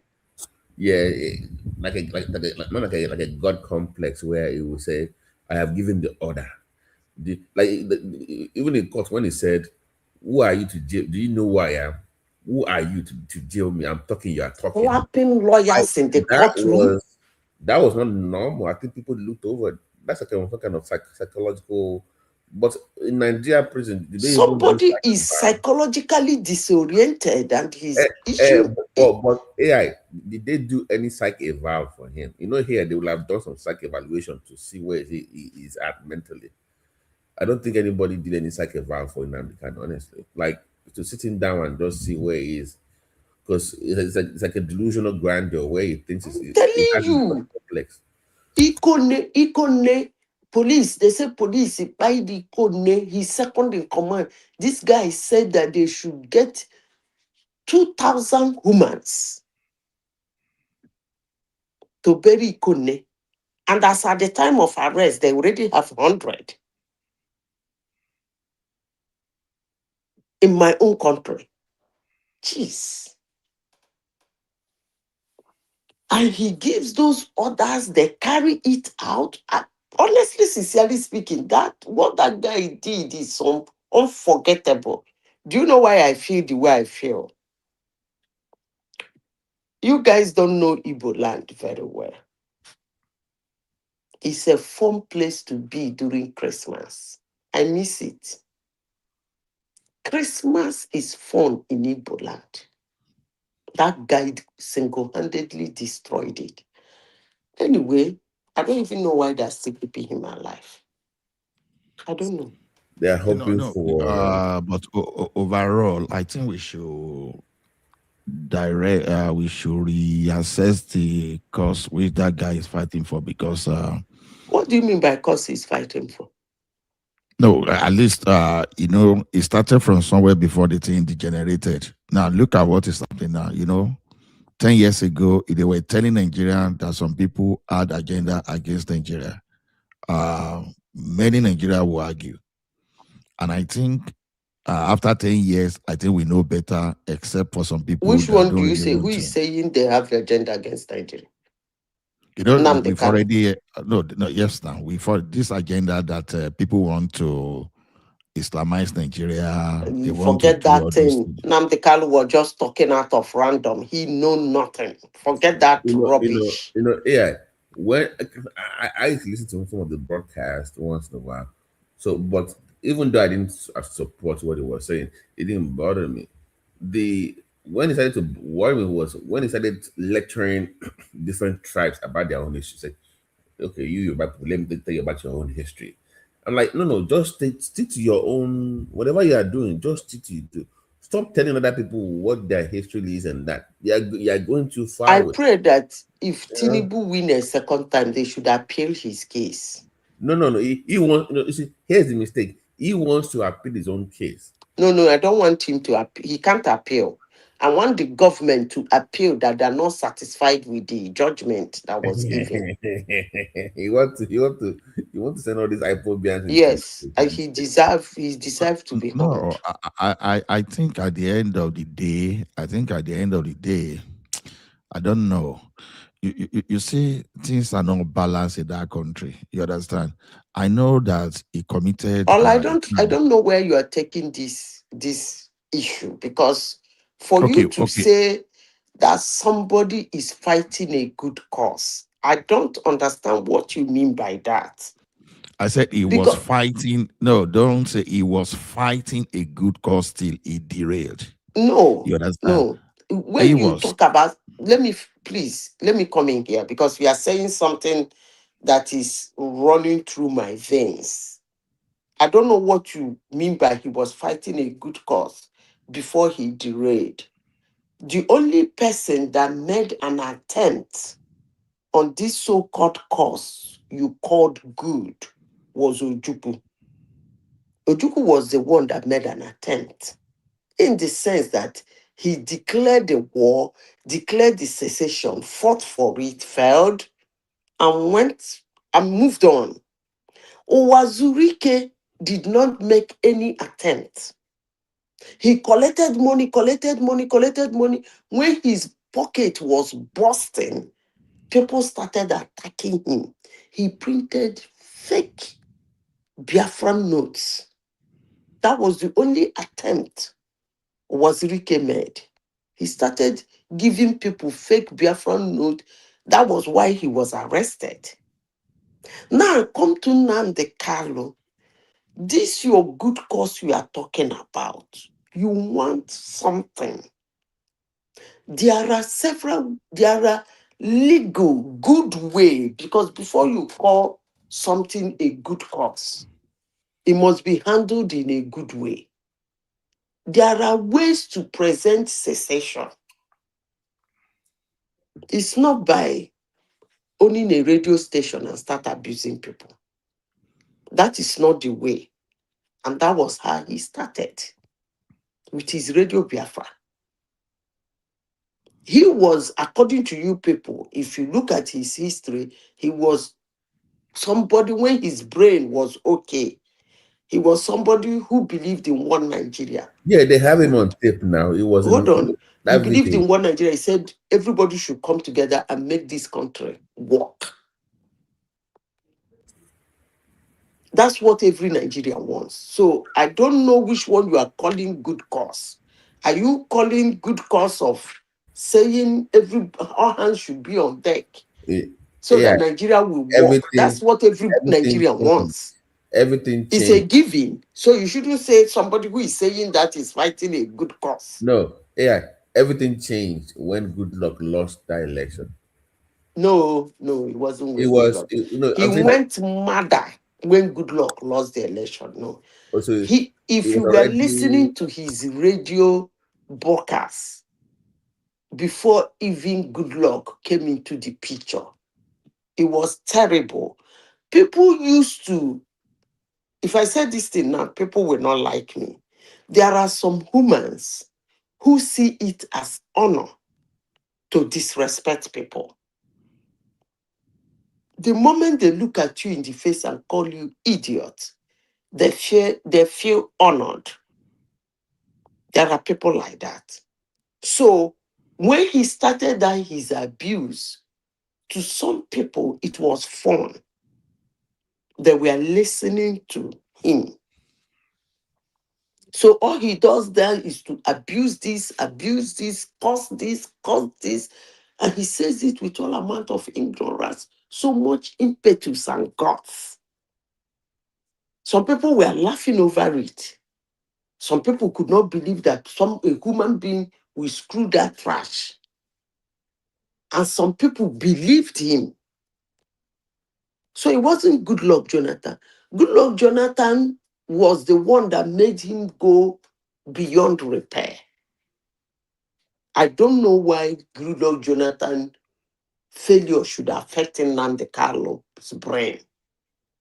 But I will tell you that he was psychologically affected by Goodluck Jonathan's loss of election, in that he has said all he said to his followers. Yeah. No, but and then I'm the asking, opposite happened. He went bankers. No, I'm asking that. You said they had some psychological issue, but I say it was normal prior to that. I'm like, so when was that change? What triggered that? What triggered him to go in that direction? Was it like some kind of trauma that we don't know about? What the trauma of Goodluck losing election is what took him over the okay. That is when the madness. That he went beyond repair, and up till now, I don't know whether Goodluck promised him money or he was paid part payment and was promised to be refunded the rest when they win. I don't know, but if I can say, when did Nnamdi Kanu started being extremely violent was when Goodluck Jonathan lost the election. You see, Madam Zita, like I said, I stood on I stand on what I said. You understand? He was a good asset for the movement, for the country to be liberated until he derailed. I'm quite sure of what I'm saying. Now, see, let me tell you one thing. There's no way you are going to compare a person like Nnamdi Kanu and this your boyfriend, Gumi. You understand? You see, you can't be stamping on someone and you don't expect those people not to talk. You understand? So, but you you and I, we can fight for our rights. But when the fight for right becomes illegality is when we step out of the boundary of the law.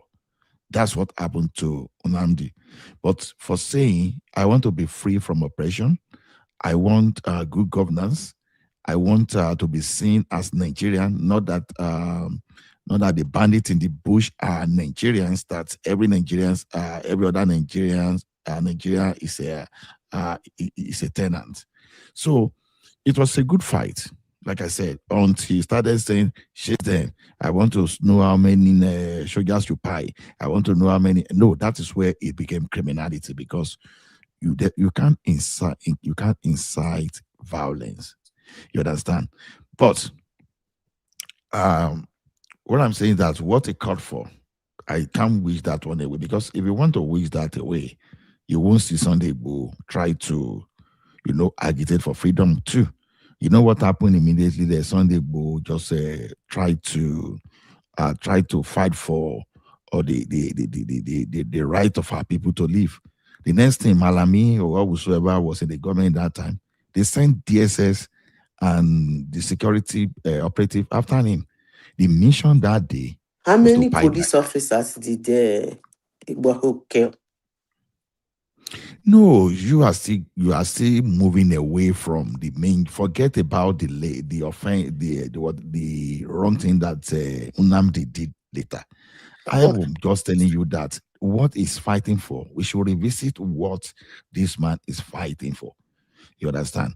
So, and maybe in the long term, you may want to find political solution to the matter of Nnamdi. You understand? Because after all, we're in the country where we see bandit that don't pay like several people, and all of a sudden, you understand, you are reforming them, and all of a sudden, the taxes that normal people are That paying, is they are not true. using. That you are saying is extremely wrong. Let me tell you, those leaders that commanded the death of the buying of humans. I use the word leader. Please don't remove that word leader. A leader of a group is different from a member of a group. Yes, a member of a group can have less penalty than a leader of a group. When you are leader, you are actually the commander in chief, and those members are just your subject that you issue orders and they go to execute. Now, I don't know why you're saying this, but I respect your opinion. The leaders of other chaotic movements in Nigeria that caused the death of a lot of law enforcement agencies. Let's not talk about their indigens. Let's talk about the law enforcement agencies like Boko Haram, IPOD, ESN. Where's the other one in the Nasarawa state and the one in anyway in the north? They have about 5 of them. Rough counting. I know there are more than it now, including IPOD. These are the ones that actually went to war with Nigerian government. I don't think Sunday Igboho went to war with Nigerian government. Declaring that you want to secede. That's not what I'm saying. You are saying something totally different from what I'm Wait, talking I about. know. Let me land. I want to make a point to you. Those leaders that went to war with Nigerian government, their own penalty is spy at sight. So I don't know why they're giving Nnamdi Kanu this kind of leverage. Their own penalty is spy at sight. If you go to the north, the military do not see them to arrest. The moment they sight them, they waste them. So why is Nnamdi Kanu's own different? That's the question I am asking. See, let me tell you my own concern, madam. You say one thing, I will tell you something today now. The fact that I'm not necessarily saying in explicitly that's the reason. The fact that this your boyfriend, Gumi, was saying, no, you should forget collaborating with America. You should go and look at a country like Turkey, go and look at countries like Pakistan or whatever, blah, blah, blah. That my commander-in-chief now somehow was in Turkey. Do you think I'm happy with that? No, I don't think I'm comfortable. You understand? And why? Whether true or not, there have been this rumor, you understand, that Turkey may just be complicit in how some of these terrorists, I won't be calling them bandits, are getting some weapons, you understand, they are using in that country. Now, when you look at some kind of trajectory, I will not focus on, say, because maybe Kanu just went off the target and get his attention distracted, and I will now ignore the real issues. Now, what led Kanu into that situation? You understand? Even Showore, something gave Showore some kind of energy to be fighting for what he's fighting to today. Then I know the old Afenifere and the Nadeko with pro-democracy group, you understand? We know exactly what we are fighting for. You see, the type of structure we have in that country today, it does not recognize even you and I that are speaking today. You understand? Because, okay, now, are you telling me that it is fair? It is fair for Northeast, for example, to be contributing less than 5% to the economy of the country, and for Northwest probably to be contributing the same thing as Southeast, maybe about 10% to the economy of that country. And now you now see that region is the one giving us headache, is the one where it is the one sapping our energy to 85%. That's taking us backward. Now, when you now see the criminal they breed in that region being pampered just because someone speaking from the southern part, to the point that that person was frustrated, to the point of okay, I will even go a step mad, or madder, you understand?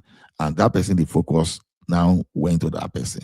Now, the question I'm still telling you is this: if we could match the energy of Nnamdi Kanu by doing whatever the country is doing to him now, when will the country deal with Gumi the same way? When will the government deal with Katsina State governor the same way? That one was even telling you that if you are not okay with him dealing with the bandits, you can go and do your worst. Now, when we have even local government now budgeting for bandits, you understand? So now, you now have to go Honestly, back sincerely speaking, I don't understand your argument. I'm getting because you fail frustrated to on this understand. argument, No, honestly. because you fail to understand, madam. I Just calm don't down and understand. listen to me. Gumi was Calm down, not commanding the calm buying of down, people. calm down and That's listen to two me. different things. Calm down and listen to me. He was not commanding the buying of people. He was not commanding the buy of people. But this Gumi told you that he knows where the bandits are. This guy was bidding on behalf of bandits. Okay, pick your immigration form today and ask you whether you know some terror group and whether you've at any time advocated that they should show them mercy, and see what will happen to all those countries. What will happen Okay, to your so visa P2B application? is not supposed to be the president now Hold on, because madam. he Hold on, has madam. shown mercy to Hold IPOD. on, madam. Forget about what Nnamdi Kanu So, did. Forget about what he did. Let us go back to his message. Is what I'm talking about today. The message is fiscal federalism. The message is true federalism. Then, if true federalism cannot be achieved, let everybody go his way. Let everybody go his way. you are saying a So, total different thing. no, I I'm am not. not I'm not. saying everybody should not go their different way. What I am See, saying, a citizen of Nigeria having the guts, either in the name of Boko Haram or in the name of iPod or in the name of anything, commanding the buying of citizens of Nigeria. That's what I'm talking about. madam, I've heard that one. I don't want to No, dwell on you that. didn't. I want us to go back to that message because you know this thing is no longer funny. Yesterday, Boko Haram lay ambush and they kidnap 13 soldiers, including a commander, a commanding officer. And now the question is this: we still find a region of that country that instead of doing total elimination of these guys, they are still telling you that we should take it easy with them. They are now even budgeting. Why now? You know what it means that okay, maybe you work for an organization in Nigeria today, maybe you earn like 50 million in a year, and they are cutting 25 million out of your money. You can't even move up and down in that country, and they are now catching that criminal. And someone is saying, "Oh, let us negotiate with them, let us pamper them, even with your tax." Why those people are not adding anything to you? The only thing they are adding to you is insecurity. The only thing they are adding to you is for you not to be able to work at any time. At least they were caught. What about the ones that were not caught that are roaming around in Igbo land? It's not the problem of No, Ali. They were caught. no, don't tell me that. They were caught. Don't They do were being that. released. No, Don't I do will do that that. because you Do that, do of not course. have an idea of what Igbo land was like before Nnamdi Kanu came. You don't have an idea. I no, that's not even my Hold point. on. At least Forget about Kanu and for let us. Boko Haram. Let me finish. I'm happy you said that for Boko Haram, they are being arrested. And they are saying give them leniency if they repent. What about those that have not been arrested, that are still roaming around Igbo land with their arms and ammunition? Madam, Why don't you say arrest them too? Let's see whether they will show them leniency. Okay. Let somebody speak for their leniency. Okay. So what you are telling me is that Peter Obi is not supposed to be the president of Nigeria because he spoke like Gumi for the iPod, and people like Soludo and the Oti should not be governors because they spoke for iPod. Come on now. No, madam, it doesn't forget about just calm down. I won't that thing will not calm me down. I'm telling you, Ulysses, go back to whatever message Nnamdi Kanu is preaching. Go back to whatever message, was preaching rather. Let me be very careful. Go back to the message that Nnamdi Kanu was preaching. Go back to what this that Nnamdi this Ninas guy is preaching. Go back to the message that Sunday Igboho is preaching. Go back to the message that Nadeko and other pro-democracy group were preaching. Let's stay on that. Let's forget about whatever crime that Kanu has committed now. The question is this: if some people are more Nigerian than you, if some people are saying you cannot live on your ground, and unfortunately, Nigeria have started paying taxes to all these terrorists indirectly, and you may not know. Forget apart from those Excuse people me. that they. Excuse me. Where is Shakrao? Madam, don't No, let us I'm asking you. Where is he? Don't let us derail from my topic. No. You see The question that is this. derailing. Okay, Where is Shakrao? Okay, where is Bello Turuji? Where's Bello They've not Turuji? cited that one. Did they cite him? Yes. So when are you going to present Bello Turuji to us? They don't present such people. They buy him. So are you think? No, they don't present such people. Forget about presentation. Are you think all those their leaders? They don't present them. They don't. See, the day the military will have a contact with, set their eyes on him, they waste him. So why is Nnamdi Kanu still living? No, I'm not judicial officer, no matter what. But what I'm still telling you is this: look at this way. Look at it this way. We were in Nigeria. Someone, the S-Men, they destroyed someone's farm, and that person fought back, overpowered that person, and pie that guy. And now, what the Nigerian system would do was just to give that guy death penalty, and the Supreme Court even affirm it. Now, you tell me within that system that, okay, you overpower someone with a weapon, and someone you and I say, okay, after overpowering, so the thing is you should just run away. How does that make sense? How are you so sure that, okay, this person you overpower does not even have another weapon? Just listen, let me tell you something. No, something. madam, let me learn. You don't know anything about buying people. Buying people is deeper than this thing you come here to say. I'm talking of the injustice in that country today. We need to revisit that message. Forget about Nnamdi Kanu as a person.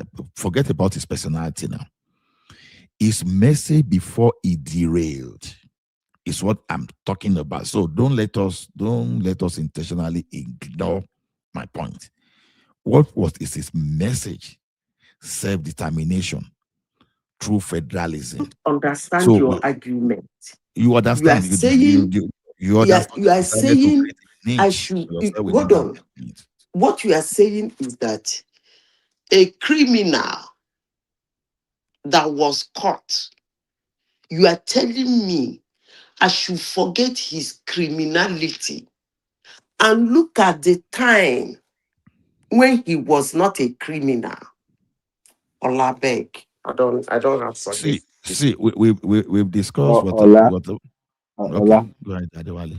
You see what Madam Sita is saying.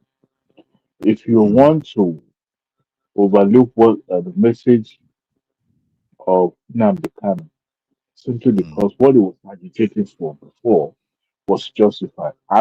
However, his later action now derail the entire message that it was pushing at the beginning. The point is, Exactly. his later statements, his later actions actually shows that even the beginning was just a starting point. You know, when a madman is about to start getting crazy, they don't start going to the market. They will start small by running out from the house, doing some crazy stuff. It's not the first, it's not the second person that will agitate, ask, and request that we start practicing true federalism. It's not the first. And those who were before him, they didn't take it to this level. So what snap? What changes? What Madam Sita is saying is that those people of Zikadido, whatever that name is they hands laid on him just like they did to the is it Shekara or what is it, the former in Maduguri, what's his name? The one that started the Boko Haram thing. The way federal government would lay their hands on him, that would be the last day on earth.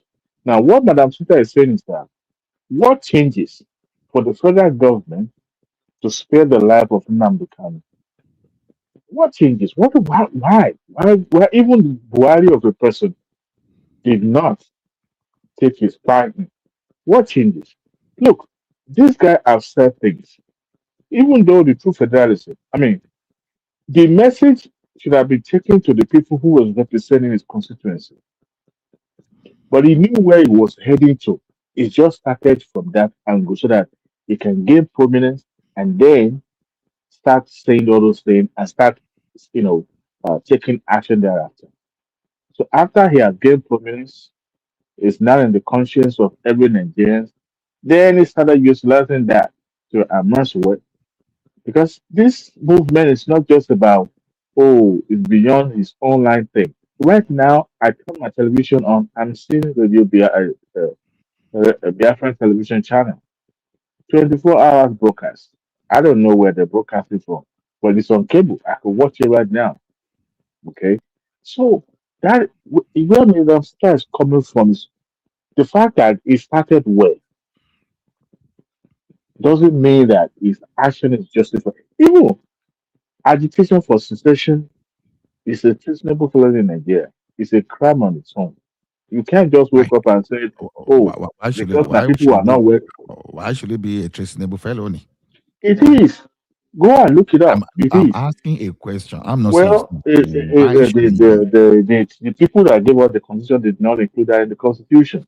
So if anybody wake up today and say today I'm declaring my people independence, they will first of all throw that person in jail before he realize that he's having a bad dream. Yes, Adewale, the let likes me of tell you it. Yeah. something.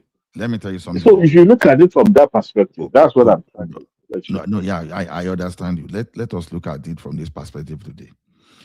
See, a legal professional can tell you that the constitution we have today is illegal because when we're having our independence, we agreed to different constitution entirely.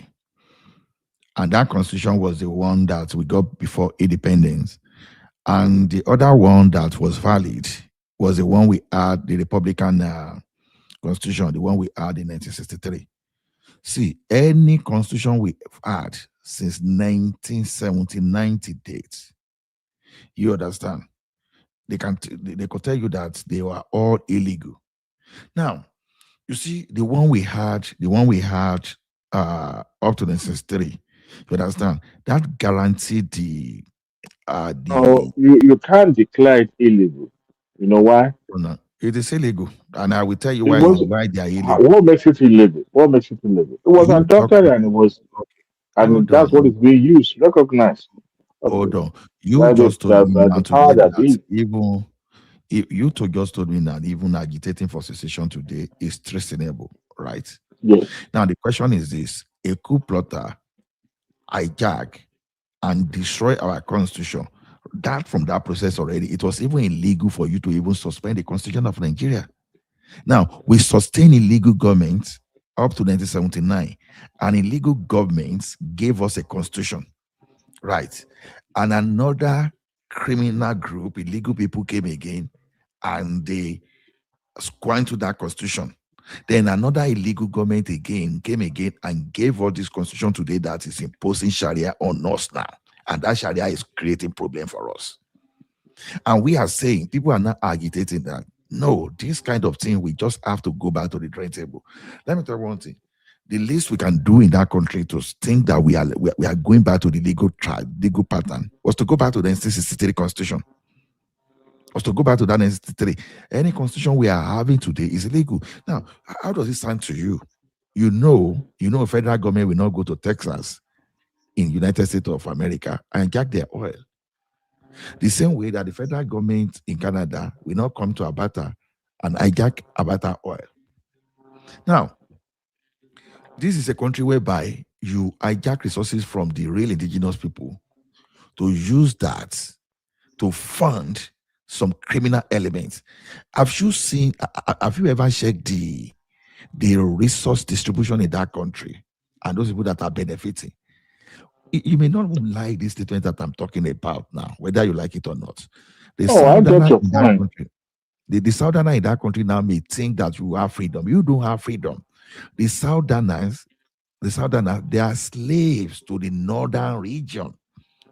Because when you look at that northwest and that northwest and northeast that are creating problem for us in this country, they are both contributing less than 20% to the entire economy. You understand? Okay, if northwest is contributing less than 15% and northeast is contributing less than 5%, now go and look at the resources we are spending on them today. It is all about them. The reason we are so backward today, we are not moving. The reason we are having backward the different kind of the rubbish them today. The reason that Nigerians have been, see, let me tell you that Adiwale, you may not, we may still be dreaming that you may not face the reality. Even despite you are Adiwale and your name sound Yoruba, immediately someone hear that you are from Nigeria outside that country, even though they are playing diplomacy with you, potentially people are looking at you as a terrorist. Just by the virtue of people you are living with. Just by the people by the virtue of people we indulge in that country.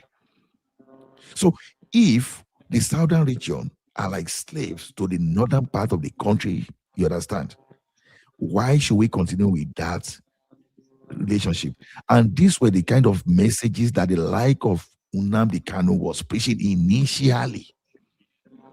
The only difference now is that Nnamdi Kanu has derailed. That's the only difference. So I'm saying, you may not like Nnamdi Kanu. I'm not saying that you understand me that I'm speaking to. Nobody likes me. I'm not praying for you. I'm not begging anybody to. That's not the point. Let's go back to his message.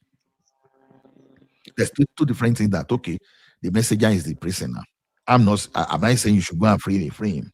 You understand? But I can say you can find a political solution to his situation if you can just come from nowhere and still pardon some kind of people repentant Boko Haram, the person you've known I don't want to mention the atrocities they've already committed. Some of these people they have maybe body count of like 10, 20 people they don't buy. The family that they've already destroyed the dream of several family, but you still find it decent to forgive them. But you don't even want to go to the message. Because I'm not even saying go and free Nnamdi Kanu. Don't get me wrong. You don't want to even go back to the message that Nnamdi Kanu was preaching before he went mad. So the what message makes him go mad? was not violence. You said what? What makes him go mad? It's not. See, I totally get the point you're trying to make. Okay, valid point. I mean, What even the made Sunday current. Igboho go mad under Buhari? What made Sunday Igboho go? Actually, Sunday Igboho did not even cross the boundary. The fact that No.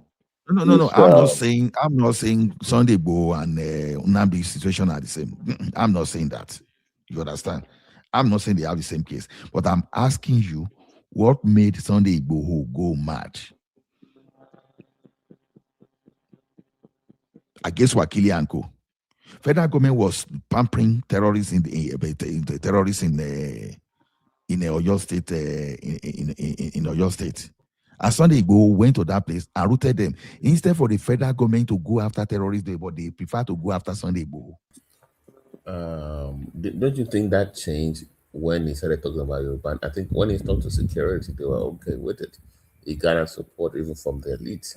I think when some interested parties from the UK, I won't mention his name, started pushing Sunday would start chanting Yoruba nation is when it kind of fit over. So And then the Akitoya, is he allowed? no, they don't even put his name out there. You know, the guy from the UK. The guy that is in jail, all right? No, let me type his name. I don't want to say it publicly. Just check the private OTD. Aha, those people are business people now. They are business people now. They are business people. People that were struggling before, maybe they were doing factory job and they use that. No. They were honestly when Sunday went to that village, Igbo and Igbo whatever. You saw the support. Even so, Soyinka was supporting him. Everybody, we want him to secure our territory. How we now change from that security? To be honest, in the likes of Wole Soyinka is supporting Igbo to agitate for the self government of Odua nation. To be honest with you, I'll be highly disappointed because somebody like Igbo was pushed in a way that I would say he was pushed, but he knew because he lacks capacity to be an arrowhead of such important agitation. Not that as a Yoruba man is qualified, but the fact that is the political involvement in that agitation actually make it sorry, I was kind of distracted here, harder for the likes of people like uh Igboho to actually successfully canvass for such an important issue. But even though he was fighting for the security of his people, when it started, you see, this deviation, I'm not saying that we must not go, but when you know that you lack the capacity and you are being pushed, you are going around denigrating those institutions and calling them names. At the end of the day, it backfire. You can't do that thinking that you can defame people or call them names for the fact that you are supporting people. No.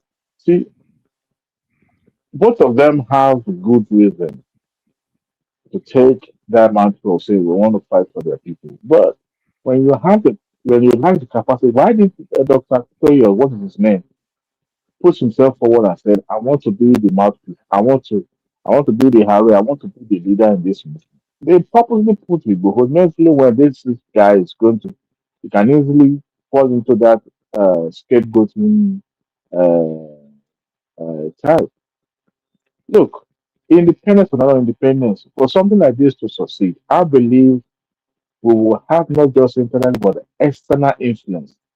Because one thing is to declare declare independence and then being recognized by the international community. And if you don't, and that is one of the reasons why Biafra failed, because it wasn't recognized by some countries. So they were having uh, those diplomatic relationships, it was lacking. And if you don't have countries that can back you up, that can support you, just, it's just a matter of time before you are suffocated or annihilated, if I just use that word. No, So, Adewale. yeah, I understand what you mean that Sunday Bo does not lack that capacity. You see, sometimes we have some leaders that were betraying us. You understand? I could be wrong. Someone should come and correct me. I never respect the like of Fayemi of Ekiti State for even his positioning around those insecurity because his own style was more of what it could benefit than how to secure his people. You understand? Why did I say so? When Oshokomole, you may not like Fayoshe, you may call him anything, you understand? But the time that guy was just there, even the little order that he gave already, you understand?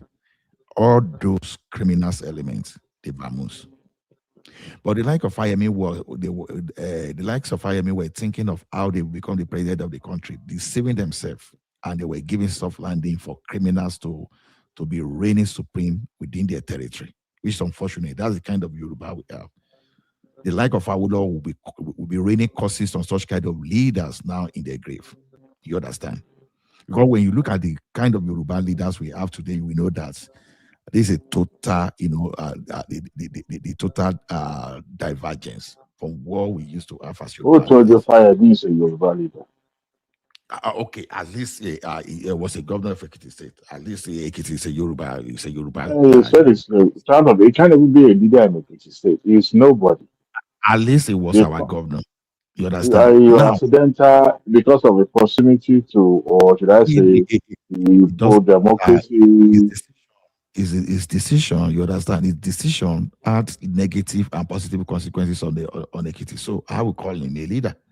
Now, look at so you needed the like of Sunday Igboho to stir the honest and nest for some leaders to even come out to even act. Like I said there, like a couple of weeks ago, it took me time. Femi Falana has been saying something similar to that. Do you know that the forest guard we are creating now, we should have had forest guard as far back as 1999. We should have asked forest guard inside our bushes, that inside our forest, that as all those foreign ministers were coming, that they should not even settle in our forest. But We these used to guys, have that before, though. they fail in their duty. Yeah, it's still part of it's still But in our law. no, this time around, they are not. They are harmed. Like before. Let me tell you one thing. Even as at that time, before those foreign militia came, even if you still harm them with that, they cock and shoot, pump action, they will still perform. Okay, Amotekun is recording is having good records, and they were just using pump action. Sometimes it's just a matter of intelligence. You don't allow those people to settle. It's only because after they settle, they became a menace.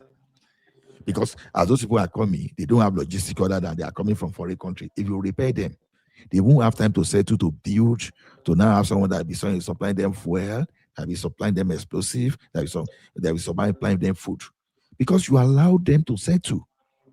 Because at the initial stage when they were coming, you stop them from the border, you pie them from that place if they open fire. You understand? So ask yourself, how was Sunday able to arrest Wakili and Co? But our security operative, they failed.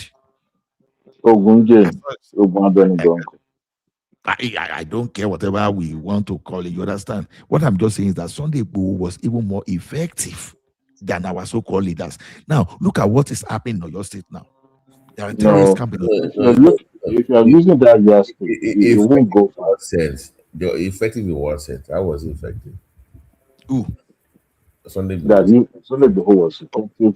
Okay, Sunday Igboho. Okay, the Sunday Igboho was effective in the sense that he went to he made that noise, right, on that Wakili and Co. Then OPC got involved, and you push the terrorists out of that state at that time. The kidnappers, you push them away. Those people that were terrorizing our people. What our governments sorry, Ola. Hold on. And it forced our leaders to start talking. The escalation led to forming Amotekun, because the crisis started from that, and people start getting that awareness. Before you know, Yoruba Nation back bosa Akeredolu got center, and the next thing Amotekun. If everybody had kept quiet, probably they won't be Amotekun today. Everybody will just be covering everything, because everybody, after living as the governor of that state, they want to become senators. They just want to be ruling. So we can't discount all those people. Okay, see, today we talk about all this Femi Falana and Co. It's very easy to rubbish what the like of them do, the like of what Wole Soyinka did that time. No, these guys, they were the ones shouting up and down, to the point that Mustafa and Sergeant Rogers, they were running after them. When state apparatus start running after you, is telling you a story. The states are not they are not comfortable with you. After all, Falana was not carrying any arms. Wale Soyinka was not carrying arms. Tinubu was not carrying arms. This Shehu Sani in this Kaduna guy, all those people, all those Nadeko people, they were not carrying arms.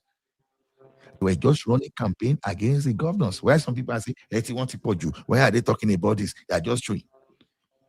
If nobody mounted pressure on Abacha,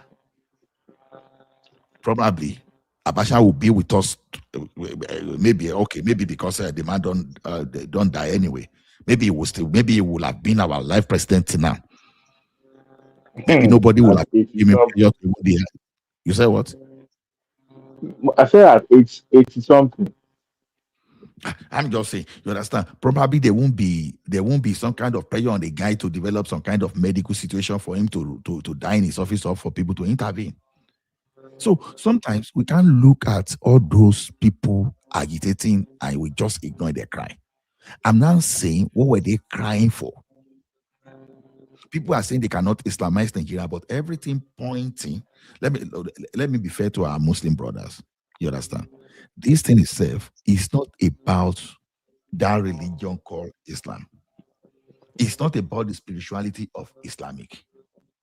It's about people that like to use religion as political tools. You understand? It's about people that once but this is not this is not the first time to have a region that is disturbing the peace of the country. Remember the previous administrations, Obasanjo's, Jonathan, Buhari's, even Yaradua. Remember the South agitation as well, where the different negotiation group, bombing pipeline, disrupting economic activities of the state. Right? What did the government do? They find a way to placate this group of people, entice them, employ them, even at the point put them on the payroll, for state or federal parastatals. What does that mean is that led to creation of Niger Delta Commissioner, just to cater for the yearnings that you're talking about. But in a way, they are ready to go, politically with the government to the point that they were able to settle. At the point, Obasanjo started with iron hand. But what did he do at the end of the day? The subsequent administration that followed him or that succeeded him, dealt with those people, right, in a political way. Now, what stops these likes of Nnamdi Kanu from going through the same route, so that his message can be well received, and then becomes a win-win for his people. You understand what I'm saying? At a point, sorry, at a point, Niger Delta was like a hellfire in Nigeria. You remember, to this day, there is a weapon proliferation in that region. If you see the amount of weapons that is passing from one hand to another in that region, in fact, you will realize that the hell that they're talking about is in Nigeria. Remember when they were kidnapping expatriates to the point that all companies had to relocate from Port Harcourt to Lagos? Remember those times. What happened now? Should we say southeast, south region, Niger Delta region in general? They are much more safer now. But you see, every agitation there will always be a method to it. Now, the likes of the northern people, the Boko Haram of a thing, it didn't start as an agitation. It started as a movement. Go ahead, Jack. Before you know, it snowballed into so many things. We all Look know at that. Adewale. I want us to focus on the message. Let's forget about the personality. You understand? After all, I'm saying that Ken Saro-Wiwa, we talk about Ken Saro-Wiwa today, but did Ken Saro-Wiwa and Co. did they involve in paying some people? Yes, they were. I wasn't even talking about, I wasn't even talking about South. Well, this was the pioneer, and the method at that time wasn't about time. But the people that came after them, they were fine. They were weapons everywhere, right? But it wasn't as on this larger scale of kidnapping, or even there was a kidnapping, but taking huge number of people in custody and kidnapping them. You know, it's never happened before. But some people started it. I mean, if you remember, there was a time in Nigeria that was bomb blast. You guys don't remember. You forgot Okay, bomb okay, blast okay. in Abuja, bomb blast Adewale, everywhere. Adewale, your Minister of State for Defense today is in the public space, and I'm still expecting the guy to go and sue those people that are accusing him. He's in the public space that he gave he gave Boko Haram, or he gave terrorists some Hilux vehicles, and is this your Minister of State for Defense today? Sorry, is it Matawale Abi? What's the name? Sorry, what's the name It's of your not the minister? one. It's Okay. not the one. Now we have some now. We are like Even I said. Vice President was accused as well for dining with the Boko Haram. Okay, even if those one were accusation, you understand. Now we see No, your there was a governance today. picture that the picture showed that he was actually having it. Okay. Anyway, go ahead. Now your state governors. Now you understand. They've shown the information in the public space have shown us that they are sponsoring terrorism. You understand? Because sponsoring terrorism sometimes is not only when you give them money, but when you are giving them moral support.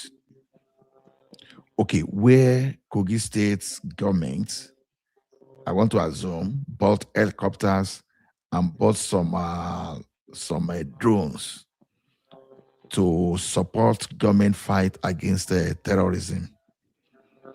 But we have a state that was at the forefront of fighting to release tens of terrorists that are undergoing a prosecution. Do you understand? So that guy they would not even thinking of buying shoppers to support the police. They are not even thinking of buying drones to help in surveillance and other stuff, but they are more focused on releasing terrorists in the name of peace deal. We are not looking at that. And we are looking at Nnamdi Kanu. And meanwhile, what is happening today was exactly what Nnamdi Kanu was preaching against. When some of us were not, yes, that guy, he was doing, I know that he added some kind of rubbish here and there. I know he added that. That's not even the point. But let us filter the noise out of it and go back to the real message. That's what I'm talking about today. It is clear as day and night now that the northern governors, they've been in honeymoon with terrorists. Even those people that are twerking for being under, people are twerking because when I say people don't pay attention sometimes. Go to ADC now.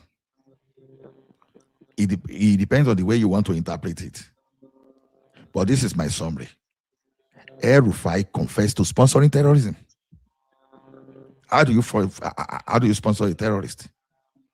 You say you travel to many countries to go and find all those Fulani that came to your state to pay your people. You don't give them money so that they won't kill your people, but they won't pay your people. And if a person like you and myself were in Nigeria, they would have taxed us. While we are law abiding, they are taking money from us. At tax, that we are working properly to go and pacify some people that are coming after us. And we are saying we should forget about the message that Kanu was preaching before he derailed. We shouldn't forget about those kind of message. You can forget about his violence message. No problem about that. But what was he saying before he went violent? That's the point. That's where I want to focus on. And that's what led us to. Did you know what it means to kidnap 13 soldiers? You understand? I'm not saying they are kidnapping civilians. So they are kidnapping infantry soldiers. So that means that a person like you and myself, we were walking on the streets of Nigeria. If they were kidnapping infantry soldiers, those people that with armored personnel carriers, they have all those ballistic equipment, everything, that they have all the support. They were creating, they kidnapped soldiers, including the commanding officer. They should see, even they shouldn't be able to create. The sergeant is even too high. You understand? They shouldn't even be kidnapping a private soldiers in the military, talk less of their commanding officer. We are looking at the consequences of our negligence. That's what I'm telling you. The consequences of our negligence, and we can't continue to be politically correct. Just want that we want to sound good. So the message those guys were doing is this: you understand? Adewale is not being viewed as the right citizen of Nigeria as far as Nigeria is concerned now. The Fulani people, they are the landlord. They are the owners of Nigeria. They are the indigenous people. You, Adewale, you are a naturalized citizen of Nigeria. That even your citizenship will be withdrawn. It sounded like that, but it's not. You know, what I was. Nobody has a Nigerian card, yo. Yes, Adewale is just a naturalized citizen of Nigeria. Naturalized citizen of Nigeria. But Fulani from Futajalon, from Mali, from this thing, you understand? Did you watch the interview of that Minister of Culture, that Fulani lady? Just a video clip that I watched. I didn't actually listen to. Like an period is like, we are very sophisticated in the north. There's no way Tinubu can drop Shetima. Like they have a class system. Like I saw that. I saw that. There will be a consequence. They find the middle belt irritating. Like how are they even politically relevant to them? It's like they're meant to serve. That was the tone of that interview. Like we run things here. It's Fulani one, our Kanuri two. Then everybody. To be honest, that lady as a minister shouldn't have answered that way. Even though she knows the answer, I think she shouldn't have answered that way. But of course, she can't help herself because she's not that. It sounds like it superior to everybody else. We run the show. I'm like, you know, you ever wonder why we haven't had no census done all this year? It's because of the instability that it will generate. Because we know the last time we had a census in Nigeria, we almost blew that country up. So, and that is why Tinubu is having hard time. Even Buhari wanted to, but he couldn't. Are you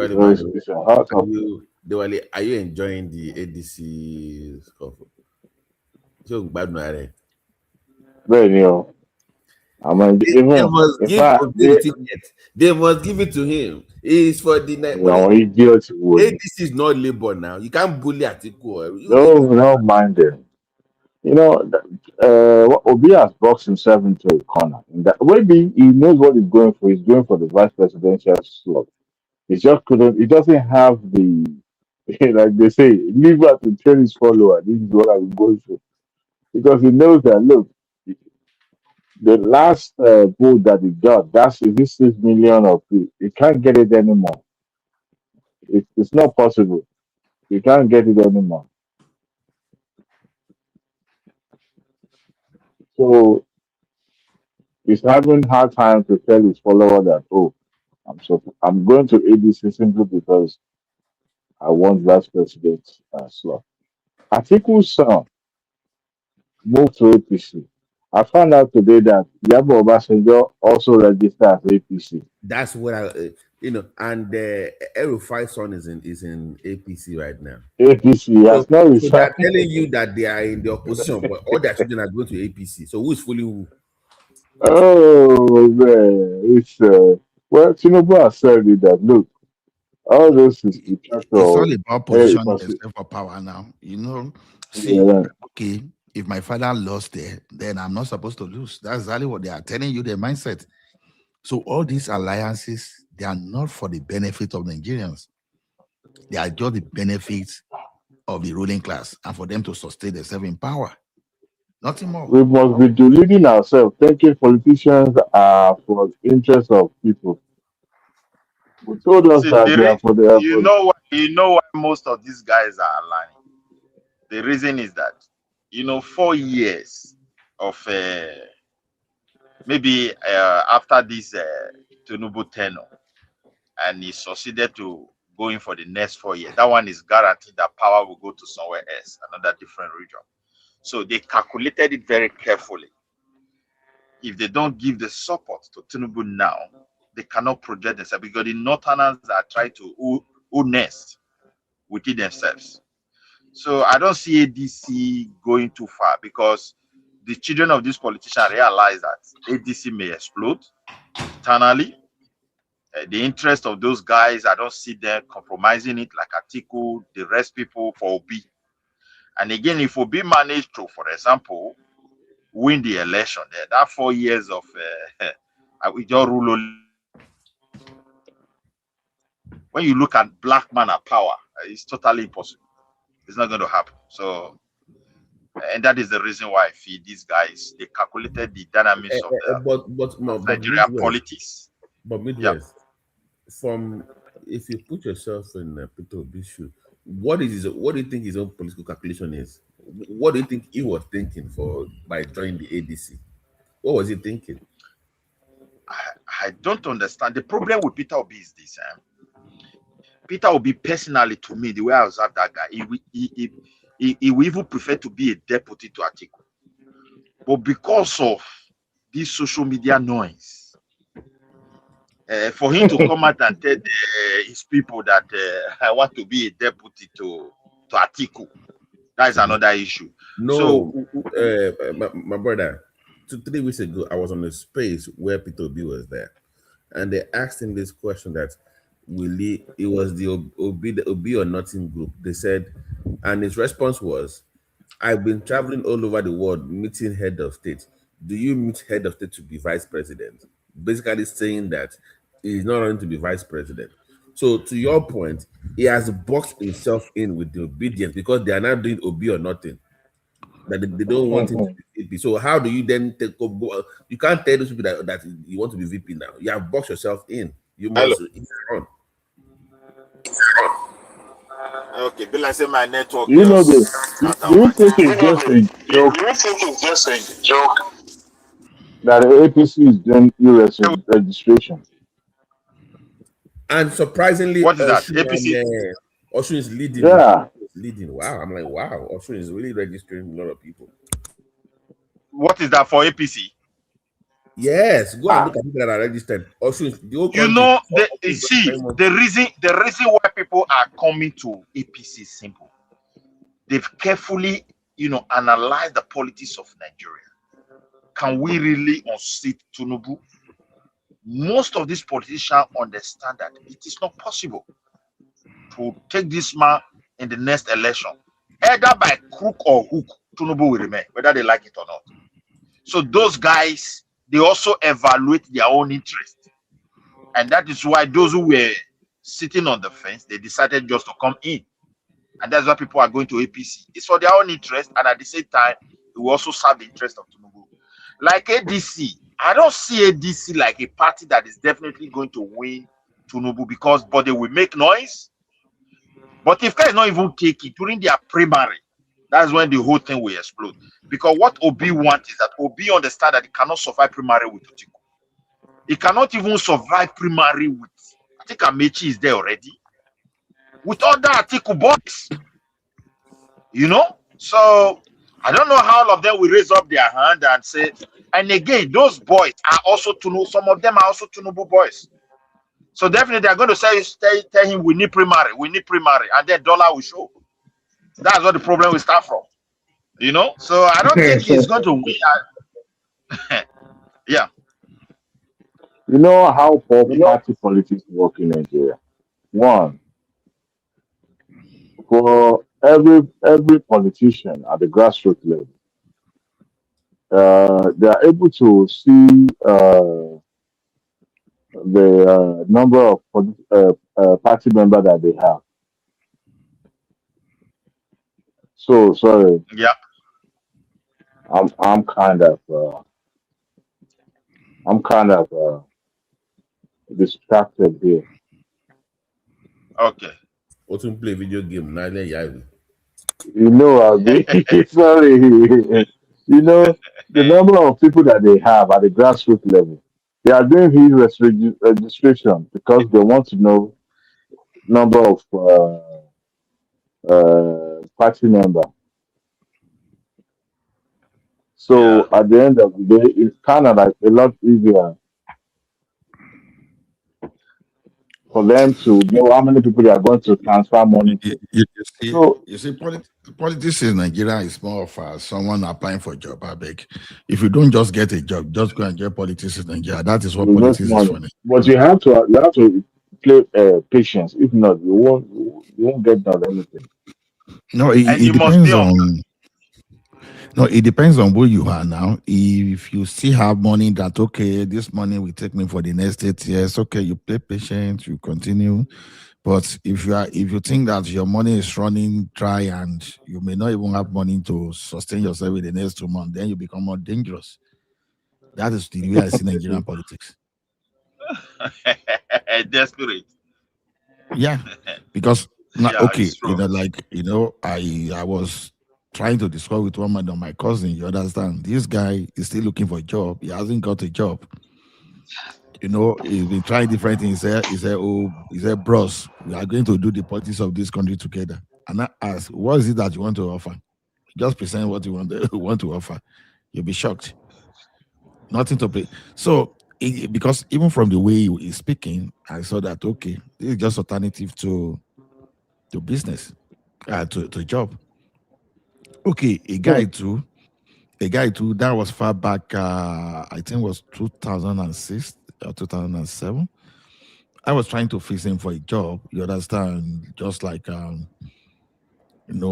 guy is just a graduate of economics and was unable to get something. But I was in an organization that I could fix this guy. But the job available that time was just to be like a personal assistant.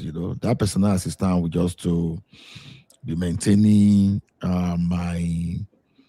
my MD's resident and all those go. And that job may look demeaning naturally. You understand? Because it's That's highly expected. executive assistant now. That's money now.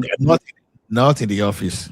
He will be Okay, maintaining okay. his house, his residence. So just like okay, they wanted to fill out Who with food does that? stuff. Who does that? That's an house help. Adewale, I could have done that job that time if I had no job. I'm telling you facts, Yeah, whether you like it or not. just Yes. like to take advantage of each other. Go ahead. See, Mhm. some of us here that we know how we started now. I told you when I told people that I like to buy, and some people were now raising their shoulder. If you like, if you were driving limousine, that's your own. Me, I drove Uber when something was tough. I went to warehouse where something was tough. You understand? I don't have anything to raise shoulder about. You understand? So the thing is, now that job as at that time, you'll be living in VGC. You are not. Just imagine where that guy will be living. You understand? Was better than where I was living in Oregon. You understand? Just look at someone that is doing. Let me give an example. Look at someone that is doing maybe domestic staff in Ikoyi, and you are living in a boys' quarter in Ikoyi. That naturally that boys' quarter will go for like over 1 million. As at that time, if you were going to rent that now, how much was that? How much was my rent in Oregon at that time? Because the work sound like a personal assistance, right? It sound demeaning, but the wage, man, better pass the graduates that were lining up for ET job. And You know, in that job that time, they were because of my mentalities of my boss that time, it was almost guaranteed that that guy would not even last 6 months in that role before he will be moved to the office, into the office job. Because that time, I remember that time that even at the point in time we were converting technicians, gate man, all those office assistants, we were training them on how to maintain machine because we're looking at them as cheap labor. That cheap labor I was talking about pay more than all those bank support staff. You know why bank support staff were earning 50,000, 60,000? We are talking of these guys, they were earning well over 100K. Some of them were earning like 200K. So sometimes forget about the English behind the name. After all, no be obodo Igbo we all day, so we don't know what people they do. You understand? Someone with PhD now, is correct a lot there. It's correct a lot there now. You know, they call it security. Oh, I'm working with Salvation Army security. All of them now. No, now police will be for here if not what they do here will not be down. Whatever. See, the question is as long as you don't go out and stay and someone starts shouting oli oli after you, as long as you are not thrown outside of your building and you become homeless, job not job. And that thing is keeping you. But you know our people now is that mentality of mentality, the reason you know the reason why we did for that mentality because we don't pay tax. That's the reason. Because if we really have a well taxable system, even somebody that is an assistant, then you're going to be responsible for something, such as pension. Like European standard or healthcare insurance and all those things, all those welfare insurance that follow, you must pay all. If you're an assistant to people. But Midwest, it's not about tax. Now it's about inflated ego, useless ego. Let me give you an example. No. Sorry for Midwest. There are mobile mechanics in America. They don't get your book. They are mobile mechanics. They make more money than pharmacists. But I don't know. But they make more money. For European, like it's they make money more than doctors here. Far away. Let me tell you something. Let me tell you one funny story. When there was a time, you understand, because people knew that I work in the bank or those stuff, you know, people like that. You see, one problem in Nigeria is this.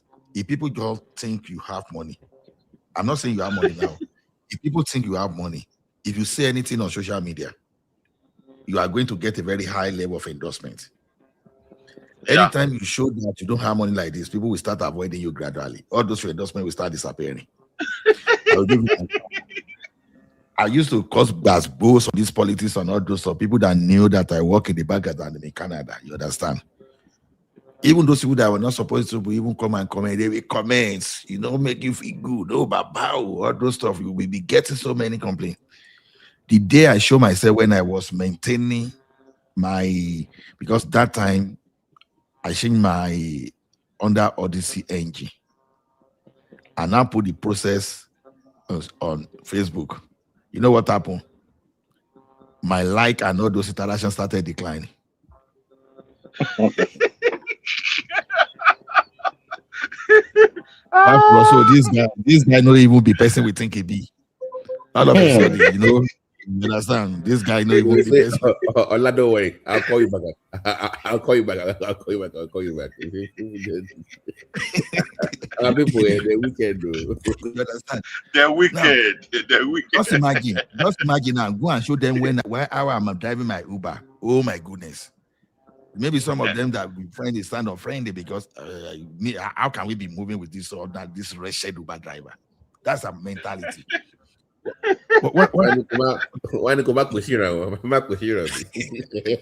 They think to be honestly speaking, the way they designed that our country, frankly speaking, if you don't attach fake value to whom you are, the people will never respect you.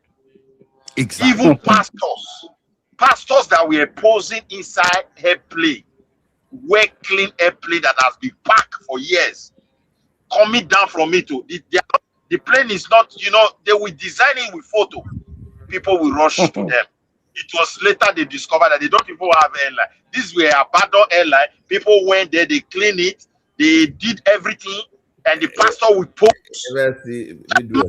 One pastor said it's an insult to even donate small change. That do you see what I'm wearing? I am wearing this gamma from Italy. The shoes from this one. The level of this church.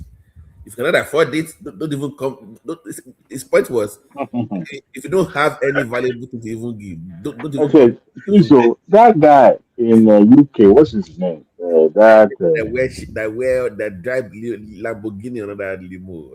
Yeah, where is he now? Where did they package? I don't know. They don't. If I say police, they package the guy, but I don't know whether he survived the whole case, but he was having problems somehow, Who is the Lamborghini guy? Who is the Lamborghini guy? I forgot his name. Toby. Pastor Toby. Toby, yeah, Toby. Yeah.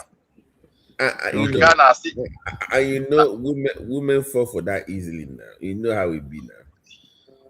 Pastor is the Lord anointing. For me, if they want to reduce those ego,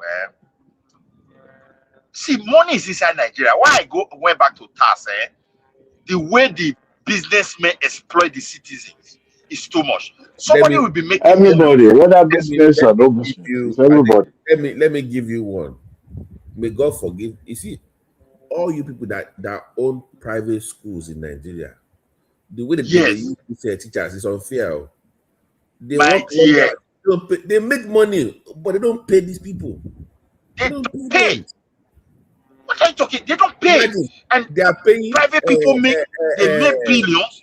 That somebody owns a private school that I know.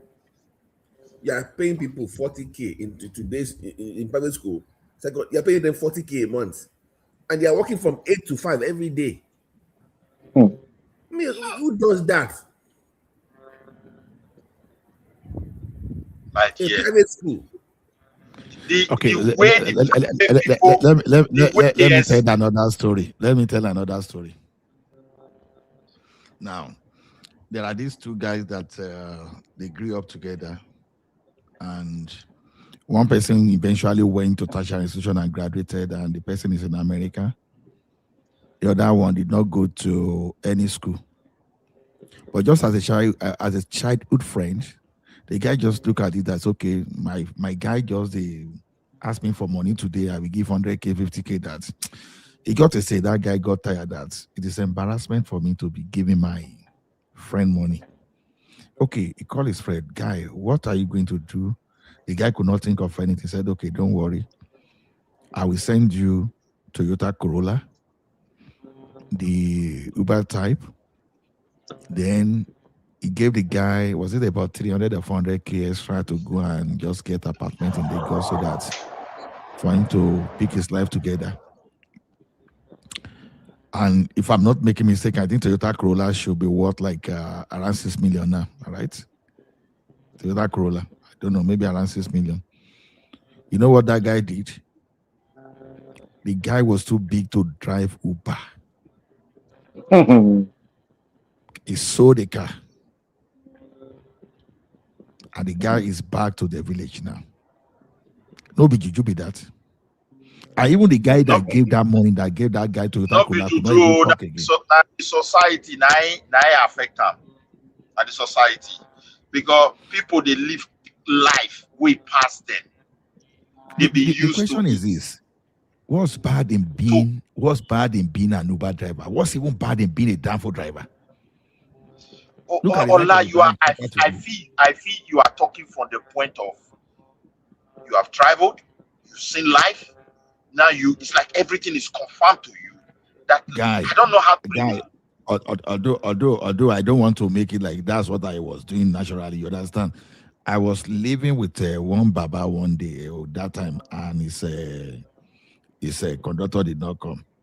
You know, me and that Baba Peking, we were even running tons of becoming the conductor, although I was in school that time, the conductor for that Baba Danfo that time. You understand? during the holiday. Now sometimes we may even be praying that underneath that say make that Baba conductor no even come so that we go join you. Because we would say, oh studio. You understand? What I'm saying is this: there are some things that people should be able to do. You know one funny thing. Even those people that live in Lagos, I think those guys can even still try to do anything anyhow. But you know those people that live in a low-key Nigeria, people that live in so-called Akure, Ekiti, Gesha, all those people, they are the one that want to be the big boy. People, Delta people, go reach Port Harcourt. I don't know, Bayelsa side there. Now they be the worst. I don't like you. That's just the truth. You understand? But people like from Lagos, some of them can still do anything for them to Lagos and Abuja, yeah. But people coming from Ekiti, maybe you leave your land there, you understand, you want to be a big boy, you want to work in the office, to be rolling on that sweat share, to be commanding people. You understand?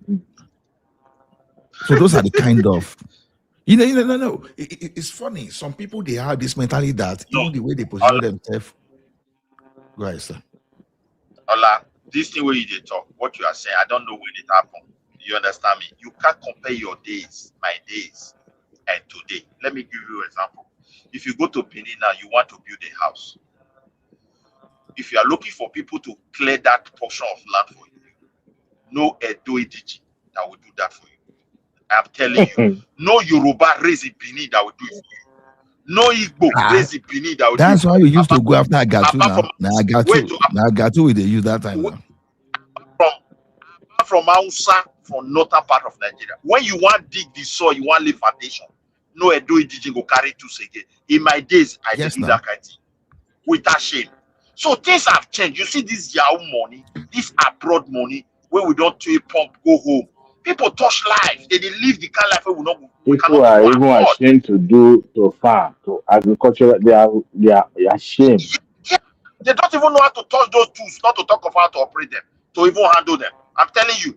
Now we raise people in the South that doesn't know anything apart from how to brag, both male and female. It's just the reality. Go and buy a bus for your brother. I took NG back home. Make I give you a story. My immediate younger brother, I packed some NG go home about 2 or 3 years ago.